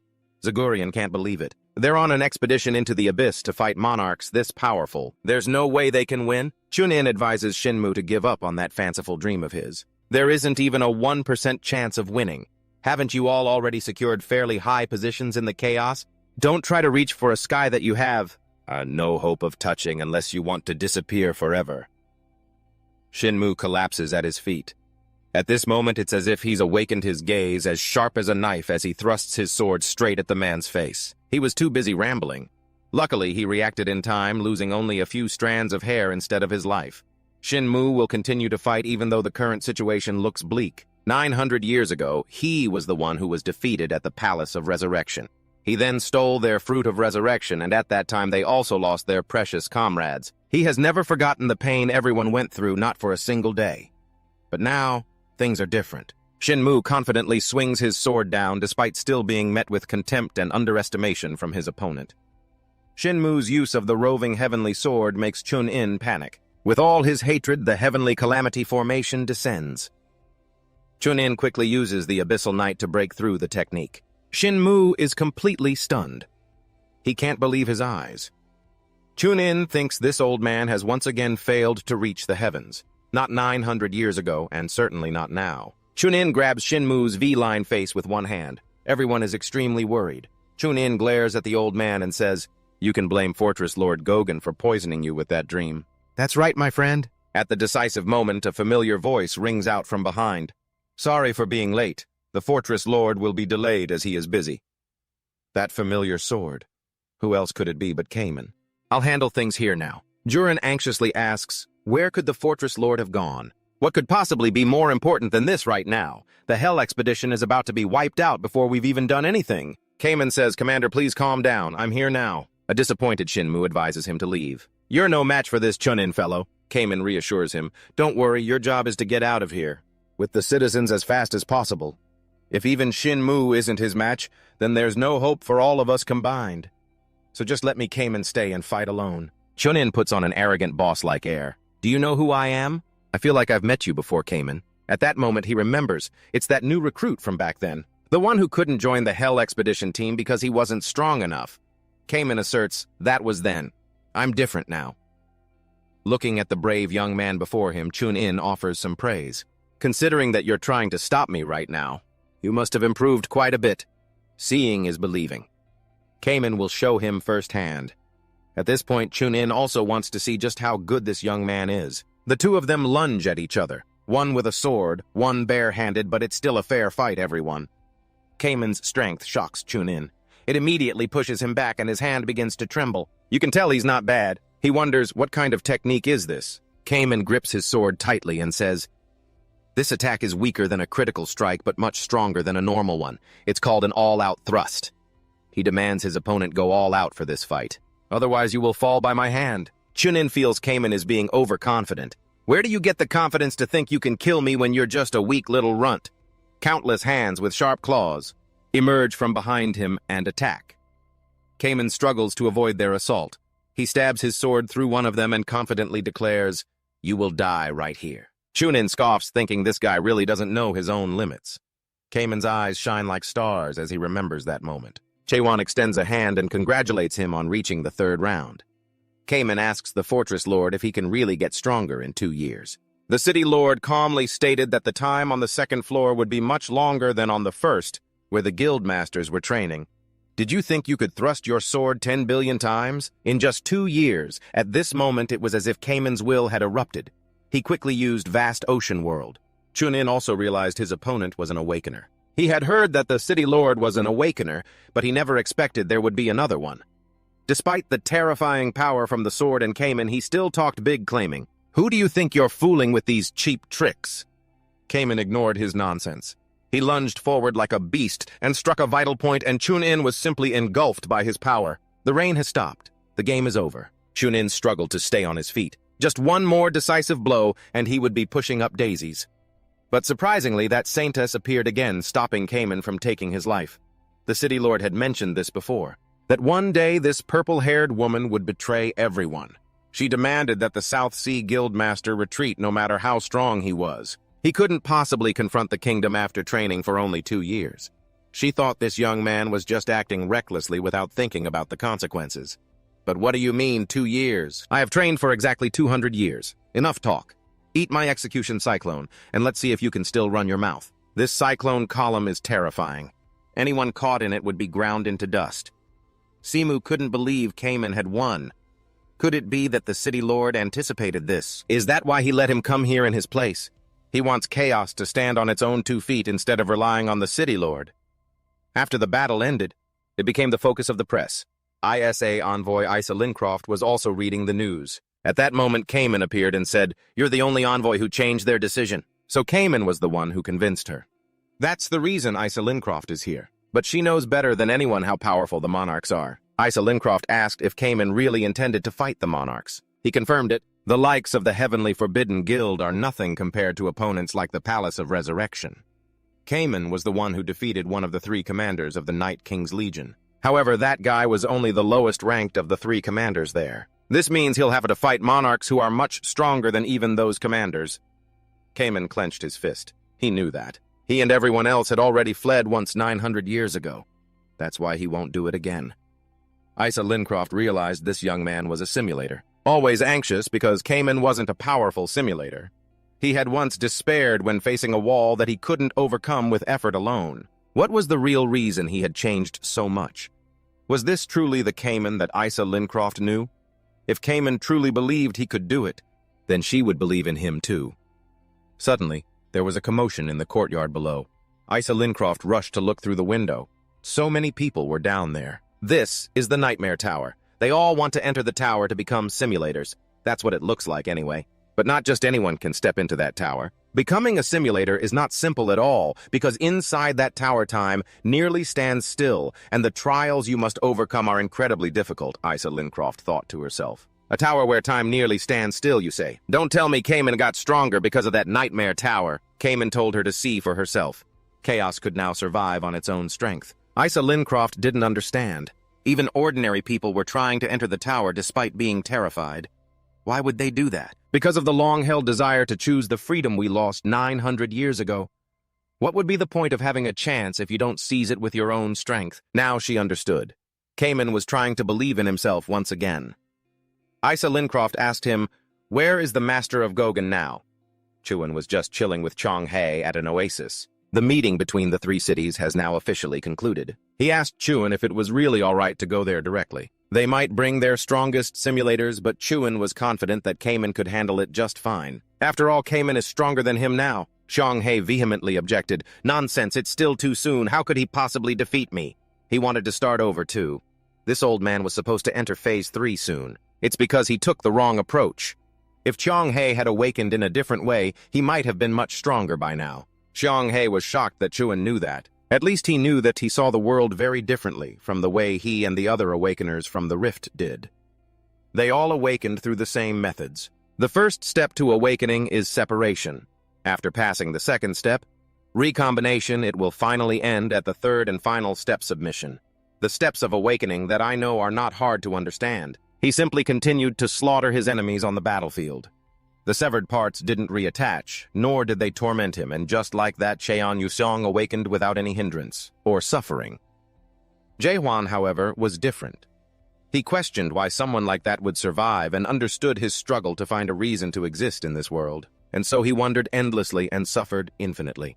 Even after achieving that was still his path. Chuan continued to move forward on a rather thorny path. Chong Hyo asked him how old he was. It seems the third floor of the tower was completed a few days ago. According to what Michael said, the level of concentration on the third floor is 100 times that of the second floor, and Chuan had only been on the second floor for just 2 days before reaching the third. The old man wanted to know how long he had trained there. Chuan replied that he had trained for 2,000 years, which made the old man's eyes go wide. "Are you crazy? You think I'd believe that? I'm not one to lie, you nagging old man." Chuan couldn't stay in the tower as long as he thought. He stood up and said, "Let's keep going." The old man didn't want to end the conversation just yet. He sighed. "It doesn't matter if you've lived for 1,000 or 2,000 years. To me, you're still just a brat." Even after living for another 200 years, he hasn't changed a bit. Still as persistent and noisy as ever. Chiang Hyo wondered, "You still want to go to the Palace of Revival like this?" "That's right. The Palace of Revival is a formidable opponent. It wouldn't be too late to stop." The Palace of Revival was something very deep and mysterious, but Chuan just asked the old man one question. "Do you really think those monarchs will just be waiting for us there? They must have already figured it out. They'll act after gathering the Awakeners, so we have to attack now while those bastards are unprepared, and I have no intention of taking on the entire Palace of Revival. I'm just going to eliminate the most important thing in the Palace of Revival." Chuan was planning to steal the fruit of good and evil and one other thing, the treasure of nightmare. The thing that transformed a living person into an unparalleled being is the narrow gate. It would be hard to survive entering chaos if you use the narrow gate. So if someone steals all the fruits of good and evil and destroys the narrow gate, then the monarchs won't be able to pursue them into chaos. Of course, they could risk their lives to enter chaos through another route, but few would be reckless enough to do that. In any case, to get to the Palace of Revival, Chuan still had to get past this place, the fortress city of Mantico, at the entrance to the Palace of Revival. Currently, Mantico is ruled by the Heavenly Prohibition Society. Those guys won't let him and the others in easily. Chong Heo asked about the Fortress Lord's plan. He just casually let out a burst of sword energy and said, "The same way I always do." The old man was skeptical about just the two of them fighting Acropolis when there were more viable options. Chuan didn't care. He had already said he would do it the way he always has. Chong Heo was at his wit's end. He had expected too much from this young man. "From now on, just try to conserve your own strength as much as possible, all right? But you absolutely must not forget that Mantico is the only gate to the Palace of Revival." Chuan said he knew. Then he shot off towards that noisy mob. Meanwhile, Lim Jin Hong was watching Chuan's battle live. This was the first time he'd seen rumors that weren't exaggerated, from the destruction of the northern branch of the Heavenly Prohibition Society to the Songlo incident. He never expected Chuan was behind it all. He never imagined this was the person the Shadow told him to find. If only he'd checked that scene a little sooner. Just then, Sir Wen spoke up. "You look pretty worried, don't you? You've been rambling on and on. No wonder the Shadow wants him so badly." She said, "This place is chaos. You should leave those tasteless clothes at home. Don't wear them here. Before judging others, you should take a look at yourself. Do these martial arts types think this is some martial world dressing in such tacky clothes?" Then she ignored Lim Jin Hong's existence and became fascinated with Chuan's skills. It hadn't even been a moment, and everything turned to dust in just a single blow. This flippant attitude from Sir Wen displeased Lim Jin Hong. He thought she had come here mainly to provoke him. But Serwin hadn't come to provoke him. She said she came to tell him something very interesting had happened. There's a rumor that the jade-faced monarch has appeared in chaos. All the soldiers sent to Kim Tok have been killed. It turns out the jade-faced monarch was responsible for it all. It seems that instead of helping Kim Tok and Driat, he took over those two strongholds. However, the pact between the monarchs stating they would never interfere in chaos is still in effect. But for some reason this happened. Even the subordinates of the Thorn Monarch have started to move in chaos while following the Shadow's orders. At this rate, the proxy war for the leaders of the great sects will soon take place. She leaned into his ear and whispered, "But I heard that great General Bern Bang Chunya was beaten to death by one of those leaders." Lim Jin Hong was very surprised by this information. Who did this? He was then even more surprised when the culprit turned out to be one of the leaders of the 10 great sects. He thought there's no way they could have defeated him. Even if all 10 of them joined forces, it would be impossible. Serwin asked Jin Hong, "You know about the members of the Abyss expedition team created by Fortress Lord Gogar, right? I heard that the one called the Southern Sea leader of that team killed the jade-faced monarch." Jin Hong's face was a mixture of confusion and disbelief. "Impossible! With just the power of that Southern Sea leader, he could kick the jade-faced monarch's ass. That being the case, even if he had been hiding his true power all this time, there's no way the jade-faced lord would do something so foolish. He's one of the 12 leaders who rule the Great Lands, for crying out loud. In the Great Lands where the war for power has reached its peak, every leader from the rank of lieutenant general and above is crucial. Shouldn't Kamen know this better than anyone? What would he do about the consequences of messing with the jade-faced lord?" That's what Sir Wen asked him. Because of his negligence, the very person he was supposed to retrieve for the Shadow has now become the Lord of Shadow. If the Shadow finds out about this, he'll be absolutely furious. Lim Jin Hong thought that this was actually for the best. The man he was tasked with finding had delivered himself right to his doorstep. No need to go searching. He had already sent the Death Demon soldiers, the monsters, sir. When created to wield the power of death, they were already there. There shouldn't be any problems. Meanwhile, Juan had already cleaned up this mob of grunts. But Cheon Yusong felt that something was very strange. No way. The Heavenly Prohibition Society is using that army to fight all of chaos. Actually, he wasn't entirely correct, as another horde was approaching, brimming with fighting spirit. Cheon Yusong stared at the mummy-like monsters before him. What the hell are these things? How do they possess that kind of demonic energy? It was as if he was staring at death itself. Suddenly a voice called down from above. "Are you the famous Pathfinder I've been hearing about lately?" Jaehwan looked up at the man who had an incredibly friendly expression. "I can't believe I get to meet the star of all the rumors like this." As he spoke, they flew down. Even the Divine Doctor of Despair was there. Cheon Yushong was completely baffled. Who is this guy? He's acting like they're some kind of long-lost brothers. He held out his sharp, crimson blade and said, "I'm the one who collects the horns for the infirmary and is tasked with transporting the victims." Has this old man gone senile? It was then that Cheon Yushong remembered. This was Hanzo, the Warrior of Justice, a guardian of Gogurt. What the hell is he doing with the Heavenly Prohibition Society? The old man said that Hanzo wasn't on the same wavelength as the Heavenly Prohibition Society. Hearing these words, Hanzo was enraged. How dare he say such things, when he knows nothing about what I went through in Gogan 100 years ago. Gogan was at war with a clan called the Blood Marshal Sect, a clan that no longer exists in Gogan. All 50 soldiers, including the commander of the Southern Gate Expedition Team, were wiped out forever in an assassination by the Blood Marshal Sect. At that time, only one person survived. Only Hanzo was left alive. He sought out the Divine Doctor as his last hope, begging him for a way to become stronger. A man from the martial world like you must know a way. Cheon Yusong completely understood the sorrow and loss of the weak, but in over 1,000 years in this chaos, he had seen countless others just like him. Cheon Yusong brushed aside the hand that was desperately clinging to him. He couldn't possibly grant everyone's request. Hanzo still remembered the old man's words from that day as if they were yesterday. Train hard until you become stronger. But to him, working hard was an impossible luxury. Most of those in chaos can't afford to train hard. But Hanzo did train relentlessly. He trained to protect the justice he had upheld his entire life. And he also trained to shatter that very faith. As he spoke, he removed the cloth covering one side of his face. Seeing Hanzo's appearance, Cheon Yuxiong couldn't believe his eyes. The weak warrior of justice had died 100 years ago. But now Hanzo is the vice master of the Heavenly Prohibition Society. He raised his greatsword and said, "Lord of Gogan, I hear you're a swordsman. Come on, let's dance." Hanzo used Vulcan's fang heaven-piercing tyrant's dance and charged forward aggressively. Juan's eyes were as sharp as a blade. He made a simple, gentle thrust that pierced through the red phantoms and met his spear. He was stunned by the Lord's power and skill. A subordinate from behind suggested that the Vice Master should fight alongside everyone else. Instantly, he ordered his soldiers to attack. They swarmed him from all sides, but all they met was death. Back at home, Lim Jin-hong was watching a live stream and couldn't believe his eyes that the man could kill all the ghouls so easily. He has reached the monarch level, so he could probably win by attacking alongside the ghouls. But in a head-on fight, who knows how many casualties they would suffer. If they're all wiped out, his entire plan will be ruined. Lim Jin-hong turned and called out to Sir Wen. She immediately shot back, "Stop bothering me, I've already done everything you requested." She had finished researching the Phantom Stone created the dark clouds and even the ghouls.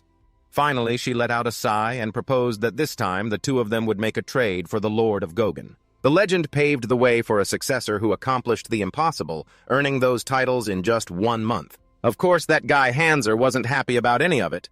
After living for 200 years, he's still just a guest while Juan became the city's lord within a month. He wouldn't accept it. Unwilling to accept that his efforts weren't being properly rewarded, Hanser attacked with his spear. Two terrifying torrents of power collided, creating a massive explosion. Heiser tightened his grip on his weapon. This was the power he had obtained. By abandoning his faith and trampling on it, this was power achieved through his own efforts. He went mad and transformed into a true demon. Juan calmly said, "Stop.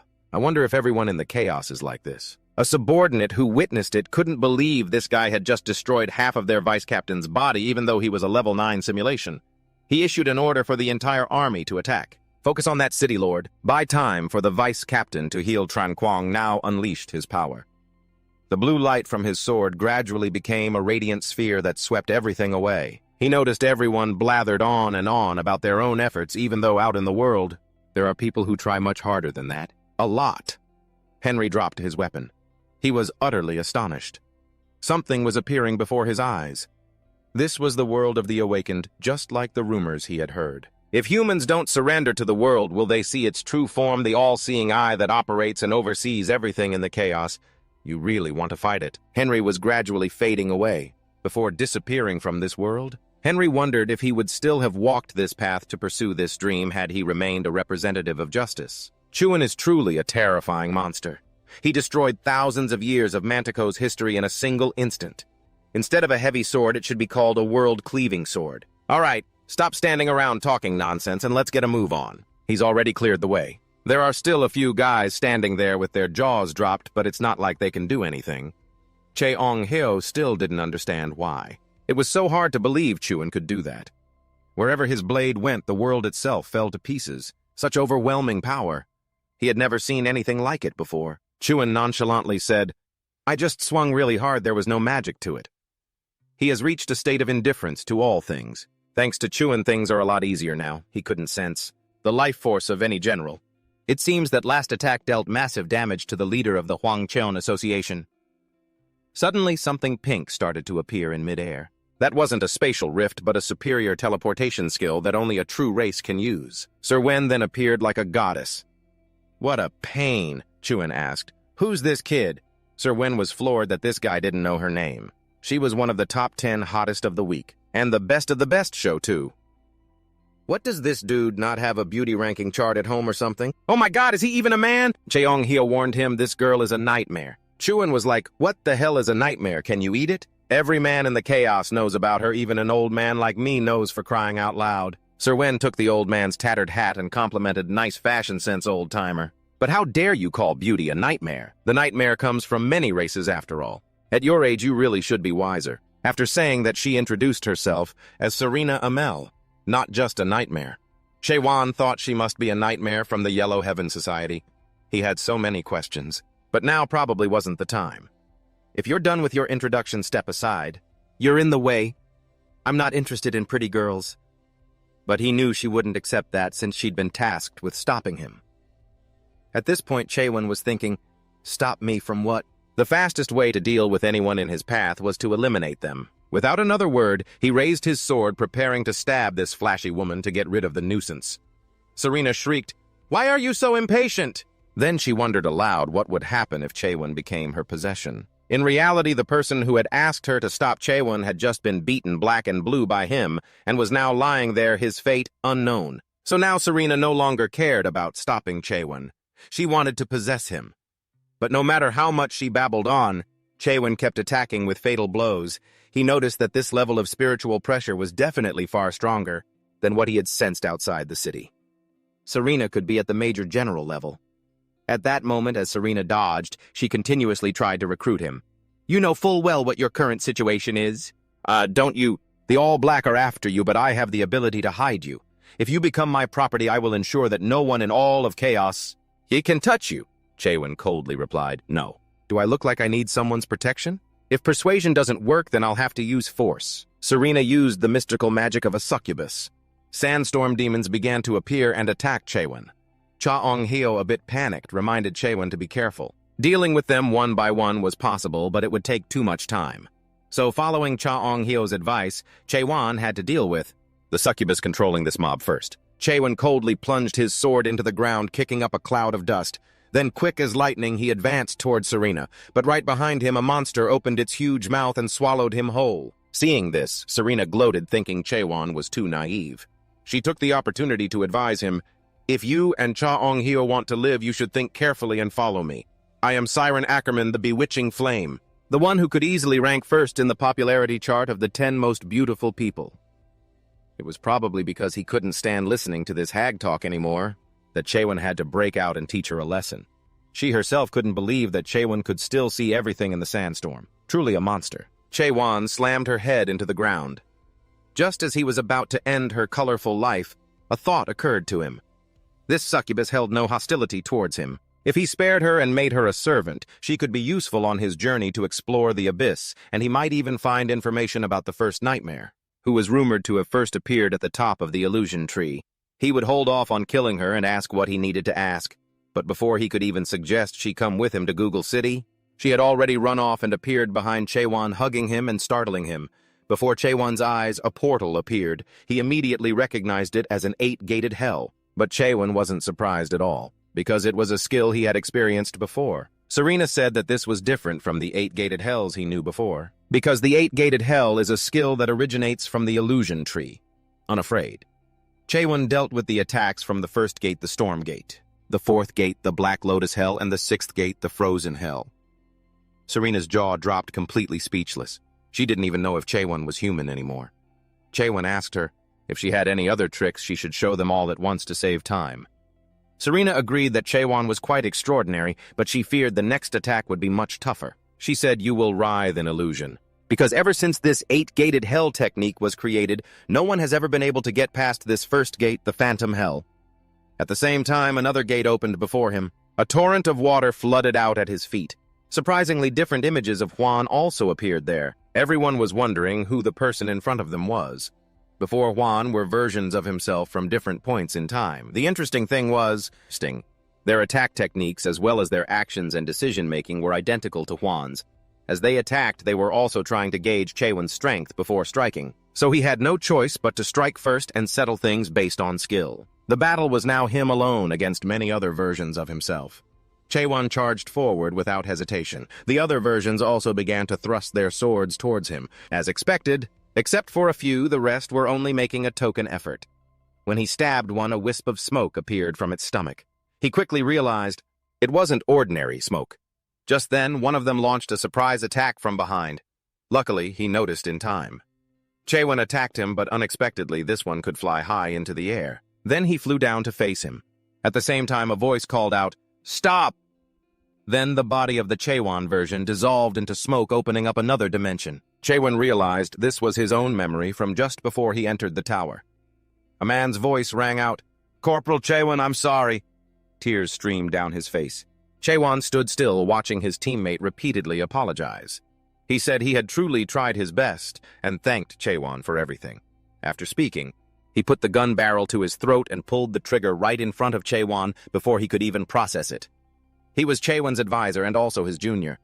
All the senseless abuse people had inflicted upon him, it pushed him to the point where he had to shoot all his seniors and superiors in the middle of the night. Juan was the only one in the unit left alive. All the captains and platoon leaders, and the battalion commander were all replaced. Just like that, Chuan avoided any suspicion, because in his diary, that junior had clearly written that he wasn't one of the ones who bullied him. But he was still imprisoned for 15 days. Chuan has always blamed himself. He felt he could have saved him, and that was probably when he began to hate the system long before coming to a world that was judged by skills or ranks. Perhaps he had already been living in a world run by a system. A massive system that oppressed and weighed down every individual in reality. Chuan was fighting alone against the versions of himself. One by one, they turned to dust. He fought relentlessly. As he fought, he recalled old memories when his mother was still alive calling his name, his old friends, and when his sworn brother passed away. Images of his comrades appeared one after another, and then an image of himself as a small child sobbing and crying, "Save us!" These words gave the present-day Chuan more strength. He gritted his teeth, his eyes filled with killing intent. Just then, he saw a younger version of himself lying in a puddle of water asking, "Who are you?" Seeing this, Chuan's eyes welled up with tears. But in the end, he let his sword go and finished that version off. Serwin asked him how it felt to experience the hell of the 8 gates. The Awakener said that self-surrender is becoming a new existence, forgetting one's original ego.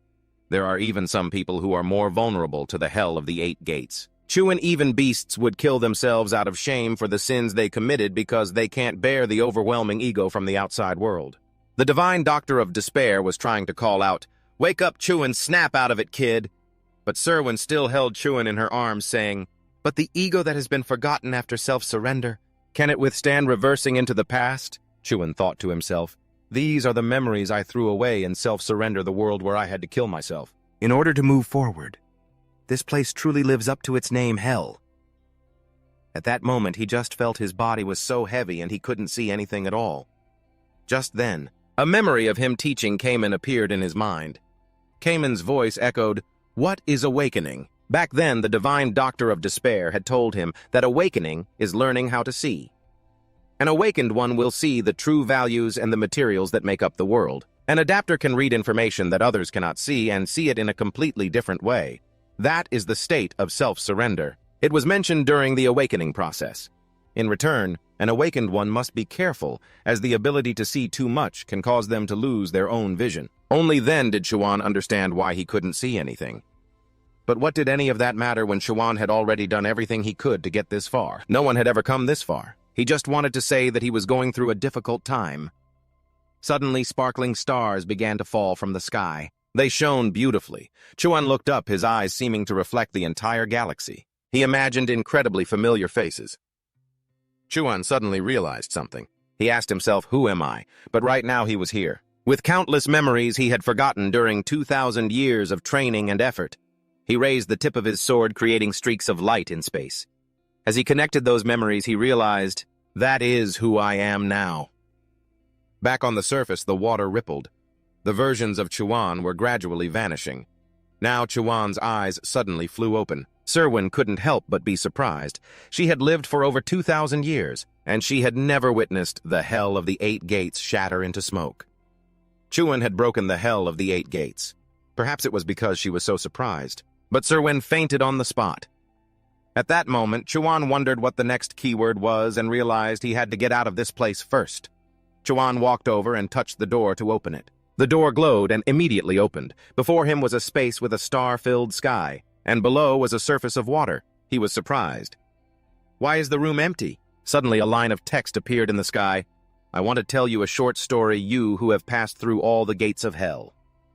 Chuan realized this was a message from the Creator. The creator of the hell of the 8 gates had left it behind. The text read, "I still remember the day the first Abyss expedition team was sent out. I am Mulak Amal. This is the confession of my failure." Back in reality, outside the city, the silence was terrifying. The sun was high in the sky, and inside, Cheong-hyo was also trying to shake Chuan awake. He thought, why won't Chuan wake up? He had already brought the nightmare fiend who had attacked Chuan here. So why won't he wake up? The illusion should have disappeared when the nightmare fiend was knocked out. Just then, several people from the Resurrection Palace appeared. It was a fairly large-scale march. Cheong-hyo could only hide in a corner to listen.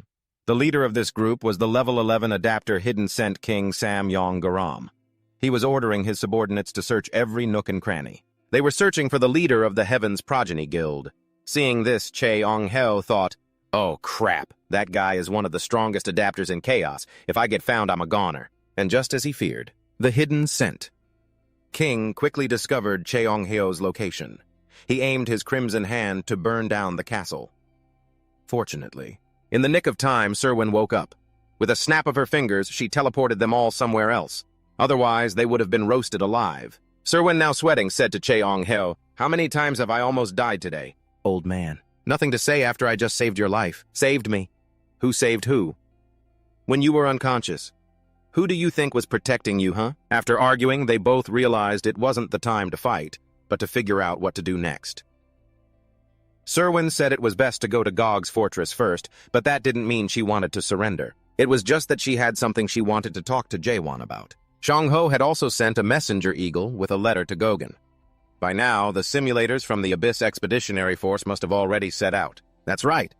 Just now, Cayman announced that the Lord has sent us a message saying that Manticore Fortress has fallen. From now on, Gogan's Liberation Army will be dispatched. They will pass through Manticore and attack towards the Palace of Resurrection.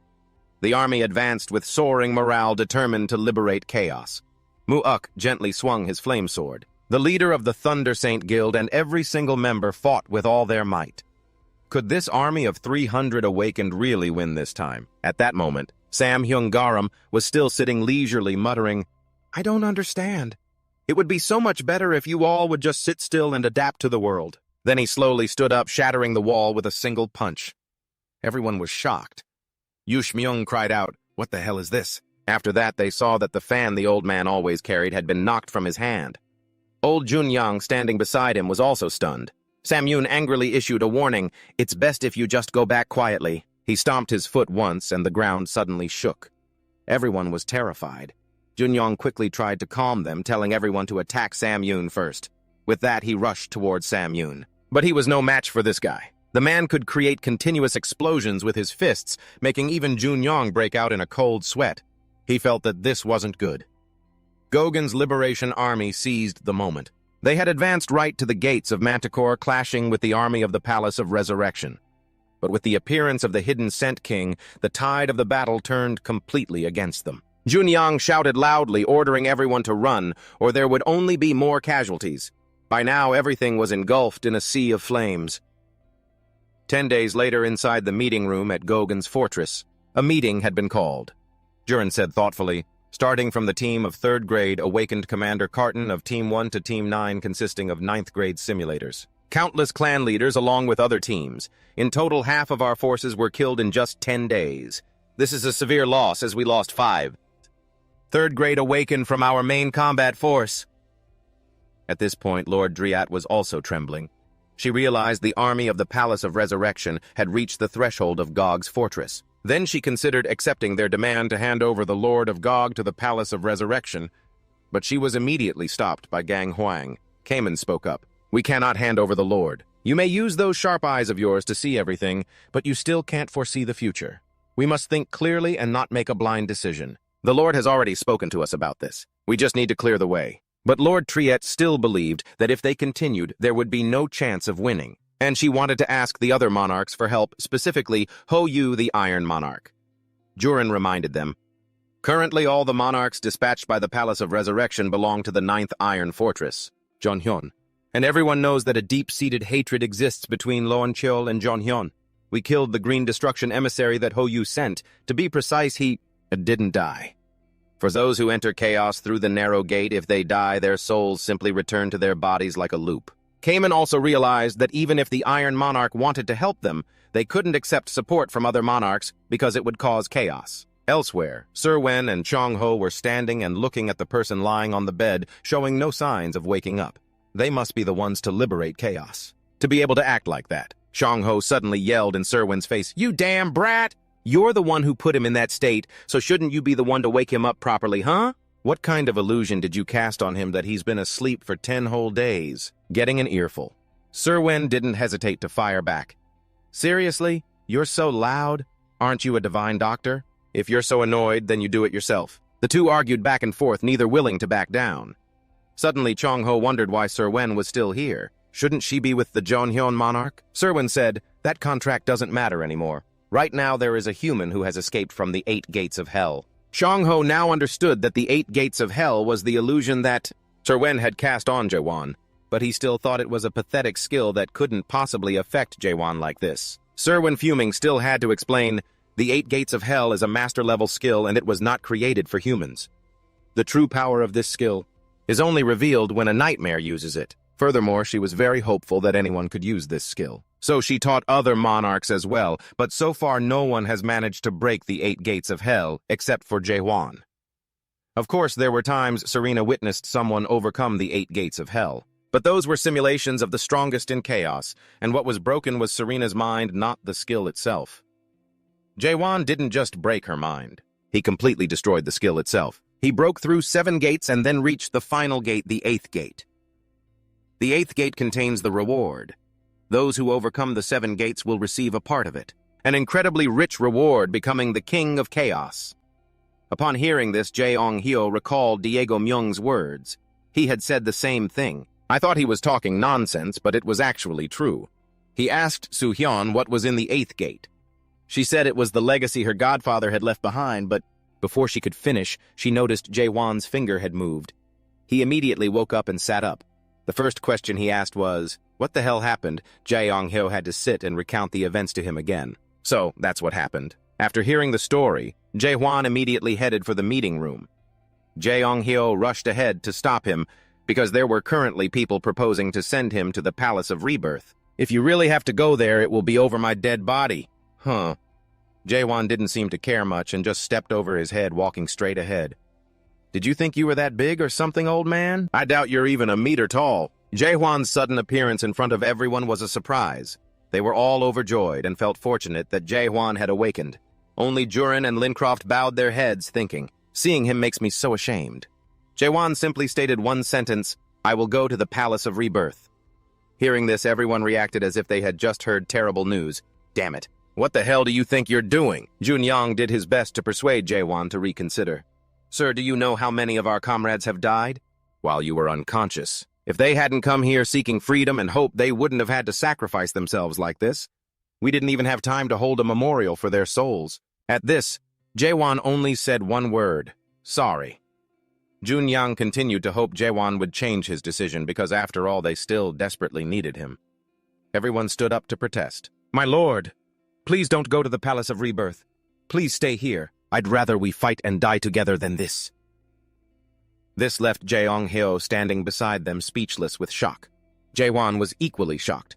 He thought to himself that he had given them something unbelievable, something he should not have. And now for them to protect what they had received, they would sacrifice their own lives. After thinking, he explained to everyone, it seems like you're all misunderstanding something. I'm not going to the Palace of Rebirth to surrender and die. I'm going to destroy all of them. This chilling declaration left everyone frozen solid. Not a single person believed Jae-hwan could do it. Some couldn't help but call Jae-hwan a madman. Jae-hwan remained resolute. I have always been perfectly lucid, and right now I will go destroy the Palace of Rebirth. Soo-hyun on the side sighed at this. She thought Jae-hwan was truly a strange person. It seems the phrase face reality doesn't exist in your dictionary, but in the end all humans will kneel before harsh reality. No one will follow you. But she was wrong. One by one, people spoke up wanting to follow Jae-hwan to go and crush those bastards together. Their determination made Soo-hyun doubt herself once again, because up until now, they had lived under the subjugation and oppression of the Palace of Rebirth without resisting or doing anything.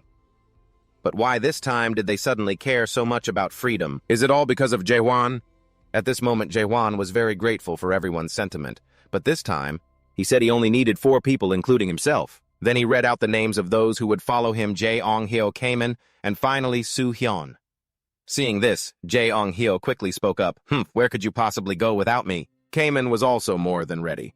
Only Soo-hyun had no clue what was happening. Why would that madman want to drag her along? Soo-hyun asked why she had to go. But Jae-hwan ignored her question. She angrily said she wasn't going anywhere, but it seemed Jae-hwan couldn't care less. And of course, with Jae-hwan's decision, it would cause a lot of disagreement. Many people wanted to follow him. Jae-hwan reassured everyone, don't worry, the rest of you still have work to do, so there's no need to be sad. Afterwards, they continued to discuss the plan. Lincroft said, Will the fall of the Palace of Rebirth really be the end of everything? What do you all think? If all the rebel factions gather together, not everyone recognizes Gogan as the center of chaos. So there will definitely be more insurgent forces. This will have to depend on how the remaining legions handle it. Junyang then wondered if it was all right to let those forces serve as a backup plan, especially after we've destroyed the Palace of Rebirth. In any case, if we can destroy the narrow gate of the Palace of Rebirth, the lords will have to reconsider their actions from now on. Then we might be able to reduce the number of opponents for a short time. But Juan thought differently. He wasn't sure that destroying the narrow gate would end the war with the lords, because he knew the narrow gate was not the only path to chaos. Juan just wanted to be prepared for every scenario. At this time, back to Suhyun, she had taken out her anger on Jeongheo, beating him to a pulp. Then she walked up and grabbed Juan by the collar. "I told you I'm not going." Juan, annoyed, finally replied, "Don't you want to know what's behind the 8th gate? If you agree to help me, I'll tell you what I saw beyond those 8 gates." Whether it was because the offer was too tempting or because of Chuan's good looks, Serwin immediately sealed the deal without another word. The team of 4 was now in Serwin's private research lab. Here everything was a very eye-catching pink. She even had dolls and portraits of herself. Cayman and Juan, very curious, picked them up to take a look. But they immediately started criticizing, "Ugh, so gross, these dream demons are so narcissistic." Seeing this, Serwin, both angry and embarrassed, blushed and said, "Hey, I told you guys not to touch anything. Besides, I didn't make those myself, okay? My godfather made them for me." She still couldn't believe she let strangers into her private lab. She wished their request for help wasn't to use her warp to get to the Palace of Resurrection. She wished she didn't have to use the warp drive in her private lab to traverse such a long distance.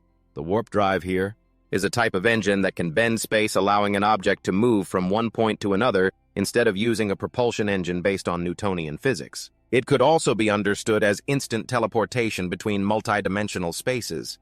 At this moment, the other 3 were still looking at Serwin's interesting items, some of which looked like children's toys. Serwin, fuming, yelled, "I told you guys not to look when I made that stuff!" I was only 1,200 years old. Cayman looked at her with a scrutinizing gaze. Is she really one of the 500 infamous dream demons? All this was a bit comical to them, making Serwin just want to find a hole to crawl into. She thought even doing a striptease would be less embarrassing than this. She had created these products a while ago, but even so, they weren't quite right yet. Suin seemed sad, thinking to herself, these were all products I once created. Things that were stuck in my creative space. Things that I once loved. But in the end, the workshop of a dream demon who specialized in creating such things completely fell apart. As she thought this, she crushed the doll in her hand. Just then, Chuan spoke up, asking, "What's the name of this tower I'm seeing?" Serwin was startled out of her reverie. She answered Chuan, "This is the world after the end.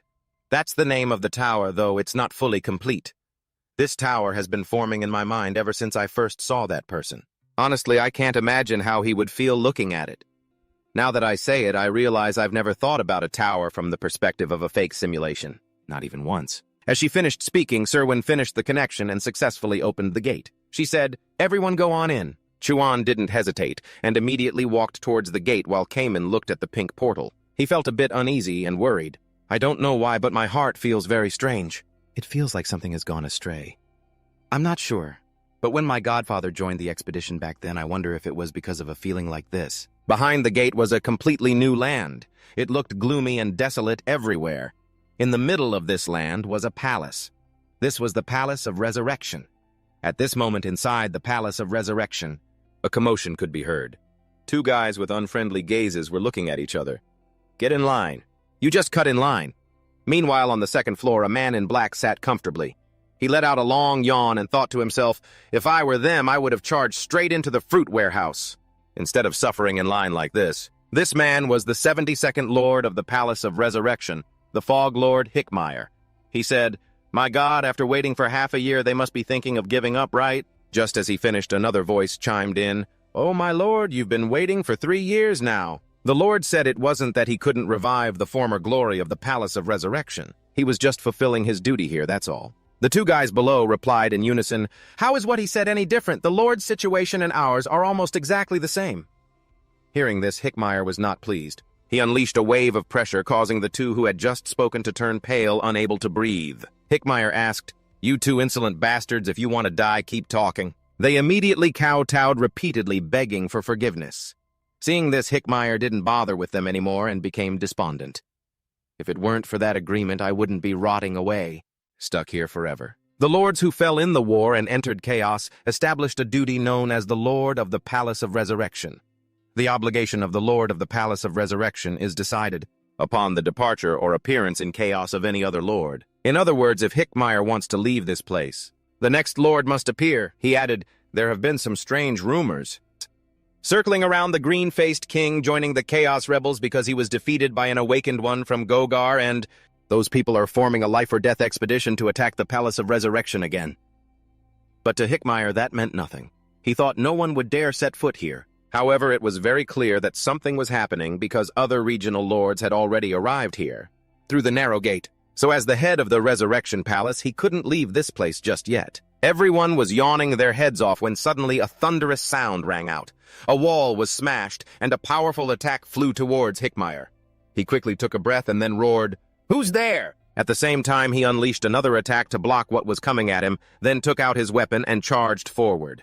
He realized his opponent was fighting on two fronts at once. This meant the attacker was at least on the same level of power as him. At that moment, the three of them, Juan, Cayman, and Cheong-heo, gradually appeared. "It's been a while, hasn't it, Mist Lord? We've come to settle a score from 900 years ago. They say a gentleman's revenge is a dish best served after 900 years, not 15. Without hesitating, Cayman charged, attacking Hickmeyer. The Mist Lord inhaled a massive amount of air, then exhaled a huge cloud of mist. Now it was clear why he had a name like that. Quickly, the dense fog completely enveloped Cayman. He lost all sense of sight. He tried, but there was nothing he could do. Feeling a bit angry, Cayman thought to himself, "I've trained so hard, and yet I still can't predict the movements of any of them." While at a stalemate, he remembered Chuan's teaching, "You can do it. Trust your senses." And so Cayman shut his eyes, tightly gripped his sword, and swung with precision at Hickmeyer, causing him to freeze for 3 seconds. He couldn't understand how Cayman had anticipated his move. Over on Chuan's side, he told Cheong-heo to stay behind. Cayman could handle the Lord while he and Xiao Wen would head straight for the Palace of Joy. The Palace of Joy and the narrow gate were on the highest floor of the Resurrection Palace. Hidden deep inside was the Resurrection Fruit. At this time, Cheong-heo also reminded Chuan to be careful, because the energy radiating from the Palace of Joy was not normal at all. He and Cayman would try to reduce the number of monarchs getting there to a minimum. Right after that, the other monarchs appeared one by one. This was the Firewheel Monarch and the 7 Ferocious Monarchs. Cheong-heo was already in front of them, blocking their path. They looked at him with contempt, seeing him as a feeble old man who was no threat at all. Cheong-heo attacked, but they easily dodged his sword. "Looks like we can't let our guard down." The 2 monarchs demanded they hand over Chuan or they would send Cheong-heo to meet his ancestors. They said that even if Cheong-heo managed to defeat them, that he still wouldn't be able to protect the Resurrection Fruit. But these guys were rambling on too much. Cheong-heo attacked immediately, not wanting to waste any more words. At that moment, inside the Resurrection Palace in the Palace of Joy, a crowd of people were cuddling and caressing each other, participating in a party. The guys here each had 2 or 3 beautiful girls on their arms, laughing their heads off. It seemed they had no idea what was about to happen to them. Suddenly, a rat spoke up, breaking the festive mood. He was the cowardly rat monarch Rika. He was the only one who felt that the situation at the main gate didn't seem right, so he suggested everyone go take a look. But these monarchs couldn't care less and remained immersed in women and wine. They believed Hickmeyer would handle everything. Don't be a buzzkill, just enjoy yourself. Present here were the 1st dragon, 2nd dragon, 3rd dragon, 4th dragon, and 5th dragon monarchs. None of them were afraid. They just sat there shooting the breeze and drinking non-stop. However, Rika stubbornly continued to advise them. "The situation hasn't felt right for a while now. How about we go outside and see what's happening? If something happens, how are we going to deal with it?" The Grand Generals were ordered to protect the Resurrection Palace. But before he could finish his sentence, he got a cup of wine thrown right at his head. The 4th dragon monarch spoke up menacingly. "You're too damn loud. Shut your mouth and sit still. Don't ruin our fun. If you're so concerned, go look yourself." Rika was trembling with rage. He gripped his staff tightly, wanting to teach these useless monarchs a lesson. But there were so many of them, he didn't dare do anything. Instead, he gritted his teeth and said he would go check the situation alone. Seeing this, they burst out laughing and called him a pathetic rat. He was so pissed he couldn't stand it. He turned back to look at them with a sharp glare, thinking to himself, "One day I'll get my revenge on you bastards." Suddenly a wave of killing intent shot out from behind the bamboo screen.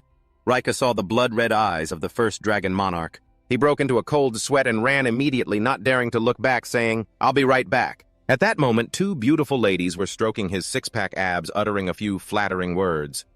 "Big brother, you really know how to shut people up."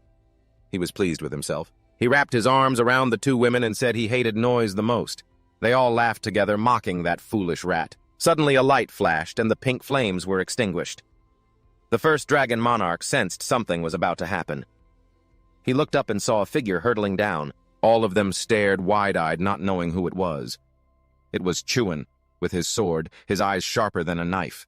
He landed with such force that dirt and rocks flew everywhere. The ground cracked. Juan stared intently at this group of people. The first dragon monarch guessed that the man standing before him was the master of Gogan. He never expected this young man would dare to come all the way here. He must be out of his mind. He asked Juan if he had come to fulfill his promise. Juan answered decisively, "No. I came here to send all of you back to the earth." Hearing this, the first dragon was a bit surprised. Then he began to speak in a contemptuous tone. "You kill us! How dare a lowlife from the Chaos Realm be so arrogant?" As he spoke, he launched a stealth attack. Seo Wen, alarmed, warned Juan to be careful. He barely managed to block the blood-red power. Juan was cornered. Before he could even get his bearings, they all swarmed in, wanting to take his life. They saw Juan as an arrogant fool who didn't know his own limits. How dare he attack their resurrection palace? Fortunately, Juan's reflexes were quick and he managed to leap out of there. Otherwise, I probably would have been sliced into 3 pieces. The battle got off to a rough start. The great dragon lord declared that Juan would pay the price for daring to interrupt his fun. He and his mutts looked like they were itching for a fight. The great dragon ordered them all to attack, so Juan had to fight several of them alone. Talk about a fair fight. He struggled to dodge one attack after another. One after another, these bastards kept attacking relentlessly, so annoying. While he was busy with one another, would aggressively charge from behind. Juan spun around and kicked that one square in the jaw. That's what you get for playing dirty. Fighting so many people at once made it impossible for Juan to defend against everything, and he was suddenly struck by an opponent. The great dragon lord watched with great amusement. He believed that no matter how strong Juan was, he couldn't defeat so many people alone, not even the commander-in-chief could fight them. Juan was covered in scratches, but of course these minor wounds couldn't possibly break his will. They weren't wrong. Fighting so many people alone is a bit tough. That's why I'll just blow you all away at the same time. Juan focused his power into his sword, which emitted a blue light that put them on guard. Without hesitation, Juan charged straight ahead. A massive explosion occurred. The ground shook, and it felt like the ceiling was about to collapse. Cheong-hyo, who was fighting 2-on-1 below, also realized it. That kid has started fighting for real now. After the attack, all that was left was a chaotic mess. Juan stood panting, but he never expected Lady Luck wouldn't be on his side. All of them were completely unharmed without a single scratch. The great dragon lord had protected all of them. He stared at Juan with an incredibly stern and cold expression. Juan couldn't believe his eyes, seeing that the man was able to repel that terrifying power. Are all the guardians of the Resurrection Palace this powerful? The great dragon slammed his massive blade into the ground. He couldn't believe Juan would dare attack the Resurrection Palace with such cheap tricks. It was a humiliation to them. The great dragon declared he would show the insect Juan a different level of power. One by one, they began to merge, forming a giant dragon. They believed that to die by the punishment of such a noble technique is your greatest honor. The dragon opened its XXL-sized mouth, but the agile Juan immediately leaped up. He put all his strength into thrusting his sword downward, but it was useless. The blade couldn't pierce its hide. Juan was thrown back a great distance as they began to mock his pathetic skill. You can't even land a scratch on it, let alone defeat it. An orb of energy formed in its mouth, and the colossal dragon used it to finish Juan off. He tried to pierce it with his sword, but the terrifying power overwhelmed him. It looked like Juan took the full force of the attack. With that much destructive power, is there any way he survived? Smoke and dust filled the air. The ground where he stood was completely destroyed. Seeing their enemy silent and still, they began to gloat. What a pity. If you'd just hidden a little better, you might have been able to live a little longer. It was your arrogance that killed you. Suddenly, a hand reached out. Juan was completely unharmed. Time's up. Now it's my turn to take care of you punks. They saw this guy was actually quite handsome, but who knew he'd be this stubborn? He gets beaten to a pulp and still hasn't learned his lesson. What's wrong? My attacks won't hurt you at all. Juan didn't say much. He just declared, "You'll know once I land a hit, kids." Juan focused his attack on a single point. Though it sensed the danger, the colossal dragon remained incredibly aggressive and bared its sharp fangs, and said it wouldn't let Juan do whatever he wanted. It lunged at the spot where he was standing, but when it looked again, he was gone.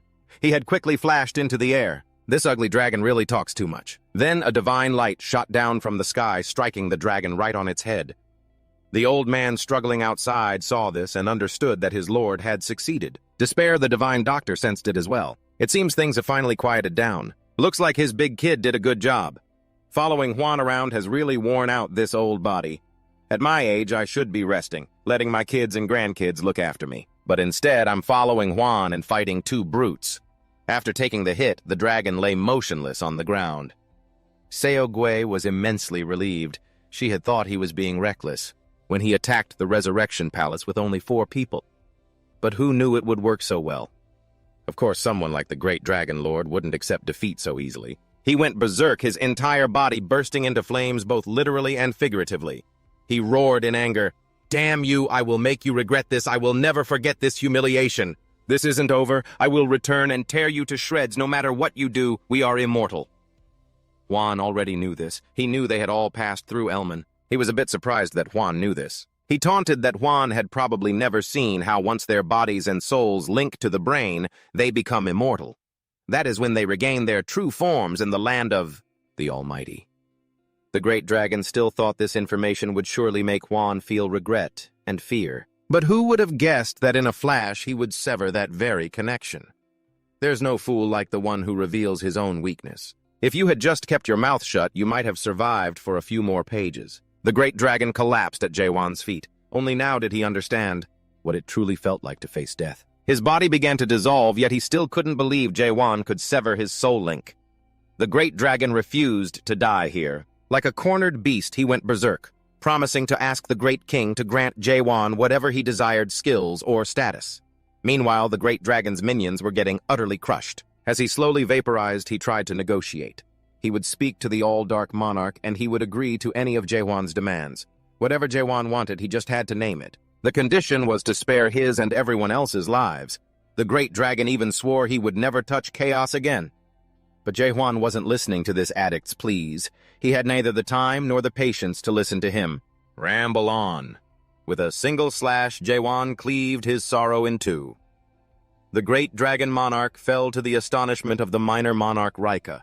Rika couldn't believe that one of the 5 dragon kings had died while he had just gone to check the main gate and returned because of the noise.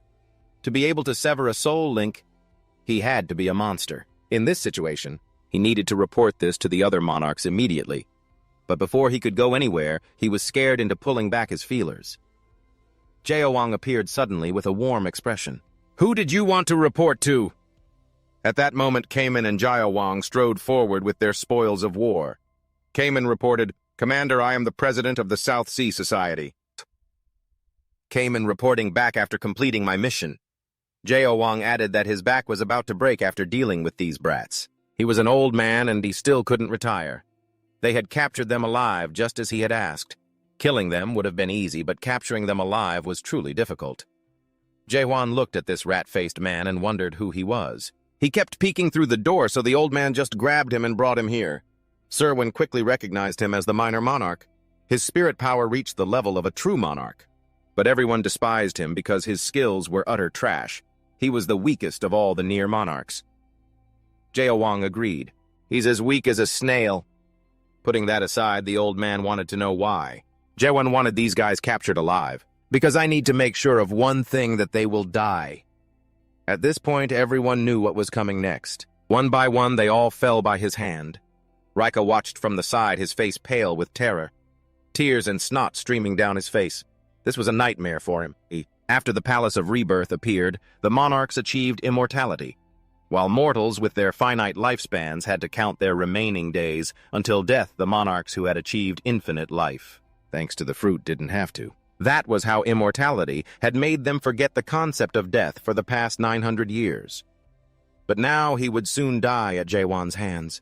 He was truly terrified of death, a feeling he had long since forgotten. Rika kowtowed, repeatedly begging for his life. He claimed he had no intention of fighting from the very beginning.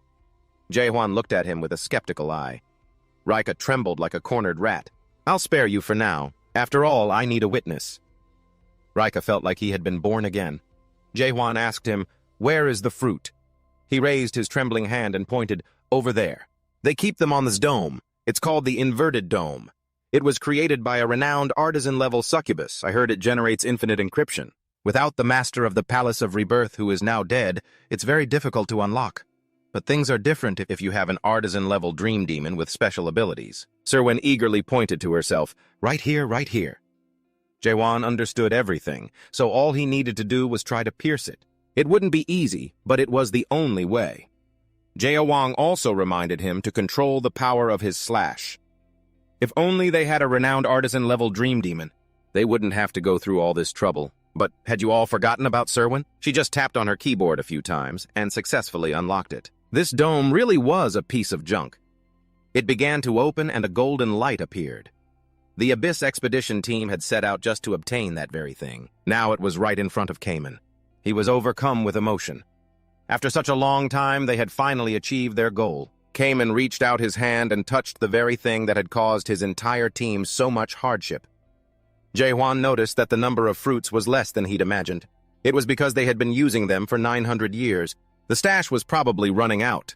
This wasn't even enough to share with everyone in Gogan, let alone all of Chaos. Cayman was a bit disappointed. Juan was willing to leave it all for him. "You deserve to have your life back. Make your choice." Cayman looked at the fruit, then held it, thinking to himself, "It's been too long." This was a long war one where he had endured countless hardships. So many lives were sacrificed, and they had suffered so much humiliation to obtain the forbidden fruit. This was the reward for all that time. But surprisingly, he destroyed the forbidden fruit with his own hands. The entire group was scared shitless. None of them could have imagined Cayman would do that. Juan wanted to know why he destroyed the fruit of resurrection. Cayman was silent. "Because there are 10 fruits left." The moment he held it in his hand, he realized 10 fruits. These 10 fruits would only sow conflict. Everyone would fight each other to become one of the 10 who get to live again. If that happened, Chaos could never be saved. It was undoubtedly a difficult decision. Cayman also offered to handle the remaining fruits himself. This wasn't something just anyone could do. However, it had to be done by someone who belonged to Chaos. That was the reason Juan had brought Cayman with him. He agreed with Cayman's decision to destroy them. The others would be incredibly shocked if they saw this. From the very beginning, Juan knew for certain that he would do this, because Cayman would choose despair for himself and find his salvation within it. He would never regret the decision he made today. Just then, a vortex appeared from above, shooting straight down toward Cayman. What the hell is happening? The hell is... He lay motionless on the ground after that attack. What filthy insect is playing at sneak attacks? This guy is the simulated 10th floor Stormlord Monarch Canael, and he's furious that someone dared to lay a hand on him. Cheong-hio screamed for Cayman to wake up, but suddenly a hand from behind clamped over his mouth and threw the old man 10 meters away. That bastard spares neither the young nor the old. This is the Silent Lord Monarch Magito, another 10th floor imitation. The old man was heavily injured and both of his comrades were hurt. This made Chuan extremely worried. Yet another mysterious figure appeared. He knew that Chuan would eventually push past his limits, and this had become a problem that not even Chuan's life would be enough to solve. Rika, hiding behind a rock, was trembling like a leaf. He recognized this man as Sam Yongaram. Sam Yongaram is one of the 3 commanders from the 9th Land. Who would have thought one of the 5 strongest commanders of the Almighty Land would personally grace this place with his presence? In this situation, a coward like Rika had to get out of there fast. Now that the pile of fruit had been stolen, he might not even be able to keep his own life. With a dangerous look in his eyes, Garam gave an order to Canael and Magito. Upon receiving the command, they immediately charged forward, declaring that the heads of those insects would be theirs. Juan knew this situation was truly not simple. He told Sewin to quickly take Cayman and the old man and leave first, but Magito wouldn't let that happen so easily. He made Black Hands rise from the ground and bind Juan tightly. The other one attacked him head-on. He managed to dodge the deadly blade, but those two were very strong. They were really not easy to deal with. Megiddo attacked with incredible speed. They were on a completely different level than his previous opponents. Kanael began to mock him, saying he had high expectations when everyone was talking about Chuan, or becoming the Lord of Gogan or something like that, but his current strength was nothing worth watching. With that, he continued to let Chuan taste another one of his techniques. Just looking at this destructive force is enough to understand how terrifying his beastly power is. Chuan had a very hard time just staying alive. After that technique, those two even thought it was because he'd used all his strength to defeat the 5 dragons, which was why he was as weak as a snail now. No matter how much he pretended to be strong to them, the enemy before them was nothing more than a tiny shrimp. Garam also seemed extremely disappointed. He wanted to end things here. With that, they began to charge in to finish Chuan off. His eyes were now filled with hatred for those bastards. He remembered his conversation with the old man Cheong-hel. The old man saw Chuan as a monster. Who would have thought this kid could split Manduko's thousands of years of civilization in half in the blink of an eye? This wasn't just being strong. This was on a continental scale. But he also had some advice for him. Chuan should limit his overuse of techniques that use spirit power. Awakeners can use spirit power without being bound. However, the price is the consumption of a certain amount of spirit power. If he just keeps using big techniques like that recklessly, he'll be the one to fall first. But in the current situation, Chuan had no other choice. These bastards were on the same level as when he first set foot in chaos. While they were still underestimating their opponent's strength, Chuan had to finish them off as quickly as possible. He would end this quickly by using all the power he had. Chuan used his sword and poured all his spirit power into it. Then a 5-hit combo. Just one move sent those 2 scumbags flying feathers scattering everywhere.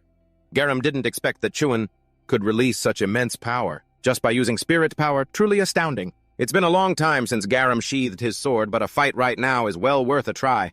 A long time ago, there was a dream demon who sought out the monarchs of the 12 lands. All the monarchs refused the dream demon's request, but he didn't give up. The last land he set foot on was the 9th land. The dream demon wanted to meet the all-black monarch. He wanted to borrow the power of the all-black monarch to climb the illusory tree. He spoke of the value of existence and emphasized that life in this world was extremely abnormal. Please remember the rage and the things you had to endure when you were weak. This world can be changed if we destroy the first nightmare at the top of the illusory tree. This ideal was quite noble, but at this moment Garam also understood why the all-black monarch didn't want to meet this dream demon. The almighty land is a place only for the strong. If he wanted to change it, that dream demon needed to show Garam his capabilities. So the two of them fought for 3 days and 3 nights, and then on the 3rd day, Garam had come to recognize the power of that dream demon. Back then, he thought that if the guy was that strong without using demonic power, then that dream demon was fully qualified to speak of the illusory tree.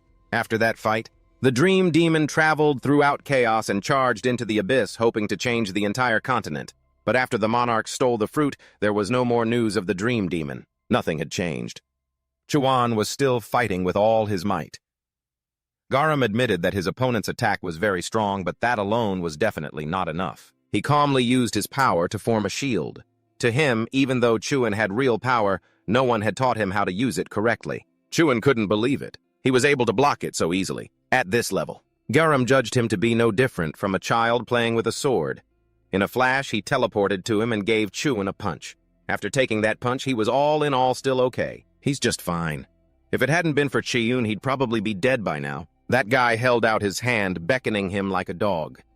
He wanted to see just how strong the one who dared to discuss the phantom tree really was. Chuan realized this guy was more monstrous than 2 weapons combined. He wasn't even using any special skills, even when I read him with the ultimate mind's eye. All I could see was his immense combat experience and talent. How could he be this strong? Why is he so powerful with just practical experience alone? The two began to fight up close. Garam hoped these skillful attacks weren't all that Chuan had. What he meant was, he hoped he would be even stronger to be a worthy opponent. Chuan flashed behind him, but it was just a child's trick to him. Garam spun around and used his war fist. It's that legendary fist again. Chuan was shocked that his opponent could execute the war fist with a single punch. Garam leaped up and rushed towards him. A single blow sent Chuan flying, plastering him against the wall. He lay helpless on the ground. His strength and abilities were completely hopeless against him now.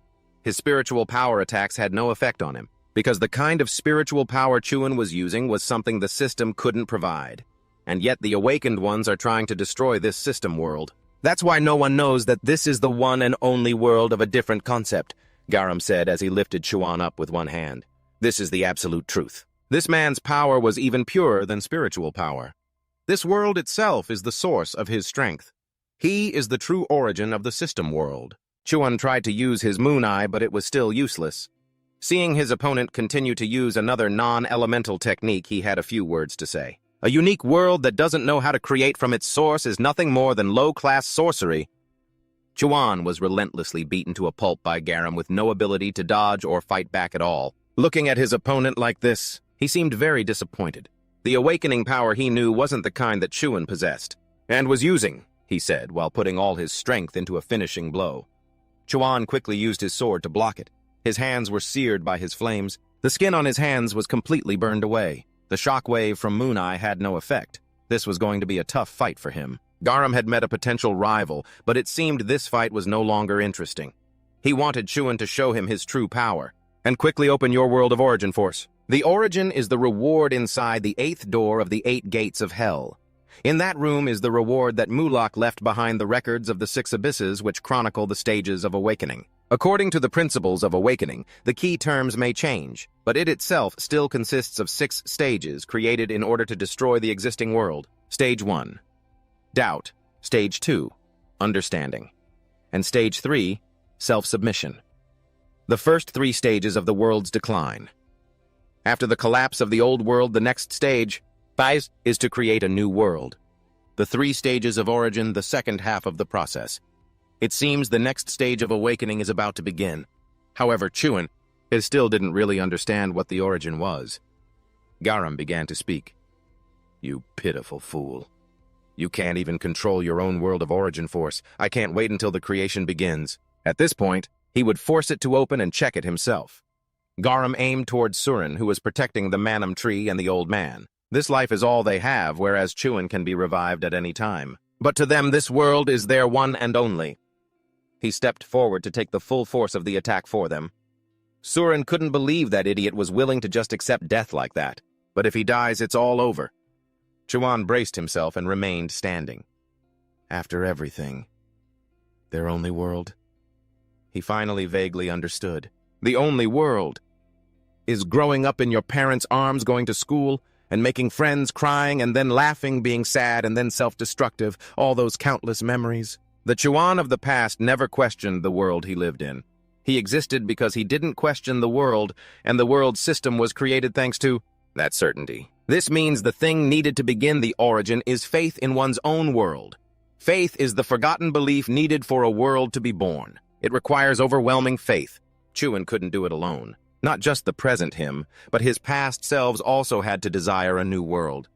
But the Juans of the past always said that the world he was talking about was fake. Stop running from reality. The world he lived in was not the world they existed in. They had no reason to help him. He couldn't convince all the Juans of the past. If that's the case, then I won't try to convince you anymore. Juan continued to fight Garam with faith in himself. If you can't help, then just disappear. The sooner the better. And so Juan was continuously beaten black and blue without the slightest chance to counterattack. Garam delivered a barrage of punches to his small frame. Then a final blow sent him flying, plastering him against the wall. Looking at Juan in such a pathetic state, he began to taunt him. Look how exhausted you are. The moment he was about to give up, a voice echoed in his head. A Juan from the past spoke. Are you planning to die so pathetically? If you die, we all disappear too. Have you forgotten the hardships we had to overcome to get here? Don't do something so stupid and then run away. You already look pathetic enough. Garam was deeply disappointed. He'd thought his opponent could last longer, but he didn't expect him to be this pathetic. Juan slammed his sword into the ground. What's there to be disappointed about? He said, his fighting spirit reignited. I can't die in a place like this, and certainly not at the hands of a scumbag like him. The Juans of the past were also very pleased with this. They are one and the same, so now they will all fight together as one. A glow enveloped Juan's body as he opened his eyes wide, brimming with murderous intent. At the same time, he activated the Genesis skill. The flow of power made Garam's eyes widen in astonishment, as space itself seemed to fracture into pieces. Even Son couldn't believe he had dared to use Genesis, let alone his opponent. Behind him, a red vortex appeared. Stage 4. The ability to turn illusion into reality, the power to make faith manifest. A faithful purple light descended from above, materializing into a sword. Looking like a total badass, Juan gripped it tightly. This is it, the fourth stage awakening. Garam finally understood. So this was his unique world, an existence that defies the principles of this reality. It could perfectly be described by the word fallen. What a calamitous world, one created purely to annihilate others. But even so to him, the result will be the same. With that, Garam attacked Juan again. Not to be outdone, Juan used his new sword to block the punch. The two terrifying powers clashed perfectly matched. Seeing his opponent had gotten much stronger, Garam was thrilled. Finally, a real fight. The last time he'd felt this excited was 1,000 years ago, when he fought the nightmare. This lunatic even thanked Juan for helping him remember. However, it's time for this to end. This time, Juan managed to dodge his punch. He then flashed high into the air, kicked off a wall, and aimed his sword straight down at Garam, who was slightly taken aback. But he still caught it with his fist. The impact created a massive explosion, sending debris flying everywhere.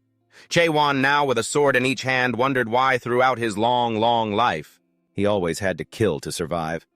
Now he could easily evade Garam's fists. Everything Juan had ever done was just thrusting right. Thrusting left, then thrusting right again, as if nothing in this world could possibly bind him. Simply because it's fun. The madman grinned satisfied.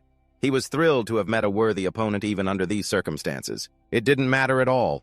That's why, even if only for a moment, he wanted to push himself even harder. The two clashed again, their battle tearing from one place to the next. They were relentlessly locked in a stalemate. Now even Garam was having a bit of trouble. So this is all the system can do. But he replied, it can do much more than this. One side a faithful purple, the other a blood red. They fought on relentlessly, destroying everything around them. Bystanders like Juan were caught in the crossfire. It was a classic case of when elephants fight, the grass suffers. It had been thousands of years since Garam could let loose like this. Who would have thought he'd meet an opponent like Juan in the chaos? He was so moved he was on the verge of tears. Juan could sense it as they fought.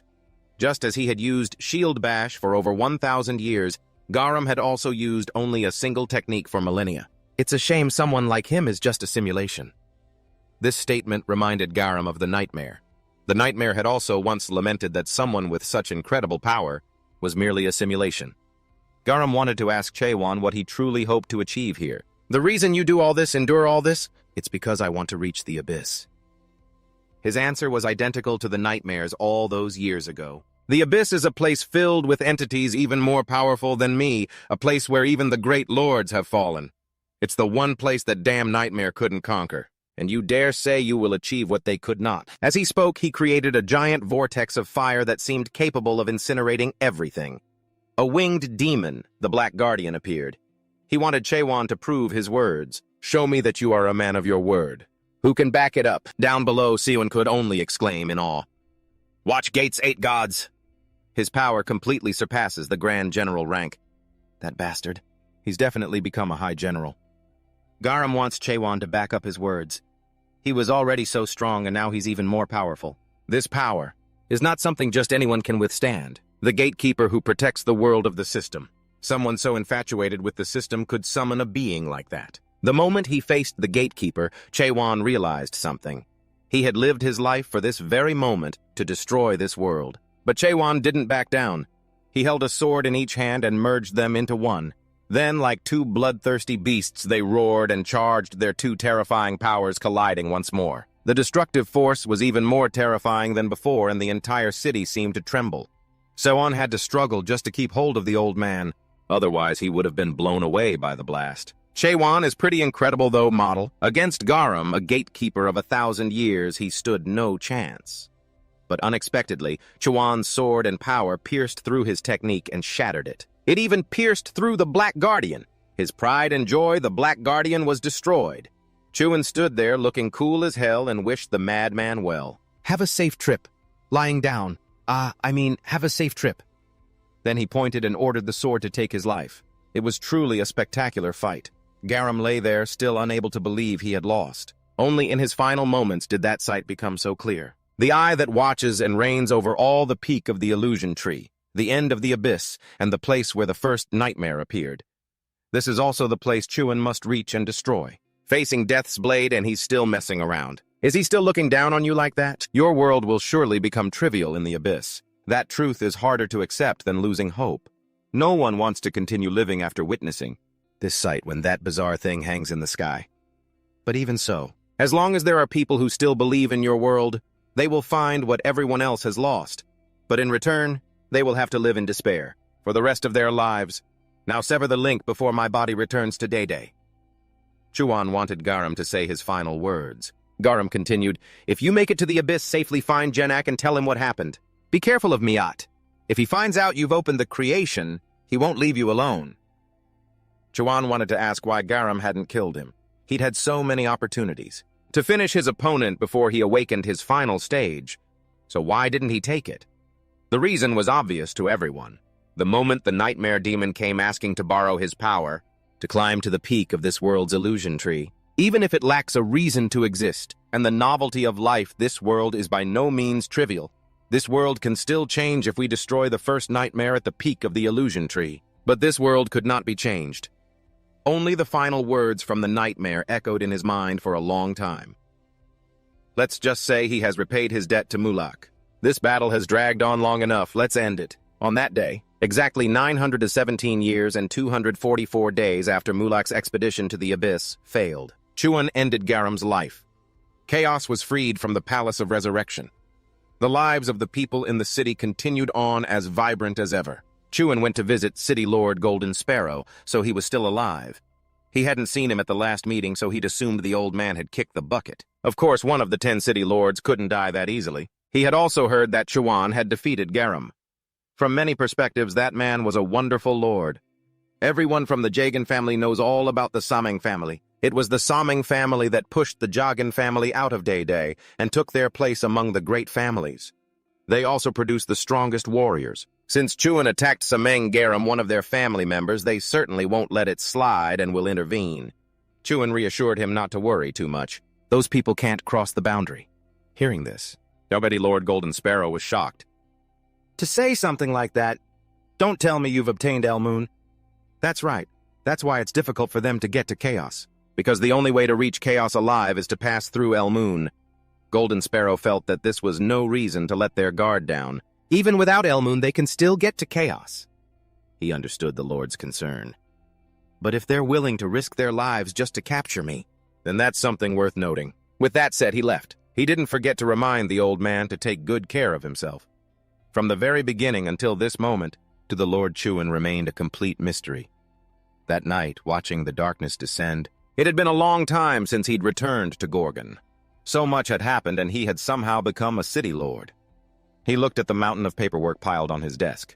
Juan still hated dealing with it as much as ever. These days have been so busy. They call me a city lord, but I haven't even been able to help with anything yet, and I'm already stuck struggling with all this paperwork. And Cotton has to worry about finding her master who disappears at the drop of a hat.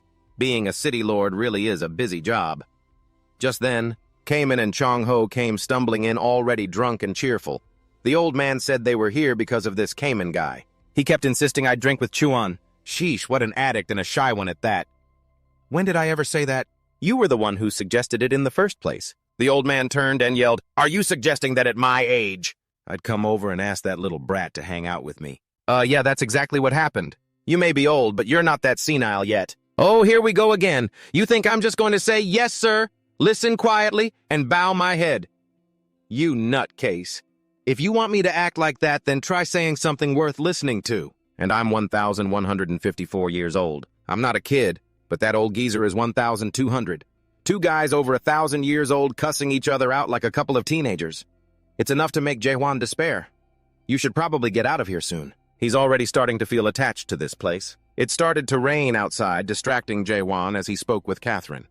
They were in the middle of talking about the Nightmare Tower Capadem, but the Lord wasn't paying any attention to the conversation at all. He didn't even know what that tower was about. Catherine had to explain it all over again.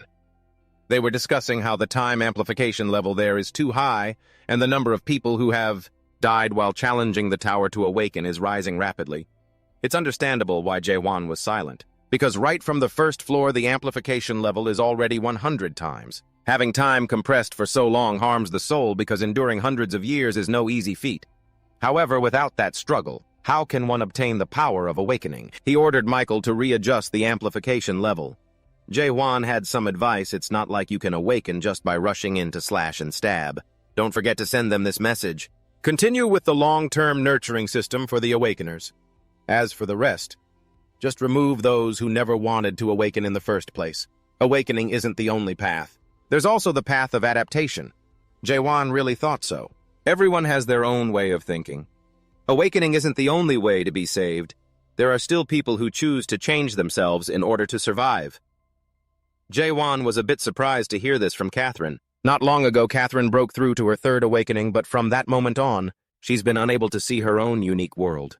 Juan didn't believe it. Although the state may vary depending on each individual's abilities, everyone who has reached the threshold of self-submission should see a unique realm that belongs only to them. In other words, their unique world. He recalled what Garam said during that battle. Even the spirit power you use is just a type of power mediated through the system, and yet you awakeners insist on trying to break the laws of this world. That's why people like you could never understand that perhaps this very world is also a world belonging to someone else. Juan reassured Catherine, "Don't worry too much. What if your world is this very system? It's definitely possible. Even I don't know everything there is to know about awakening." Catherine wondered if her unique world really was the system. Then would there come a day when she would have to fight against Juan? Juan grew pensive. If you truly want to protect this world, then that's a very real possibility. Kate was a little surprised. So, he really does intend to bring this world to an end. She slammed her hand hard on the table and said, "Lord, please take me with you on this campaign." Truly a never-ending ordeal. Juan had heard this so many times before. And now even you are saying it. He had only just escaped from them and fled here. Catherine began to persuade the Lord by citing the law. According to Section 3, Article 14 of the Gogan Law, all leaders of the Gate Patrol have a duty to protect the fortress in a state of emergency. What nonsense. She's not the captain of the North Gate Patrol anymore. Besides, Juan wouldn't be the Lord for much longer either. In 1 week, he would be leaving this fortress. He asked Catherine if she was ready to take on the position of the succeeding Lord. To Catherine, if he was no longer here, Gogan would fall. Not just Gogan, but the entirety of chaos. Juan told her not to worry too much about it. He had already foreseen it. First, let's leave this room. He needed to complete one final matter in his capacity as Lord. Under the heavy downpour, everyone worried that the Lord would get soaked. Everyone was very sad and couldn't hold back their emotions. Juan stood up and thanked everyone for taking the time to be there. Everyone has done their utmost to protect Gogan. From this moment on, for the lives that have fallen to protect the fortress of Gogan, for those who have offered their pure souls, I, along with everyone here, will hold a full 3-day farewell ceremony. They presented the mementos of the brave warriors who had fallen the sword of Isaac Kendall, the orb of Juan Veldo, the hammer of Kashmir. They were helpless, sorrowful, and trembling as they spoke of their sacrificed comrades. But there was one thing that made everyone curious. Something in the back. It had been there from the start. It was concealed by a giant cloth. Juan said that everyone had done very well in the battle. However, as you all know, the war is not yet over. The war has only just begun. The cloth was pulled away. Everyone was stunned to see that it was Elmo. Why was such a thing here? The people begged the Lord to destroy it. However, it was too soon for them to be surprised. The best part was yet to come. From the opposite direction, Surwan was escorting the little monarchs. Everyone was stunned to see a monarch from the land of the Almighty. They recognized him as Rika Chuan. He slowly walked towards him and gently drew his sword. The little mouse trembled, thinking he was about to be killed. Rika lost control and screamed, "You bastard! If you're going to kill me, then do it, but you will regret this, the all-heaven—" "Monarchs will never forgive you. This little mouse is too noisy." Without hesitation, Juan chopped off both his hands. Seeing this, the other man's face went pale with fear. He wasn't going to take his life, but he wanted him to return to the land of the Almighty and deliver a message to his master. If you want a war, you'll get a war. Juan would wait for that master at the peak of the illusion tree. The next day, Serwin came and confronted Chuan when he told her he was quitting his job starting tomorrow. She had no idea what that madman was thinking when he said those words. But, don't tell me he's actually planning to fight the all-heaven monarchs, is he? If he intends to destroy El Moon, he'd better do it quietly so I don't find out. What on earth is this guy planning, letting that petty monarch go just like that? They'll definitely retaliate. He warned her, "Don't make a fuss. If they come, they can only send a few brigadier generals at most. There's a war going on over there. A warlord won't be able to come here. Serwin knew this guy was insane, but she never imagined it was this bad. You think only brigadier generals will come here now that the mute monarch is dead? It'll be at least 2 or 3 great generals. And if people from the 5 great factions show up, this won't be simple. However, that was exactly what he wanted. If I defeat them here, the entire situation will be reversed. Chuan was also quite surprised that this girl was so interested in all this chaos. However, she was here to hear what he had promised her. Tell me, what did you obtain in the 8-gate hell? After he finished telling her, she screamed. She asked him, are you certain about that? Are you sure that Mulak Amel left this behind? It's your godfather's memory, he confirmed. But how could she possibly believe that? On a cold winter day, Mulak had found an egg in the harsh winter of the 6th region's illusion tree, right at its base in that bone-chillingly cold place. A brightly shining egg was waiting for Mulak. He was very anxious at the time because this was the first time he had ever obtained an egg. He could never forget the moment that sprout of life was born and nurtured by a dream. A tiny life appeared from behind the shell.